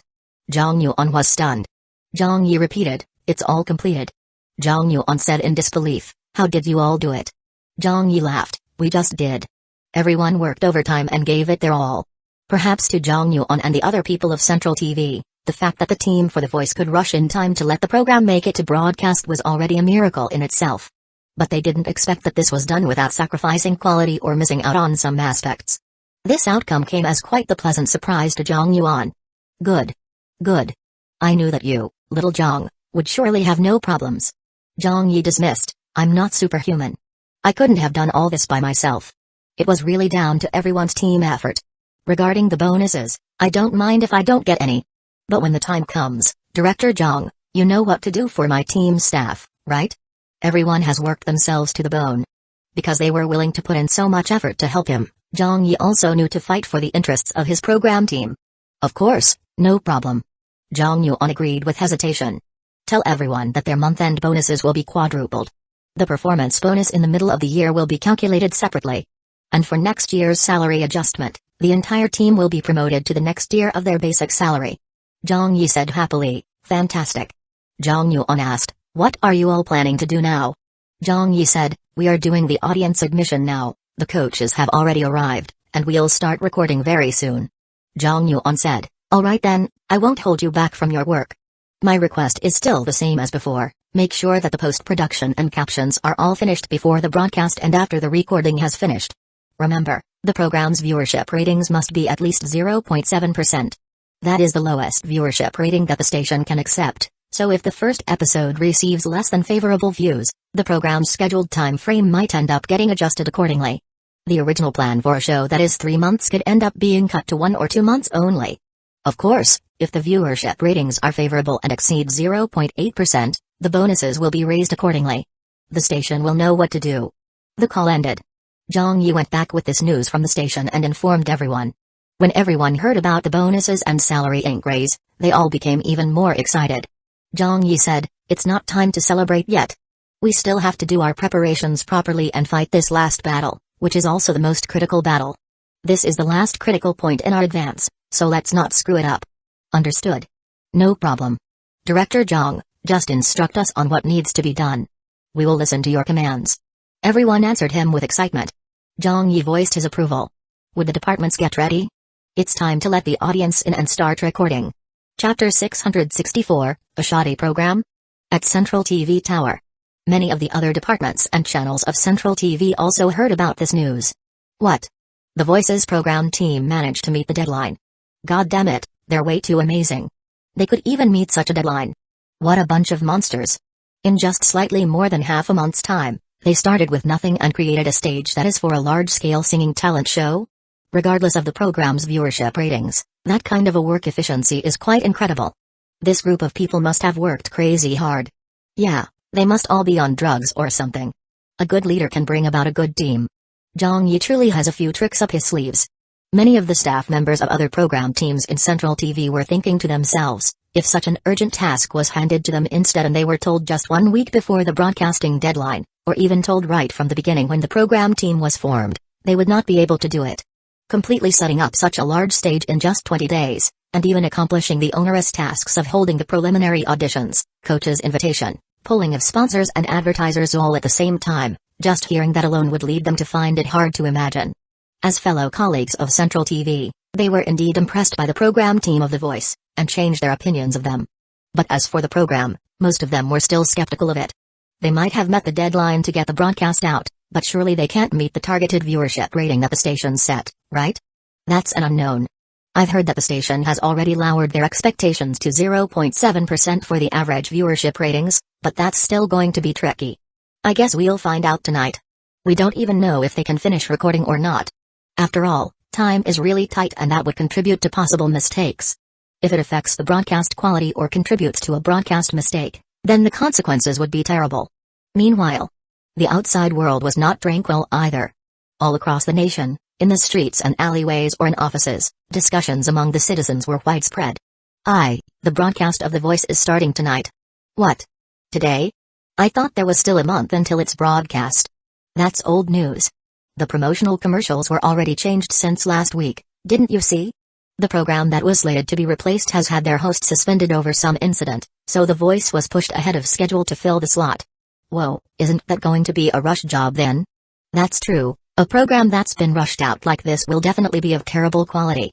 Yeah, even with ample preparation time, this program might not be good, not to mention that it has now been forced by the situation and pushed ahead of schedule. Surely the quality of the program would be affected, no? I think this production fee of over 100 million RMB is definitely going to go down the drain. They're not likely to do any better than the other similar talent shows that are airing now. So what if they have an impressive lineup? So what if their equipment is the best? It still boils down to the contestants. It's not going to be of any help even if Sister Zhang is holding down the fort. The audience won't watch the show from beginning to end without changing channels just because of her, right? No matter what, the coaches are really just the supporting cast of the show. That's what I think too. On the internet, topics regarding The Voice were rife. They're starting the broadcast today. It's too soon. I only saw the promotions for it a while ago and they're already broadcasting it today? Will this short amount of time be enough for them to make the show good? I quite like Zhang Yi, so I'm really worried for him. Could the fairy tale of Zhang Yi's miraculous viewership ratings came to an end just like this? Legends don't last forever. They always get disproven someday. But that can't be blamed on Zhang Yi, who asked that host to be involved in an affair and even get into trouble after photos were published. Otherwise, The Voice would not have been so hastily pushed to begin its broadcast. This was all destined. Teacher Zhang's luck this time was really terrible. Yeah, he was pretty down on his luck for this incident. I was initially quite looking forward to Teacher Zhang's new program, but now this has happened. I don't feel too good about it anymore. Just thinking of how the program only had a preparation period of 20 days, I doubt it'll be any good. The only objective of this program now is to fill the hole in Central TV's programming lineup, so I just hope that this is not a stopgap measure. At the very least, if they let the program come closer to completion, I'll be very satisfied. Teacher Zhang is really unlucky. Just as he was getting things going, he had to meet with such a situation. Some comments were still considerably positive. But the comments from some others were full of malice. This lousy program would not have been good anyway. I've never thought that it would perform well, so it's definitely going to be worse now.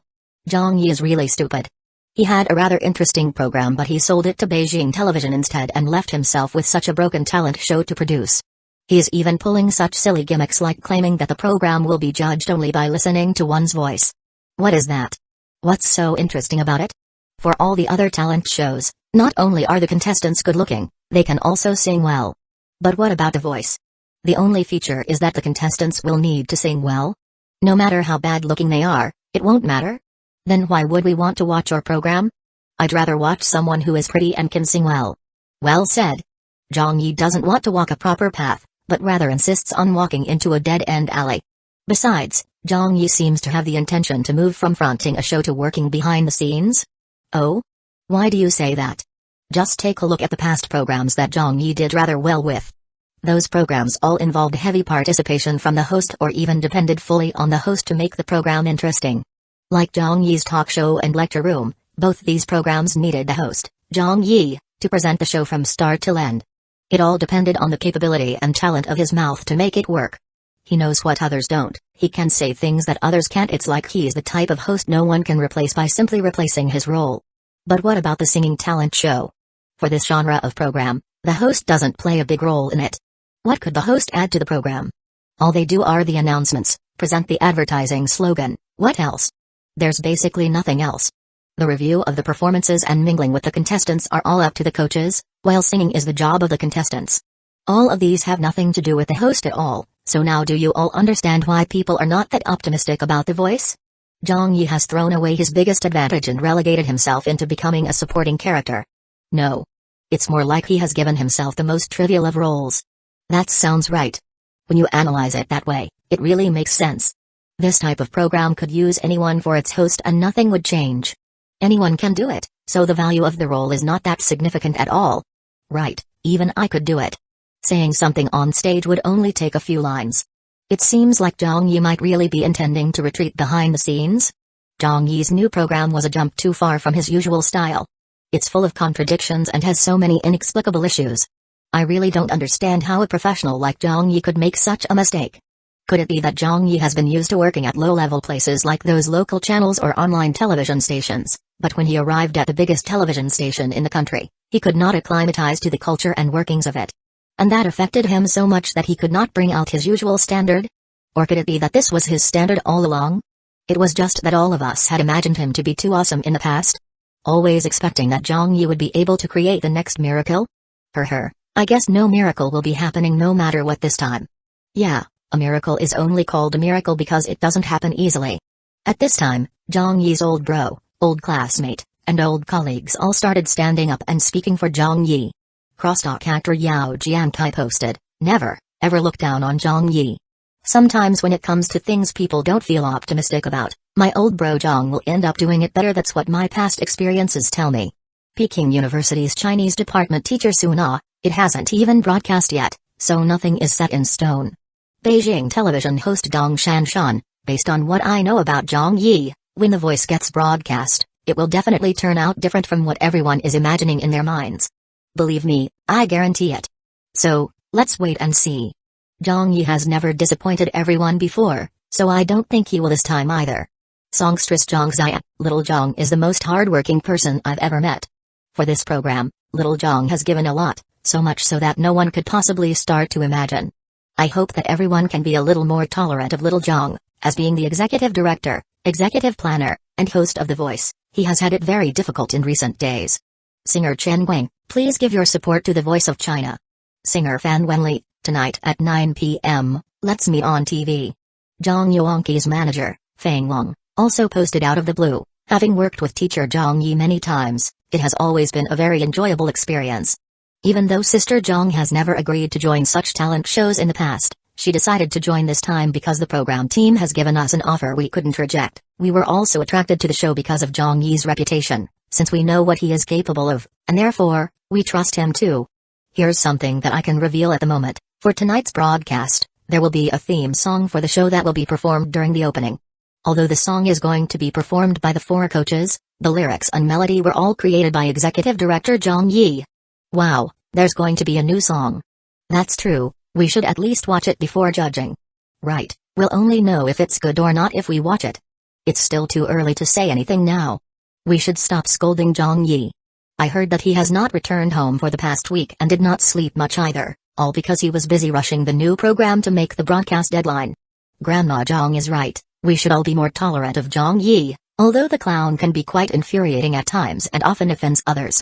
Haha, it's exactly because he has offended too many people, so whenever anything happens to him, many people come to doubt and criticize him, never missing out on an opportunity to do so.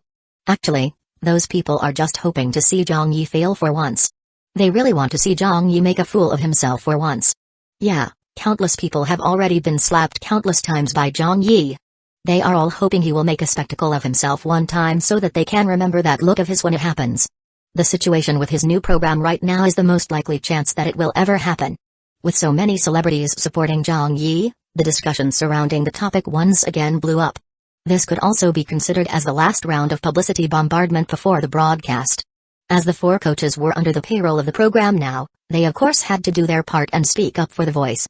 As for Yao Jiankai and Dong Shanshan, needless to say, it was because they had a very good relationship with Zhang Yi. Yes, by rights, as Beijing television's host, Dong Shanshan should have been more careful with some of her stand on things. Logically, it was also not good of her to help a central TV host promote their show, But Zhang Yi and Beijing television station also had a good relationship, having fought, gotten embarrassed, and even helped each other when there were difficulties. So even though Dong Shanshan had helped Zhang Yi do some publicity, it was nothing improper. With the added relationship of old classmates between the two of them, the station would not use this as an excuse to criticize her. It should also be mentioned that Dong Shanshan was getting popular at the moment and was already moving up toward the D-list celebrity rankings, so she could no longer be considered the same rookie she had been when she first joined the station. Chapter 665, Zhang Yi's Rebuttal, Admiring the Mountains. The discussions did not die down. Some of them were even contributed by people who were employed by the Voices program team to drive discussion.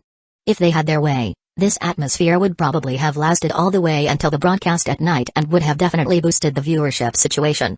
However, at this moment, a certain northern television station's program team supervisor suddenly said something.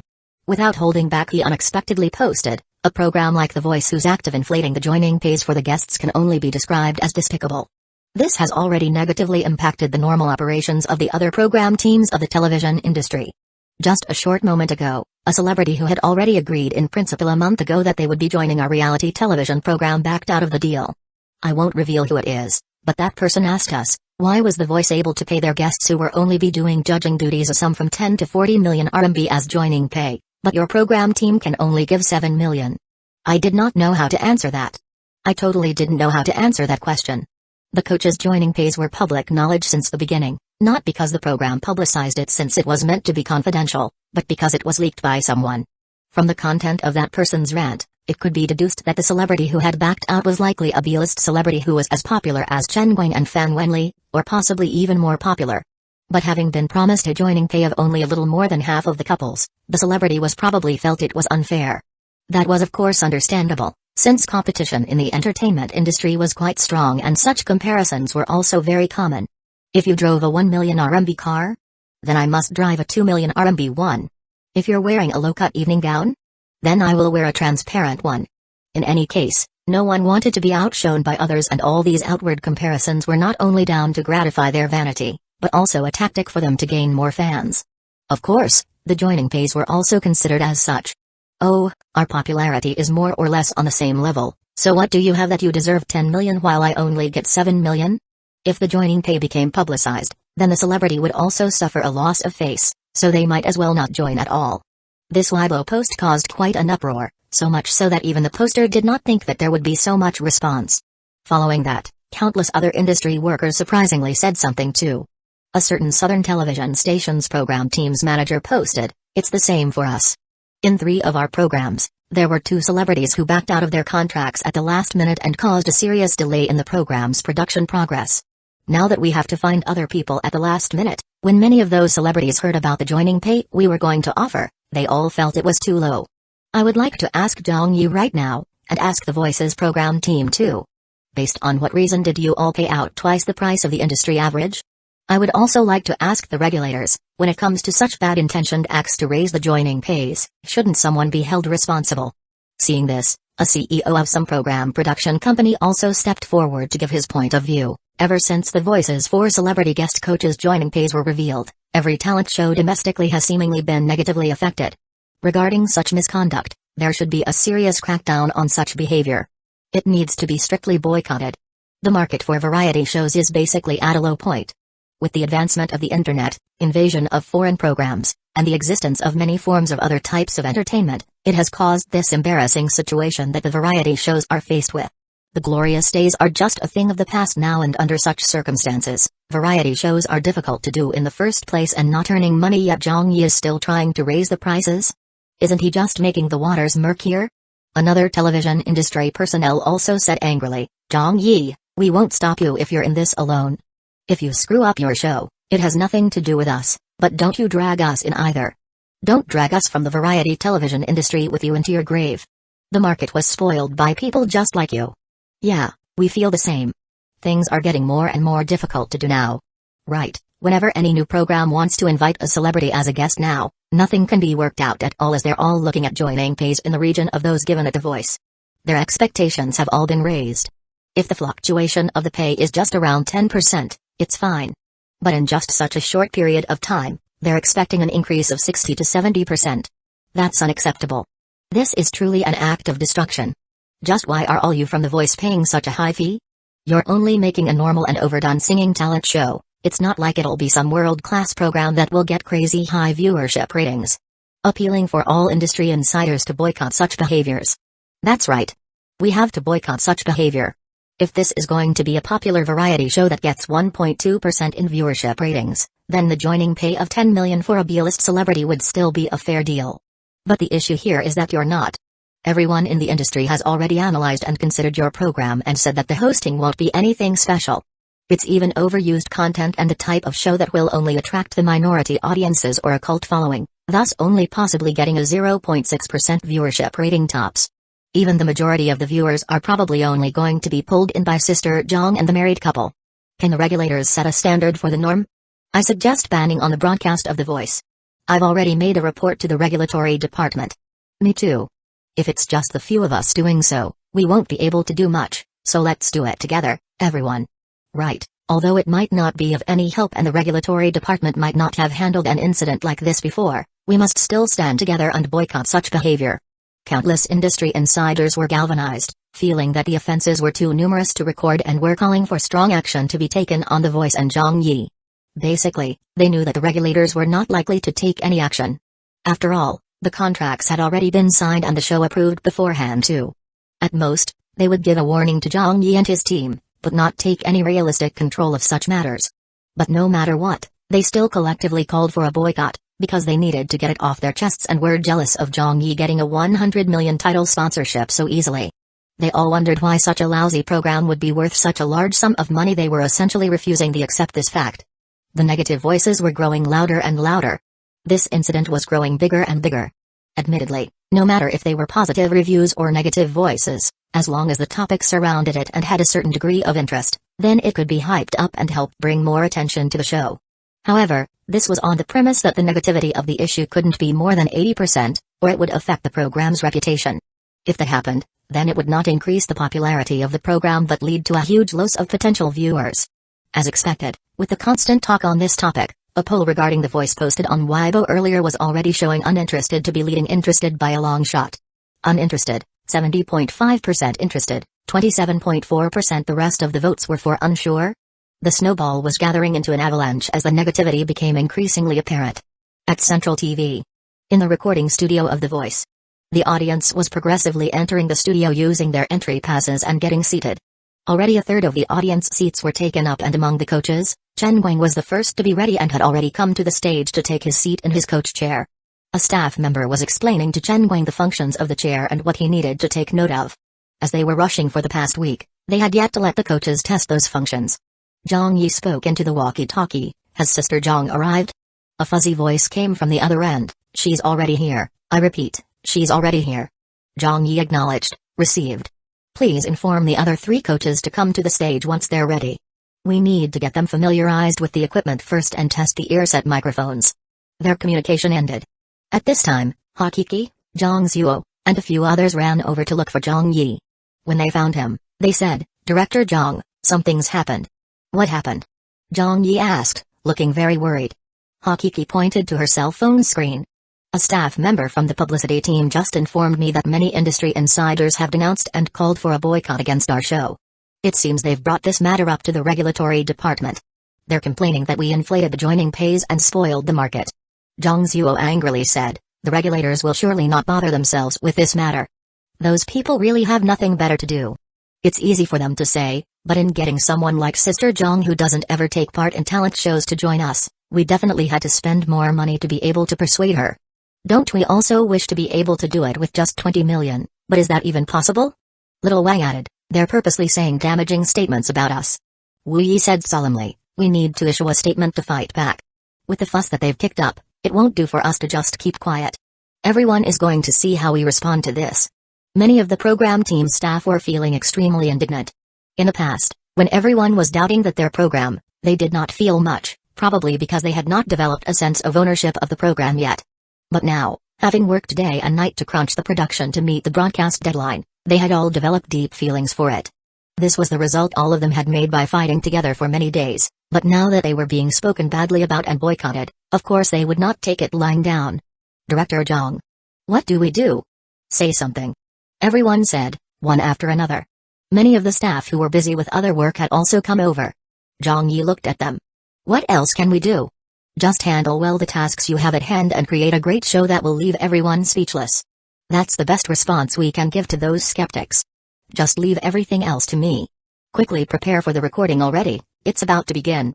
Seeing his response, they finally dispersed and went back to their tasks. Zhang Yi took out his cell phone and browsed to where all those denouncers were talking about his program. After scrolling through all the comments, he knew that he had to say something and couldn't just stay silent. As such, Zhang Yi responded. Before this, it had almost been a month since he had last said something online, so this was to be the first Weibo post he was going to make ever since he started production on the new program. Offstage. Some of the eagle-eyed audiences saw it. Ah, what's Zhang Yi doing? Quick, look. That looks like the interface of Weibo. Did Teacher Zhang just update his Weibo? Quickly go and take a look. He must be giving his response to those industry peers. Do you know how many people from other television stations are scolding him online right now? Many of the audience members who were already seated rapidly took out their phones to check Weibo. Hakiki and Zhangzuo might have been busy with their work, but they also secretly took out their phones to see what sort of a response Zhang Yi gave. At the same time, many people had noticed Zhang Yi's Weibo being updated. Fan Wenli, still backstage, looked at her phone and quietly exclaimed.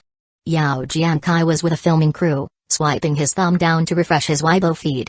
Shenchun's form teacher, Zhao Mai, also launched Weibo on a school computer when her colleagues mentioned it to her. Those variety show industry peers who collectively condemned Zhang Yi, the media reporters, and those citizens who liked or disliked Zhang Yi were all paying attention to Zhang Yi's Weibo, which had been updated at a sensitive time. Tens of thousands of pairs of eyes were all focused there simultaneously. All of them thought that Zhang Yi would explain why their program team raised the joining pays to such an astronomical sum, to clarify the difficulties that had made them came to such a decision, to explain that their program was deserving of the 100 million title sponsorship. But the truth was that Zhang Yi did not want to explain anything. He didn't write a single word of explanation at all. Under everyone's scrutiny, he posted a poem.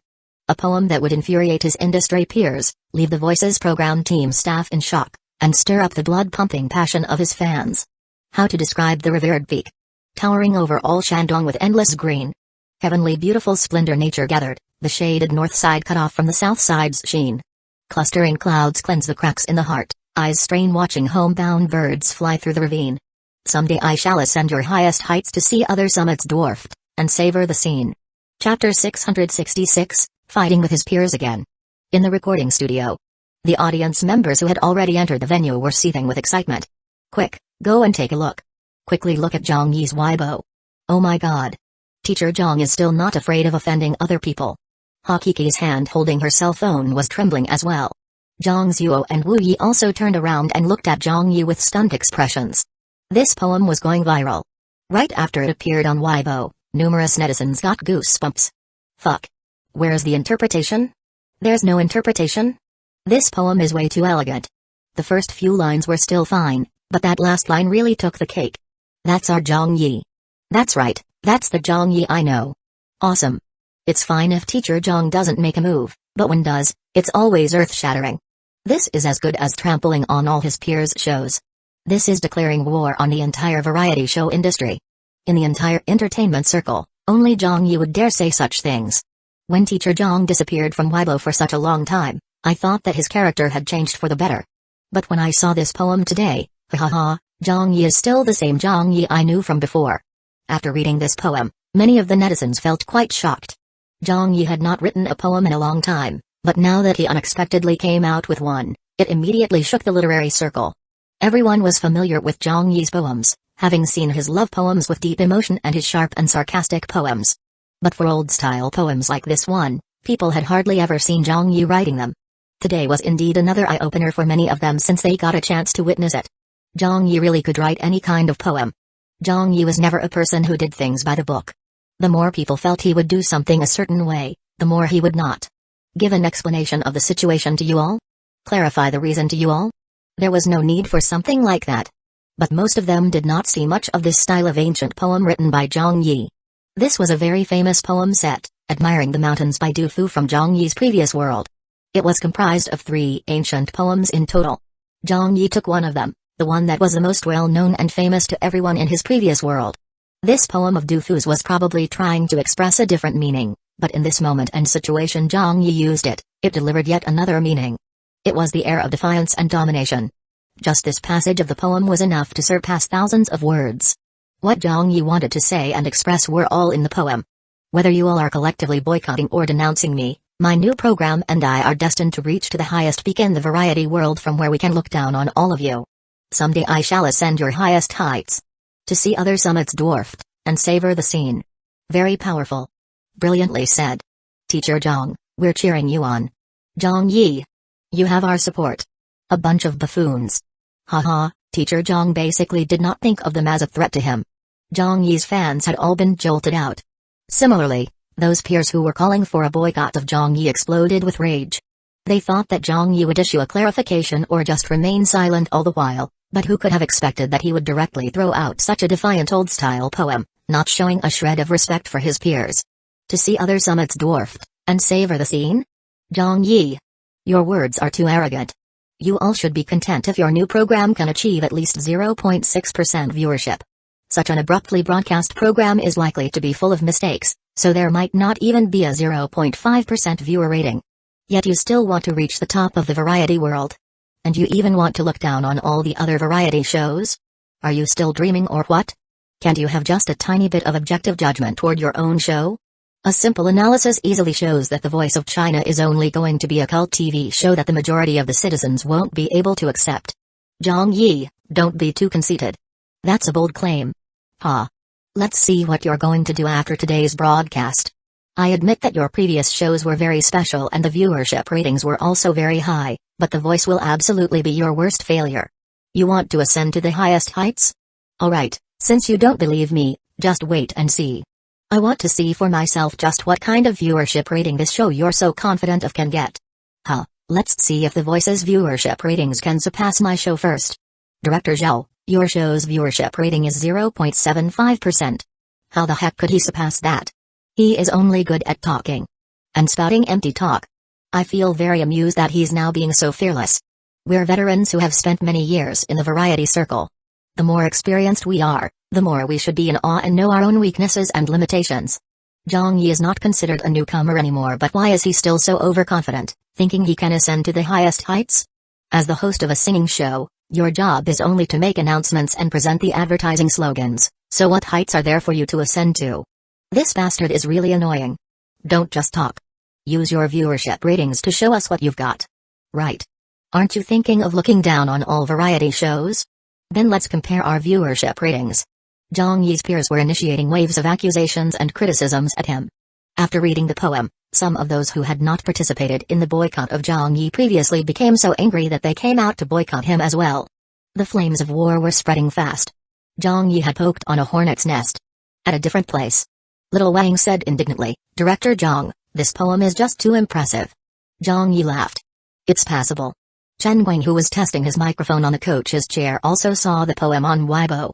He raised his head, looked at Zhang Yi from afar, and gave him a thumbs up. From backstage, Coach Fan Wenli came out. Director Zhang, you wrote another poem. Zhang Yi responded, you saw it? I saw it when I was having my makeup applied. The more I read the last line of the poem, the more I like it. Your literary talent is definitely in the country's top 10. Fan Wenli commented, if not for your young age and the many literature masters still alive, no one would say otherwise if we proclaimed you as the country's best in literature. In the poetry and couplet domains, and among those authors and poets who were still alive, if Zhang Yi said he was number 2, probably no one would dare say they were number 1. However, since literature was still dependent on the accolades that you had, not only did you need to have qualifications, your own works, and have received a prize at some point, you also needed to have an authority to back you. Zhang Yi indeed did not have much to show for in his prose, since Ghost Blows Out the Light and Legend of Hueco were just web novels. Having only just debuted as well, he had not received any prizes yet, so his qualifications were naturally considered little. Fan Wenli rating him in the country's top 10 was already great praise for him. Zhang Yi waved it off. I don't deserve that praise. However, Hakiki had an expression of immense concern. When she saw those fellow peers slandering The Voice and demanding their program be suspended from broadcast, she felt very angry and wanted to join in the scolding as well. Although she was angry, she did not expect Zhang Yi to compose such a poem on the spot. This was no longer just a retaliation, Instead it was a declaration of war against all variety shows. Director Zhang, if you say that, don't you think we will offend too many people? Would it? Zhang Yi didn't seem to care. Hakiki. Zhang Zuo. Would it? What do you think? Their program team of The Voice was essentially taking the stance of offending everyone in the industry with his poem. This was the stance of belittling all the heroes in the industry. If it were just those programs with low viewership ratings, it wouldn't be so bad.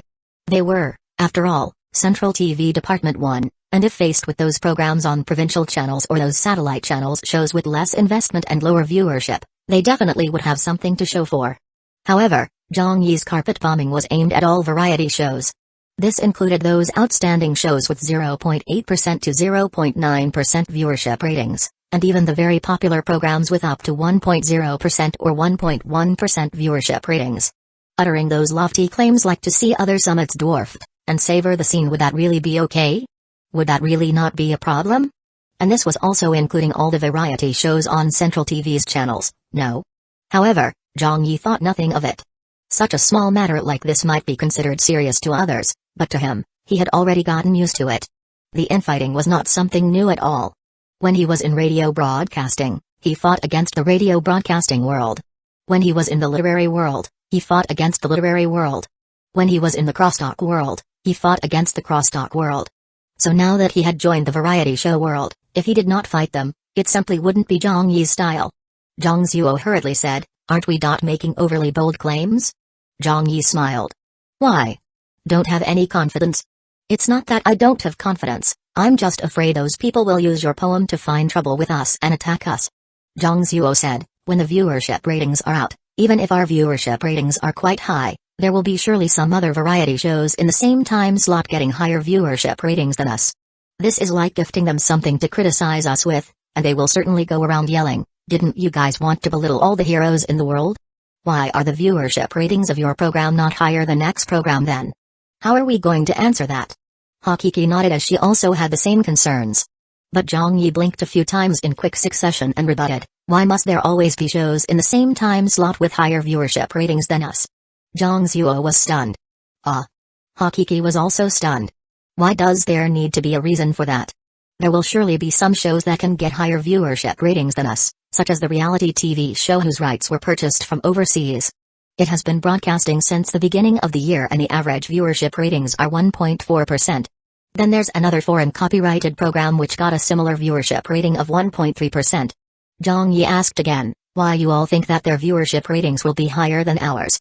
Upon hearing that, Zhang Zuo said astonished, "Are you really thinking that the Voice of China can surpass all those variety shows broadcasting in the same time slot?"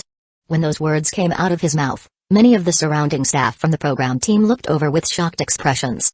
Zhang Yi smiled and corrected him, "It's not that I think we can, but that I'm certain it can be done." Wu Yi gawked. "Don't tease us like this anymore, we're really scared." Her voice cracking, little Wang said, "Teacher Zhang, are you serious?" A female editor was stunned. She said, "Didn't we set a targeted viewership rating of 0.7%? Why did it change again? 0.7% is the station's target for us." Zhang Yi said calmly, "But it wasn't set by me. My expectations are much higher than this target by a lot." Everyone was speechless. 0.7% was still low? How many of the current variety shows broadcasting in the country had ever exceeded 0.7% in viewership? There should only be a dozen or so of them, right? But your expectations were higher? And even much higher at that? Could we stop joking around, Director Zhang? This was a program that a majority of the people were pessimistic about. If we could accomplish the station's target of 0.7% viewership, we would already be satisfied. That would already be enough to create a legend. Everyone could not understand why Zhang Yi felt so confident. Zhang Yi did not get angry when he noticed their doubts. He said to them, "I know that everyone has doubt, but that's because you all have not seen the entire, actual process of the program's recording yet. There are some details I did not tell all of you beforehand and that aren't stated on the program proposal." He smiled. "For instance, my segment as the host." Hakiki asked confused, "The host's segment?" Little Wang said, "Aren't you just going to read the advertising messages?" Zhang Zuo said, "You want to add some lines to the host's script at the last minute? Haven't you already decided on the lines? If you change it now, will there be enough time?" Everyone had read Zhang Yi's script for the host before, as it had been written out by him long ago, but no one found it to be anything special. What sort of tricks could even be added to it? Zhang Yi grinned. The monologue hasn't been changed. Hakiki said, then why are you saying? Zhang Yi said, you'll all find out soon. Chapter 667, setting the whole studio ablaze. The audience gradually filled up the studio. Could the people in front walk a little faster? Hey, don't squeeze. Ah, I saw Zhang Yi. I saw him too. Wow, there's also Chen Guang. What was with the poem from earlier? Isn't Zhang Yi busy with the show? Zhang Yi took some time to post it onto Weibo. I could see his phone screen from here. In the past, I'd only read Zhang Yi's poems online. But I could have expected today to be such a good day, being able to see Zhang Yi compose the poem live on the spot. It's just as the legends described, his poems weren't prepared ahead of time or composed by others on his behalf. He did it all spontaneously on the spot. That poem was absolutely the best. But I wonder how the show will perform. Ayo, this stage is really huge. Yeah, the stage is dazzling. It must have been very expensive to set up, compared to those other talent shows' stages, they're basically worlds apart. I could never have imagined the stage to be so big. It's just a singing talent show, why did they set it up to look like the Spring Festival Gala? Is that even necessary? It's no wonder this is a production of over 100 million. They really broke the bank for this. After the audience had entered and been seated, they began conversing with one another. From the other side, Hakiki personally led a group of audience members into the studio. The reason why Hakiki had to do this herself was because the members weren't just any typical audience members. They were the CEO of Brain Gold Company and its upper management team, along with some staff of the company. They had communicated earlier with Zhang Yi and expressed their intent to come watch the recording of the first episode of the show. Zhang Yi naturally did not reject and immediately made arrangements for their seating. Actually, the program team staff also knew that 100 million for the title sponsorship fee was a large sum for Brain Gold Group and not an amount they could afford to lose. The reason for them coming to see the recording was a pretext for inspection, as they wanted to see for themselves whether they would have the chance of recouping this 100 million yuan expenditure and help advance their company to another level. After the title sponsors arrived, the program team was under tremendous pressure. If they somehow screwed it up, they really would have no way to answer to the Brain Gold Company. Hakiki politely said, CEO Wu, please have a seat over here. Wu Mo acknowledged her and took his seat. I'll get Director Zhang to come over, Hakiki said, immediately turning to walk away. However, Wu Mo stopped her. There's no need, just let him work. We can handle ourselves over here. I understand that this is the critical moment right now, so there's no need to disturb him. Hakiki said, alright. At the door of the staff corridor, Central TV Department 1's leaders had also arrived. Zhang Yuan was leading the group, and there were a few other middle-aged men and women beside him. Some were leaders and department heads, all had leadership roles at Central TV Department 1. They had come to the venue for the recording of the program.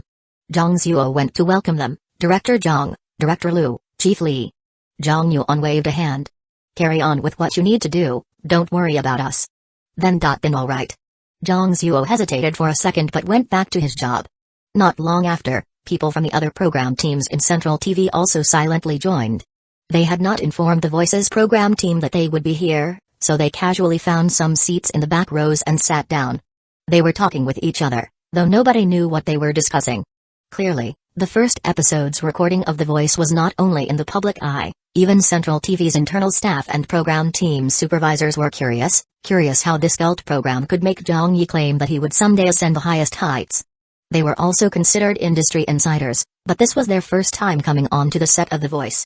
They could not grasp what the show would be like, as it hadn't even started yet, but the impact from the stage layout had clearly made an impression on them. This was truly extravagant beyond measure. The light setup on the left was worth 220,000. The machine at the right was worth 110,000. Then, the large display screen behind the stage and its control equipment started in the millions. In the whole of Central TV, other than the Spring Festival Gala venue which would need to use tons of money, there weren't any other programs that dared to spend as The Voice did. Further, even if they dared to spend that amount of money, they wouldn't have the budget to do so. Just looking at the stage which was estimated to cost upwards of 10 million, those staff members of Central TV all felt that the setup here was far too extravagant. At the same time, they felt very envious. If they could use the equipment and stage over here, how nice would it be? On stage, Zhang Yi yelled, all departments, please take note, 5-minute countdown starting now. When the audience heard this, they also quieted down very quickly. Zhang Yi started announcing some routines and procedures to the audience, Could we trouble everyone to turn off your phones or set them to silent as the recording will begin shortly? Please do not be rowdy or speak loudly.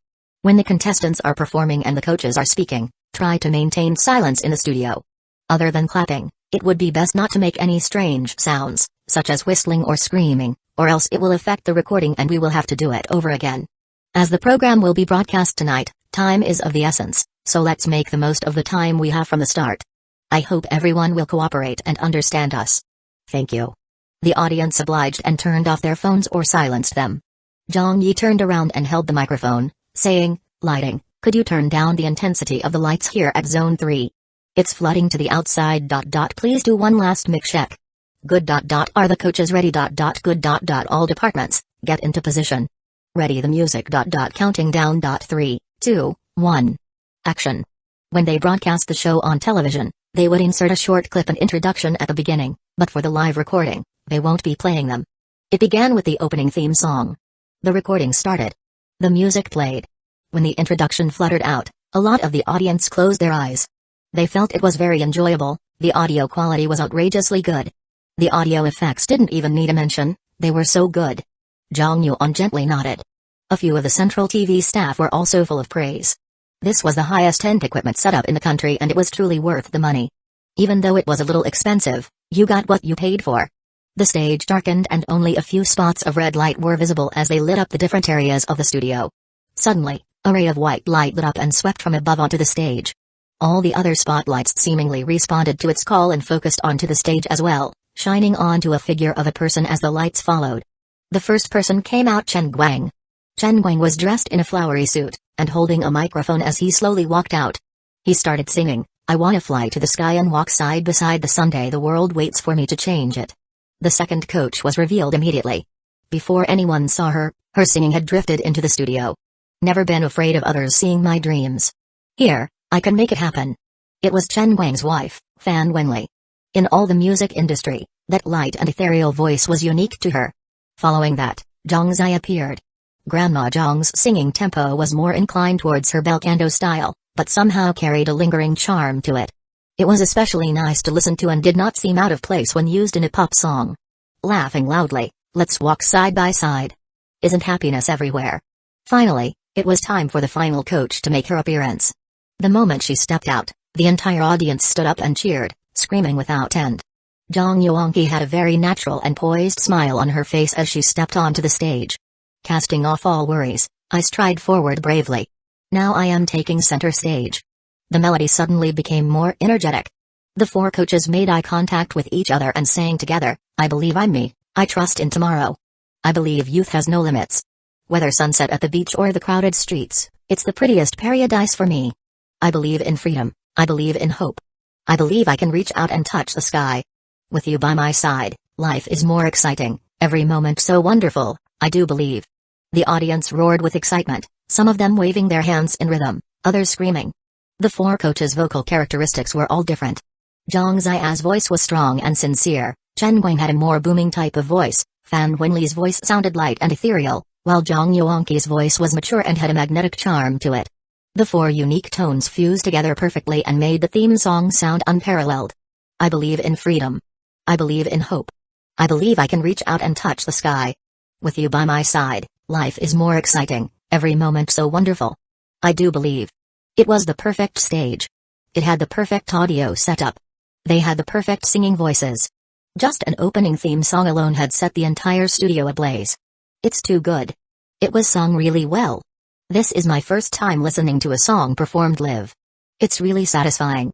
The teachers are no doubt worthy of their statuses as talented singers in the music industry, they're all really good. It's important that the song is also good. It's only my first time hearing this song, but it's already so nice. I wanna fly to the sky and walk beside the sun? What level of boldness is this? Only someone like Zhang Yi could write a song like this. This song is surely going to get popular. Right. I don't know about the show, but this song is awesome. This opening stage effects were really awesome as well. I'm drunk from listening. This is what you fucking call singing. Many in the audience were only noticing for the first time that the voice indeed had some differences with the other singing talent shows. In terms of the lighting and audio effects, it was already superior to others. Moreover, with these four big shot, talented singers, When a comparison was made, this opening stage had already dominated all the other singing talent shows. The music had not stopped yet, the outro was playing.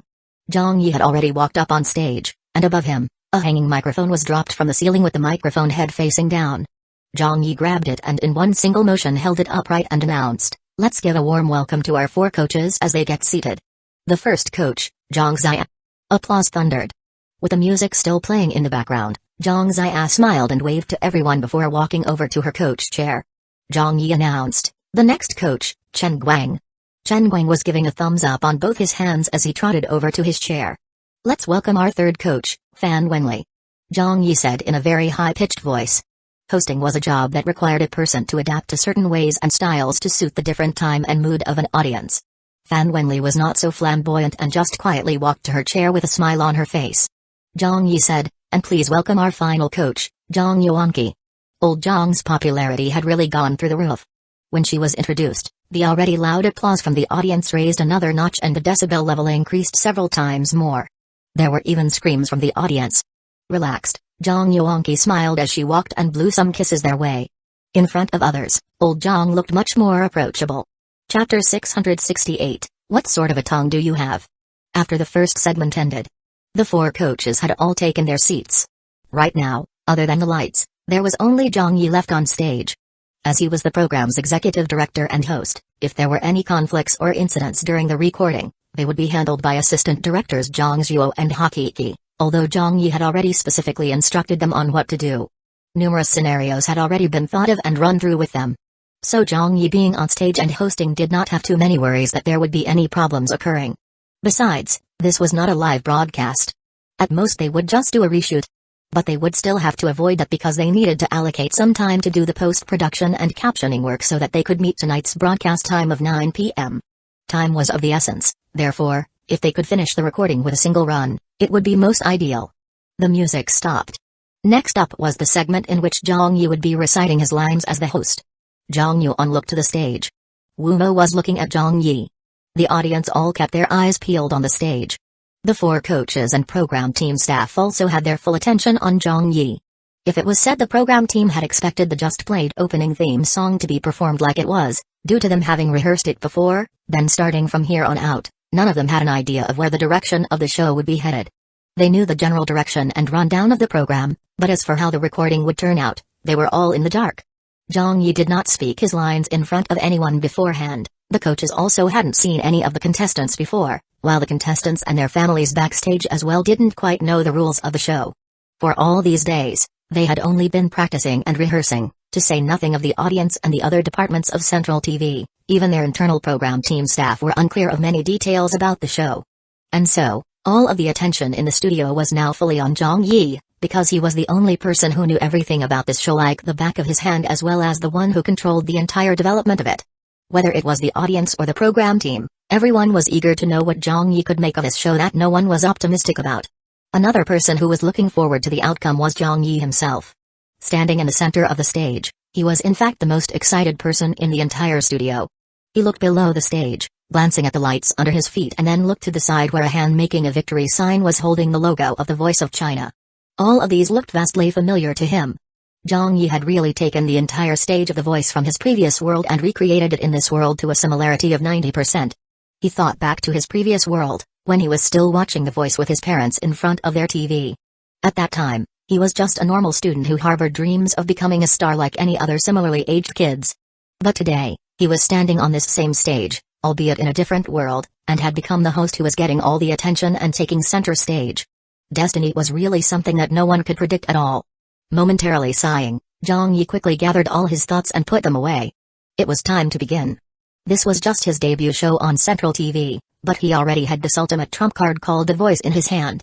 In such a situation, if he could still screw up the show, then he should just find a thick wall and crash into it to end his life. Hello, everyone. Zhang Yi held the microphone and spoke into it. I am your host, Zhang Yi. The audience suddenly broke out into applause that was as loud as what they gave to the 4 coaches. Zhang Yi smiled at the camera and said to the audience, "Welcome to the global premiere of the country's most professionally organized mega-scale singing talent show, brought to you exclusively by health product leader Brain Gold." Mega-scale? The most professionally organized in the country?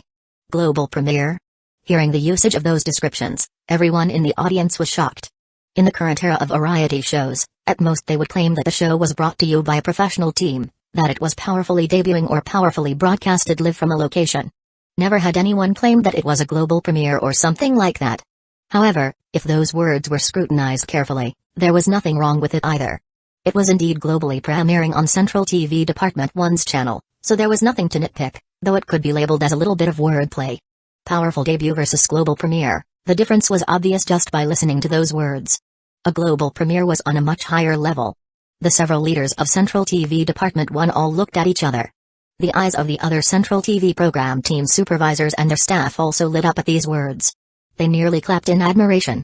This Zhang Yi might always look like a troublemaker, but there was nothing anyone could criticize about his ideas. What a stroke of genius.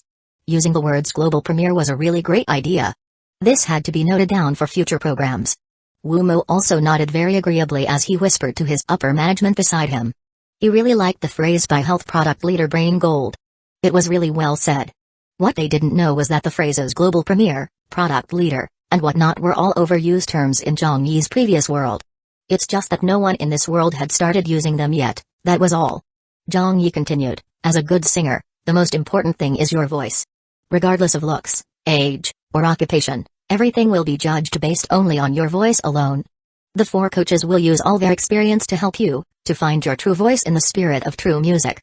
Our stage of the voice is looking forward to your arrival. He pointed at the camera lens with his finger. You just might be China's next generation of great singers. Applause rang again. Little Wang was below stage, acting as the applause leader. When she gave the signal, the audience cooperated very well. Zhang Yi held the microphone, smiling. Today, we have 8 people who will be joining us on stage. Who could they be? What kinds of voices will they have? What songs will they choose to perform? Many of the audience members sat up straight, waiting in anticipation. Yes, just who would these people be? How well would they sing? Zhang Yi laughed a little and said, alright, next up is the segment that is the most anticipated. Then he paused for a moment. Advertisements. When that was said, everyone collectively fainted. PFFT. How did it turn out to be advertisements? Hey, what most anticipated? That's so funny, that teacher Zhang. He really catches you off guard with what he says. I thought that there was going to be a contestant appearing already. Who would anticipate advertisements? In the voice from Zhang Yi's previous world, the host did not have such flowery language in his opening announcements and focused more on the contestants and coaches. However, since Zhang Yi was the executive director of the program now, he could easily make the necessary adjustments to his role as the host. He had spent so much effort to remake the voice here, so did anyone really think that he would just sit back and quietly take on the duty of doing announcements? How's that possible? When they heard the word advertisements, Hakiki, Zhang Zuo, and the others stared with their eyes wide open. They looked very concerned, because Zhang Yi had previously said some weird things to them that left them very confused. From the sound of it, Director Zhang meant that he had some tricks hidden in his lines to be delivered. From what they could see on the host's script, the first half of it was already said. Only the latter half, which was a string of advertisement messages, was left. After that, they would move on to the recording of the main event on a stage where there wouldn't be any more lines from the host. Some people in the audience were already yawning. Advertisements? Whether they appeared in a movie, TV drama series, or other programs, these were the segments viewers hated the most. Advertisements were not something people were interested in looking at, so of course less was better. Some people were whispering in the audience. Say it quickly. Yeah, say it and be done. We're waiting to see who the contestants are. No one took this to be of any importance, including Wumo and Zhang Yuan. The coaches were also whispering and conversing among themselves already, talking about their expectations of the type of contestants they liked. Previously, someone online had made an observation. For such singing talent shows, the host was basically the most non-existent part of the program. All they needed to do was announce the next segments and deliver some advertising messages, so anyone could do what Zhang Yi was doing. This was the consensus many people in the studio had as well, so they ended up hoping to focus more on the contestants and did not pay any attention to Zhang Yi's lines as the host. He saw the audience looking incredibly listless, yet his was a face of calm. He suddenly took a deep breath that lasted a good 2 seconds, like he was filling his lungs fully with air. Some in the audience were tickled by this scene. What's he doing? Chen Guang was a bit speechless. Are you powering up into your final form? Hakiki was also quite confused. What's the deep breath for? Nobody understood what was going on, but immediately in the next second, when Zhang Yi opened his mouth, Everyone looked as though their tails had been stepped on and became so shocked their gallbladders nearly fell out. Zhang Yi spewed, "I will not accept any gifts this year. The only gift I will accept is brain gold. There's no need to watch any TV shows this year. The only TV show you need to watch is The Voice, the authentic health product, The Authentic The Voice." Welcome to the broadcast of The Voice of China, brought to you exclusively by our title sponsor, leader in health products, Brain Gold. Drink Mangekyō mineral water to show your support for The Voice. The most favored student of the 4 coaches for the season of The Voice will get a chance to join Mangekyō mineral water's Music Dreams tour. Text to support your favorite singers and you'll get a 50 yuan book voucher from everyread.net. We thank everyread.net for their generous support of our singers of The Voice. For any of our contestants, as long as they get acknowledged by at least 3 coaches, they'll win a 10,000 yuan Music Dreams scholarship sponsored by Brain Gold. We also give our thanks to Beijing Dea Hotel for sponsoring the accommodations for the coaches of The Voice of China. A flurry of words. A single breath. 200 words. When this advertising message finished, the entire recording studio was as silent as the dead of night. Chen Guang was so shocked that his jaw almost fell off. Fan Wenli stared with eyes wide, showing a shocked expression as well. Wu Mo's body had already slanted to the side so far that he nearly fell off his chair. Hakiki, Zhang Zuo, and the others also very nearly burst their blood vessels. The audience was all dumbfounded. The coaches were dumbfounded. The program team staff were also dumbfounded. One of the audience members even jumped out of his seat in shock. It was as though he had seen a ghost from the way he was staring at the onstage Zhang Yi. For a few seconds, the entire studio was enveloped in silence. Everyone in the venue had no clue on what to do, having been scared silly by Zhang Yi's glib delivery of the lines. Not until after a long time did the audience suddenly burst out exclaiming and screaming. Heavens! Oh my god! What did I just hear? Fuck me! What sort of a tongue do you have? How could an advertisement even be done in this way? An advertising message could even be recited in such a way. Zhang Yi, you've won. I throw myself on the ground and submit to you. That mouth of yours is too damn crazy. Is that even a human being's mouth? Is that even a human being's tongue that you have? Chapter 669, The Irreplaceable Host. The audience was going wild. But Zhang Yi was cool as a cucumber, not looking like he had done something worth mentioning. He did not have that unnatural smug look that some newbie hosts had after completing some difficult lines, or a strong sense of showing off. Having been in the industry for some time now, he had already considered himself a veteran. Although he still hadn't been working too long yet, he already had a lot of experience and his control of the stage was getting stronger and stronger. When he moved about on stage, he was very natural at it, and as a host, he definitely had to have that air of confidence about him. How would he be qualified to host any programs at a place such as Central TV Department 1 otherwise? Offstage, it was getting rather disorderly. Zhang Yi called for a cut. Please stop recording for a while. The staff members operating the cameras all looked at him. With quick paces, Zhang Yi walked over to the nearest camera. Show me the playback. As he said that, he put in the earpiece. The cameraman quickly came back to his senses and switched to playback mode to show him the recorded footage.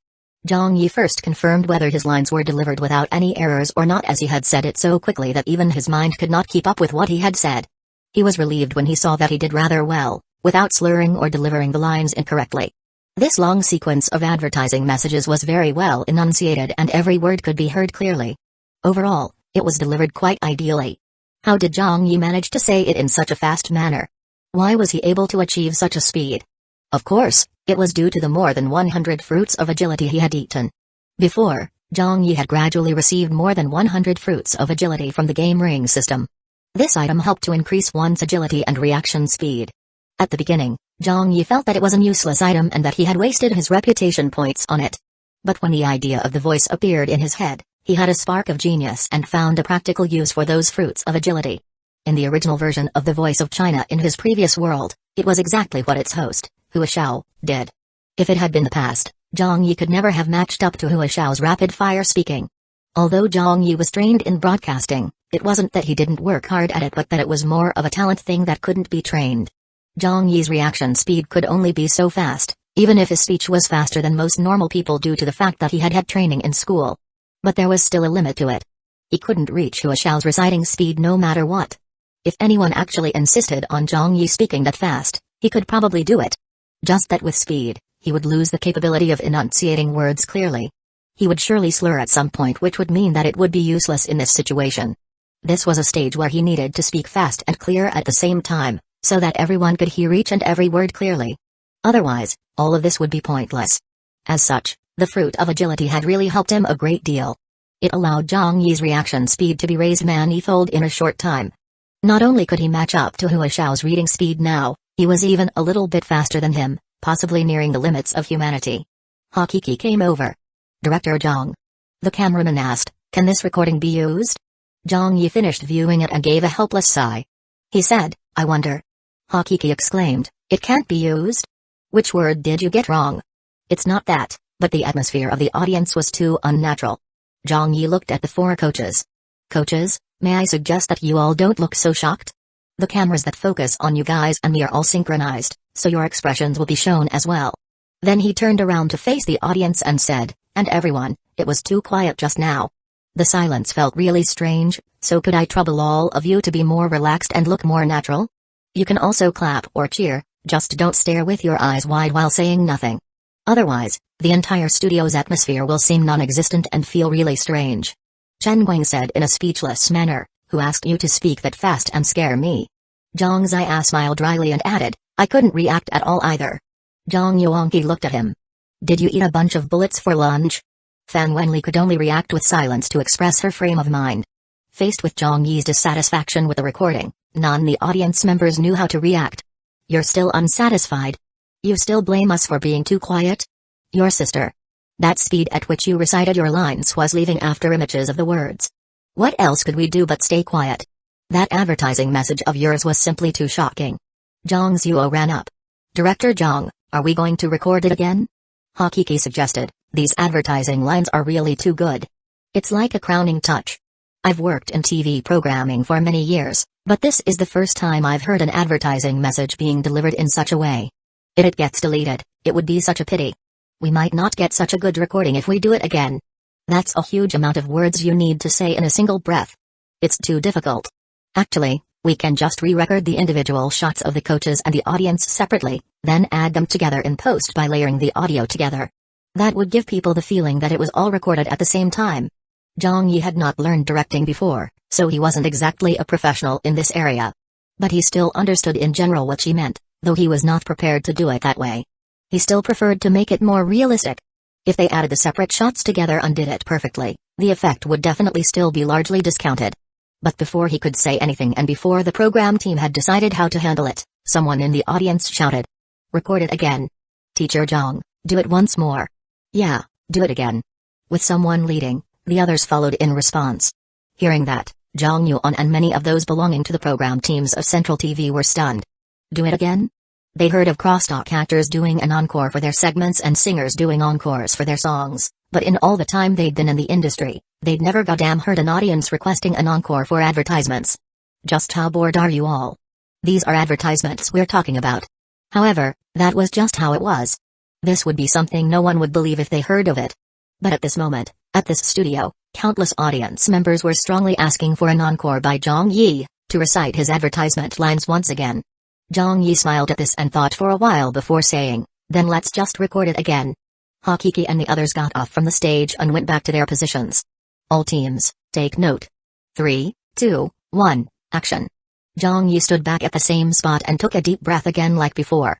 After a slight pause, he suddenly said his lines again. "I will not accept any gifts this year. The only gift I will accept is brain gold. There's no need to watch any TV shows this year. The only TV show you need to watch is The Voice, the authentic health product, The Authentic The Voice." Welcome to the broadcast of The Voice of China, brought to you exclusively by our title sponsor, leader in health products Brain Gold. Drink Mangekyō mineral water to show your support for The Voice. The most favored student of the 4 coaches for this season of The Voice will get a chance to join Mangekyō mineral water's Music Dreams tour. Text to support your favorite singers and you'll get a 50 yuan book voucher from every read.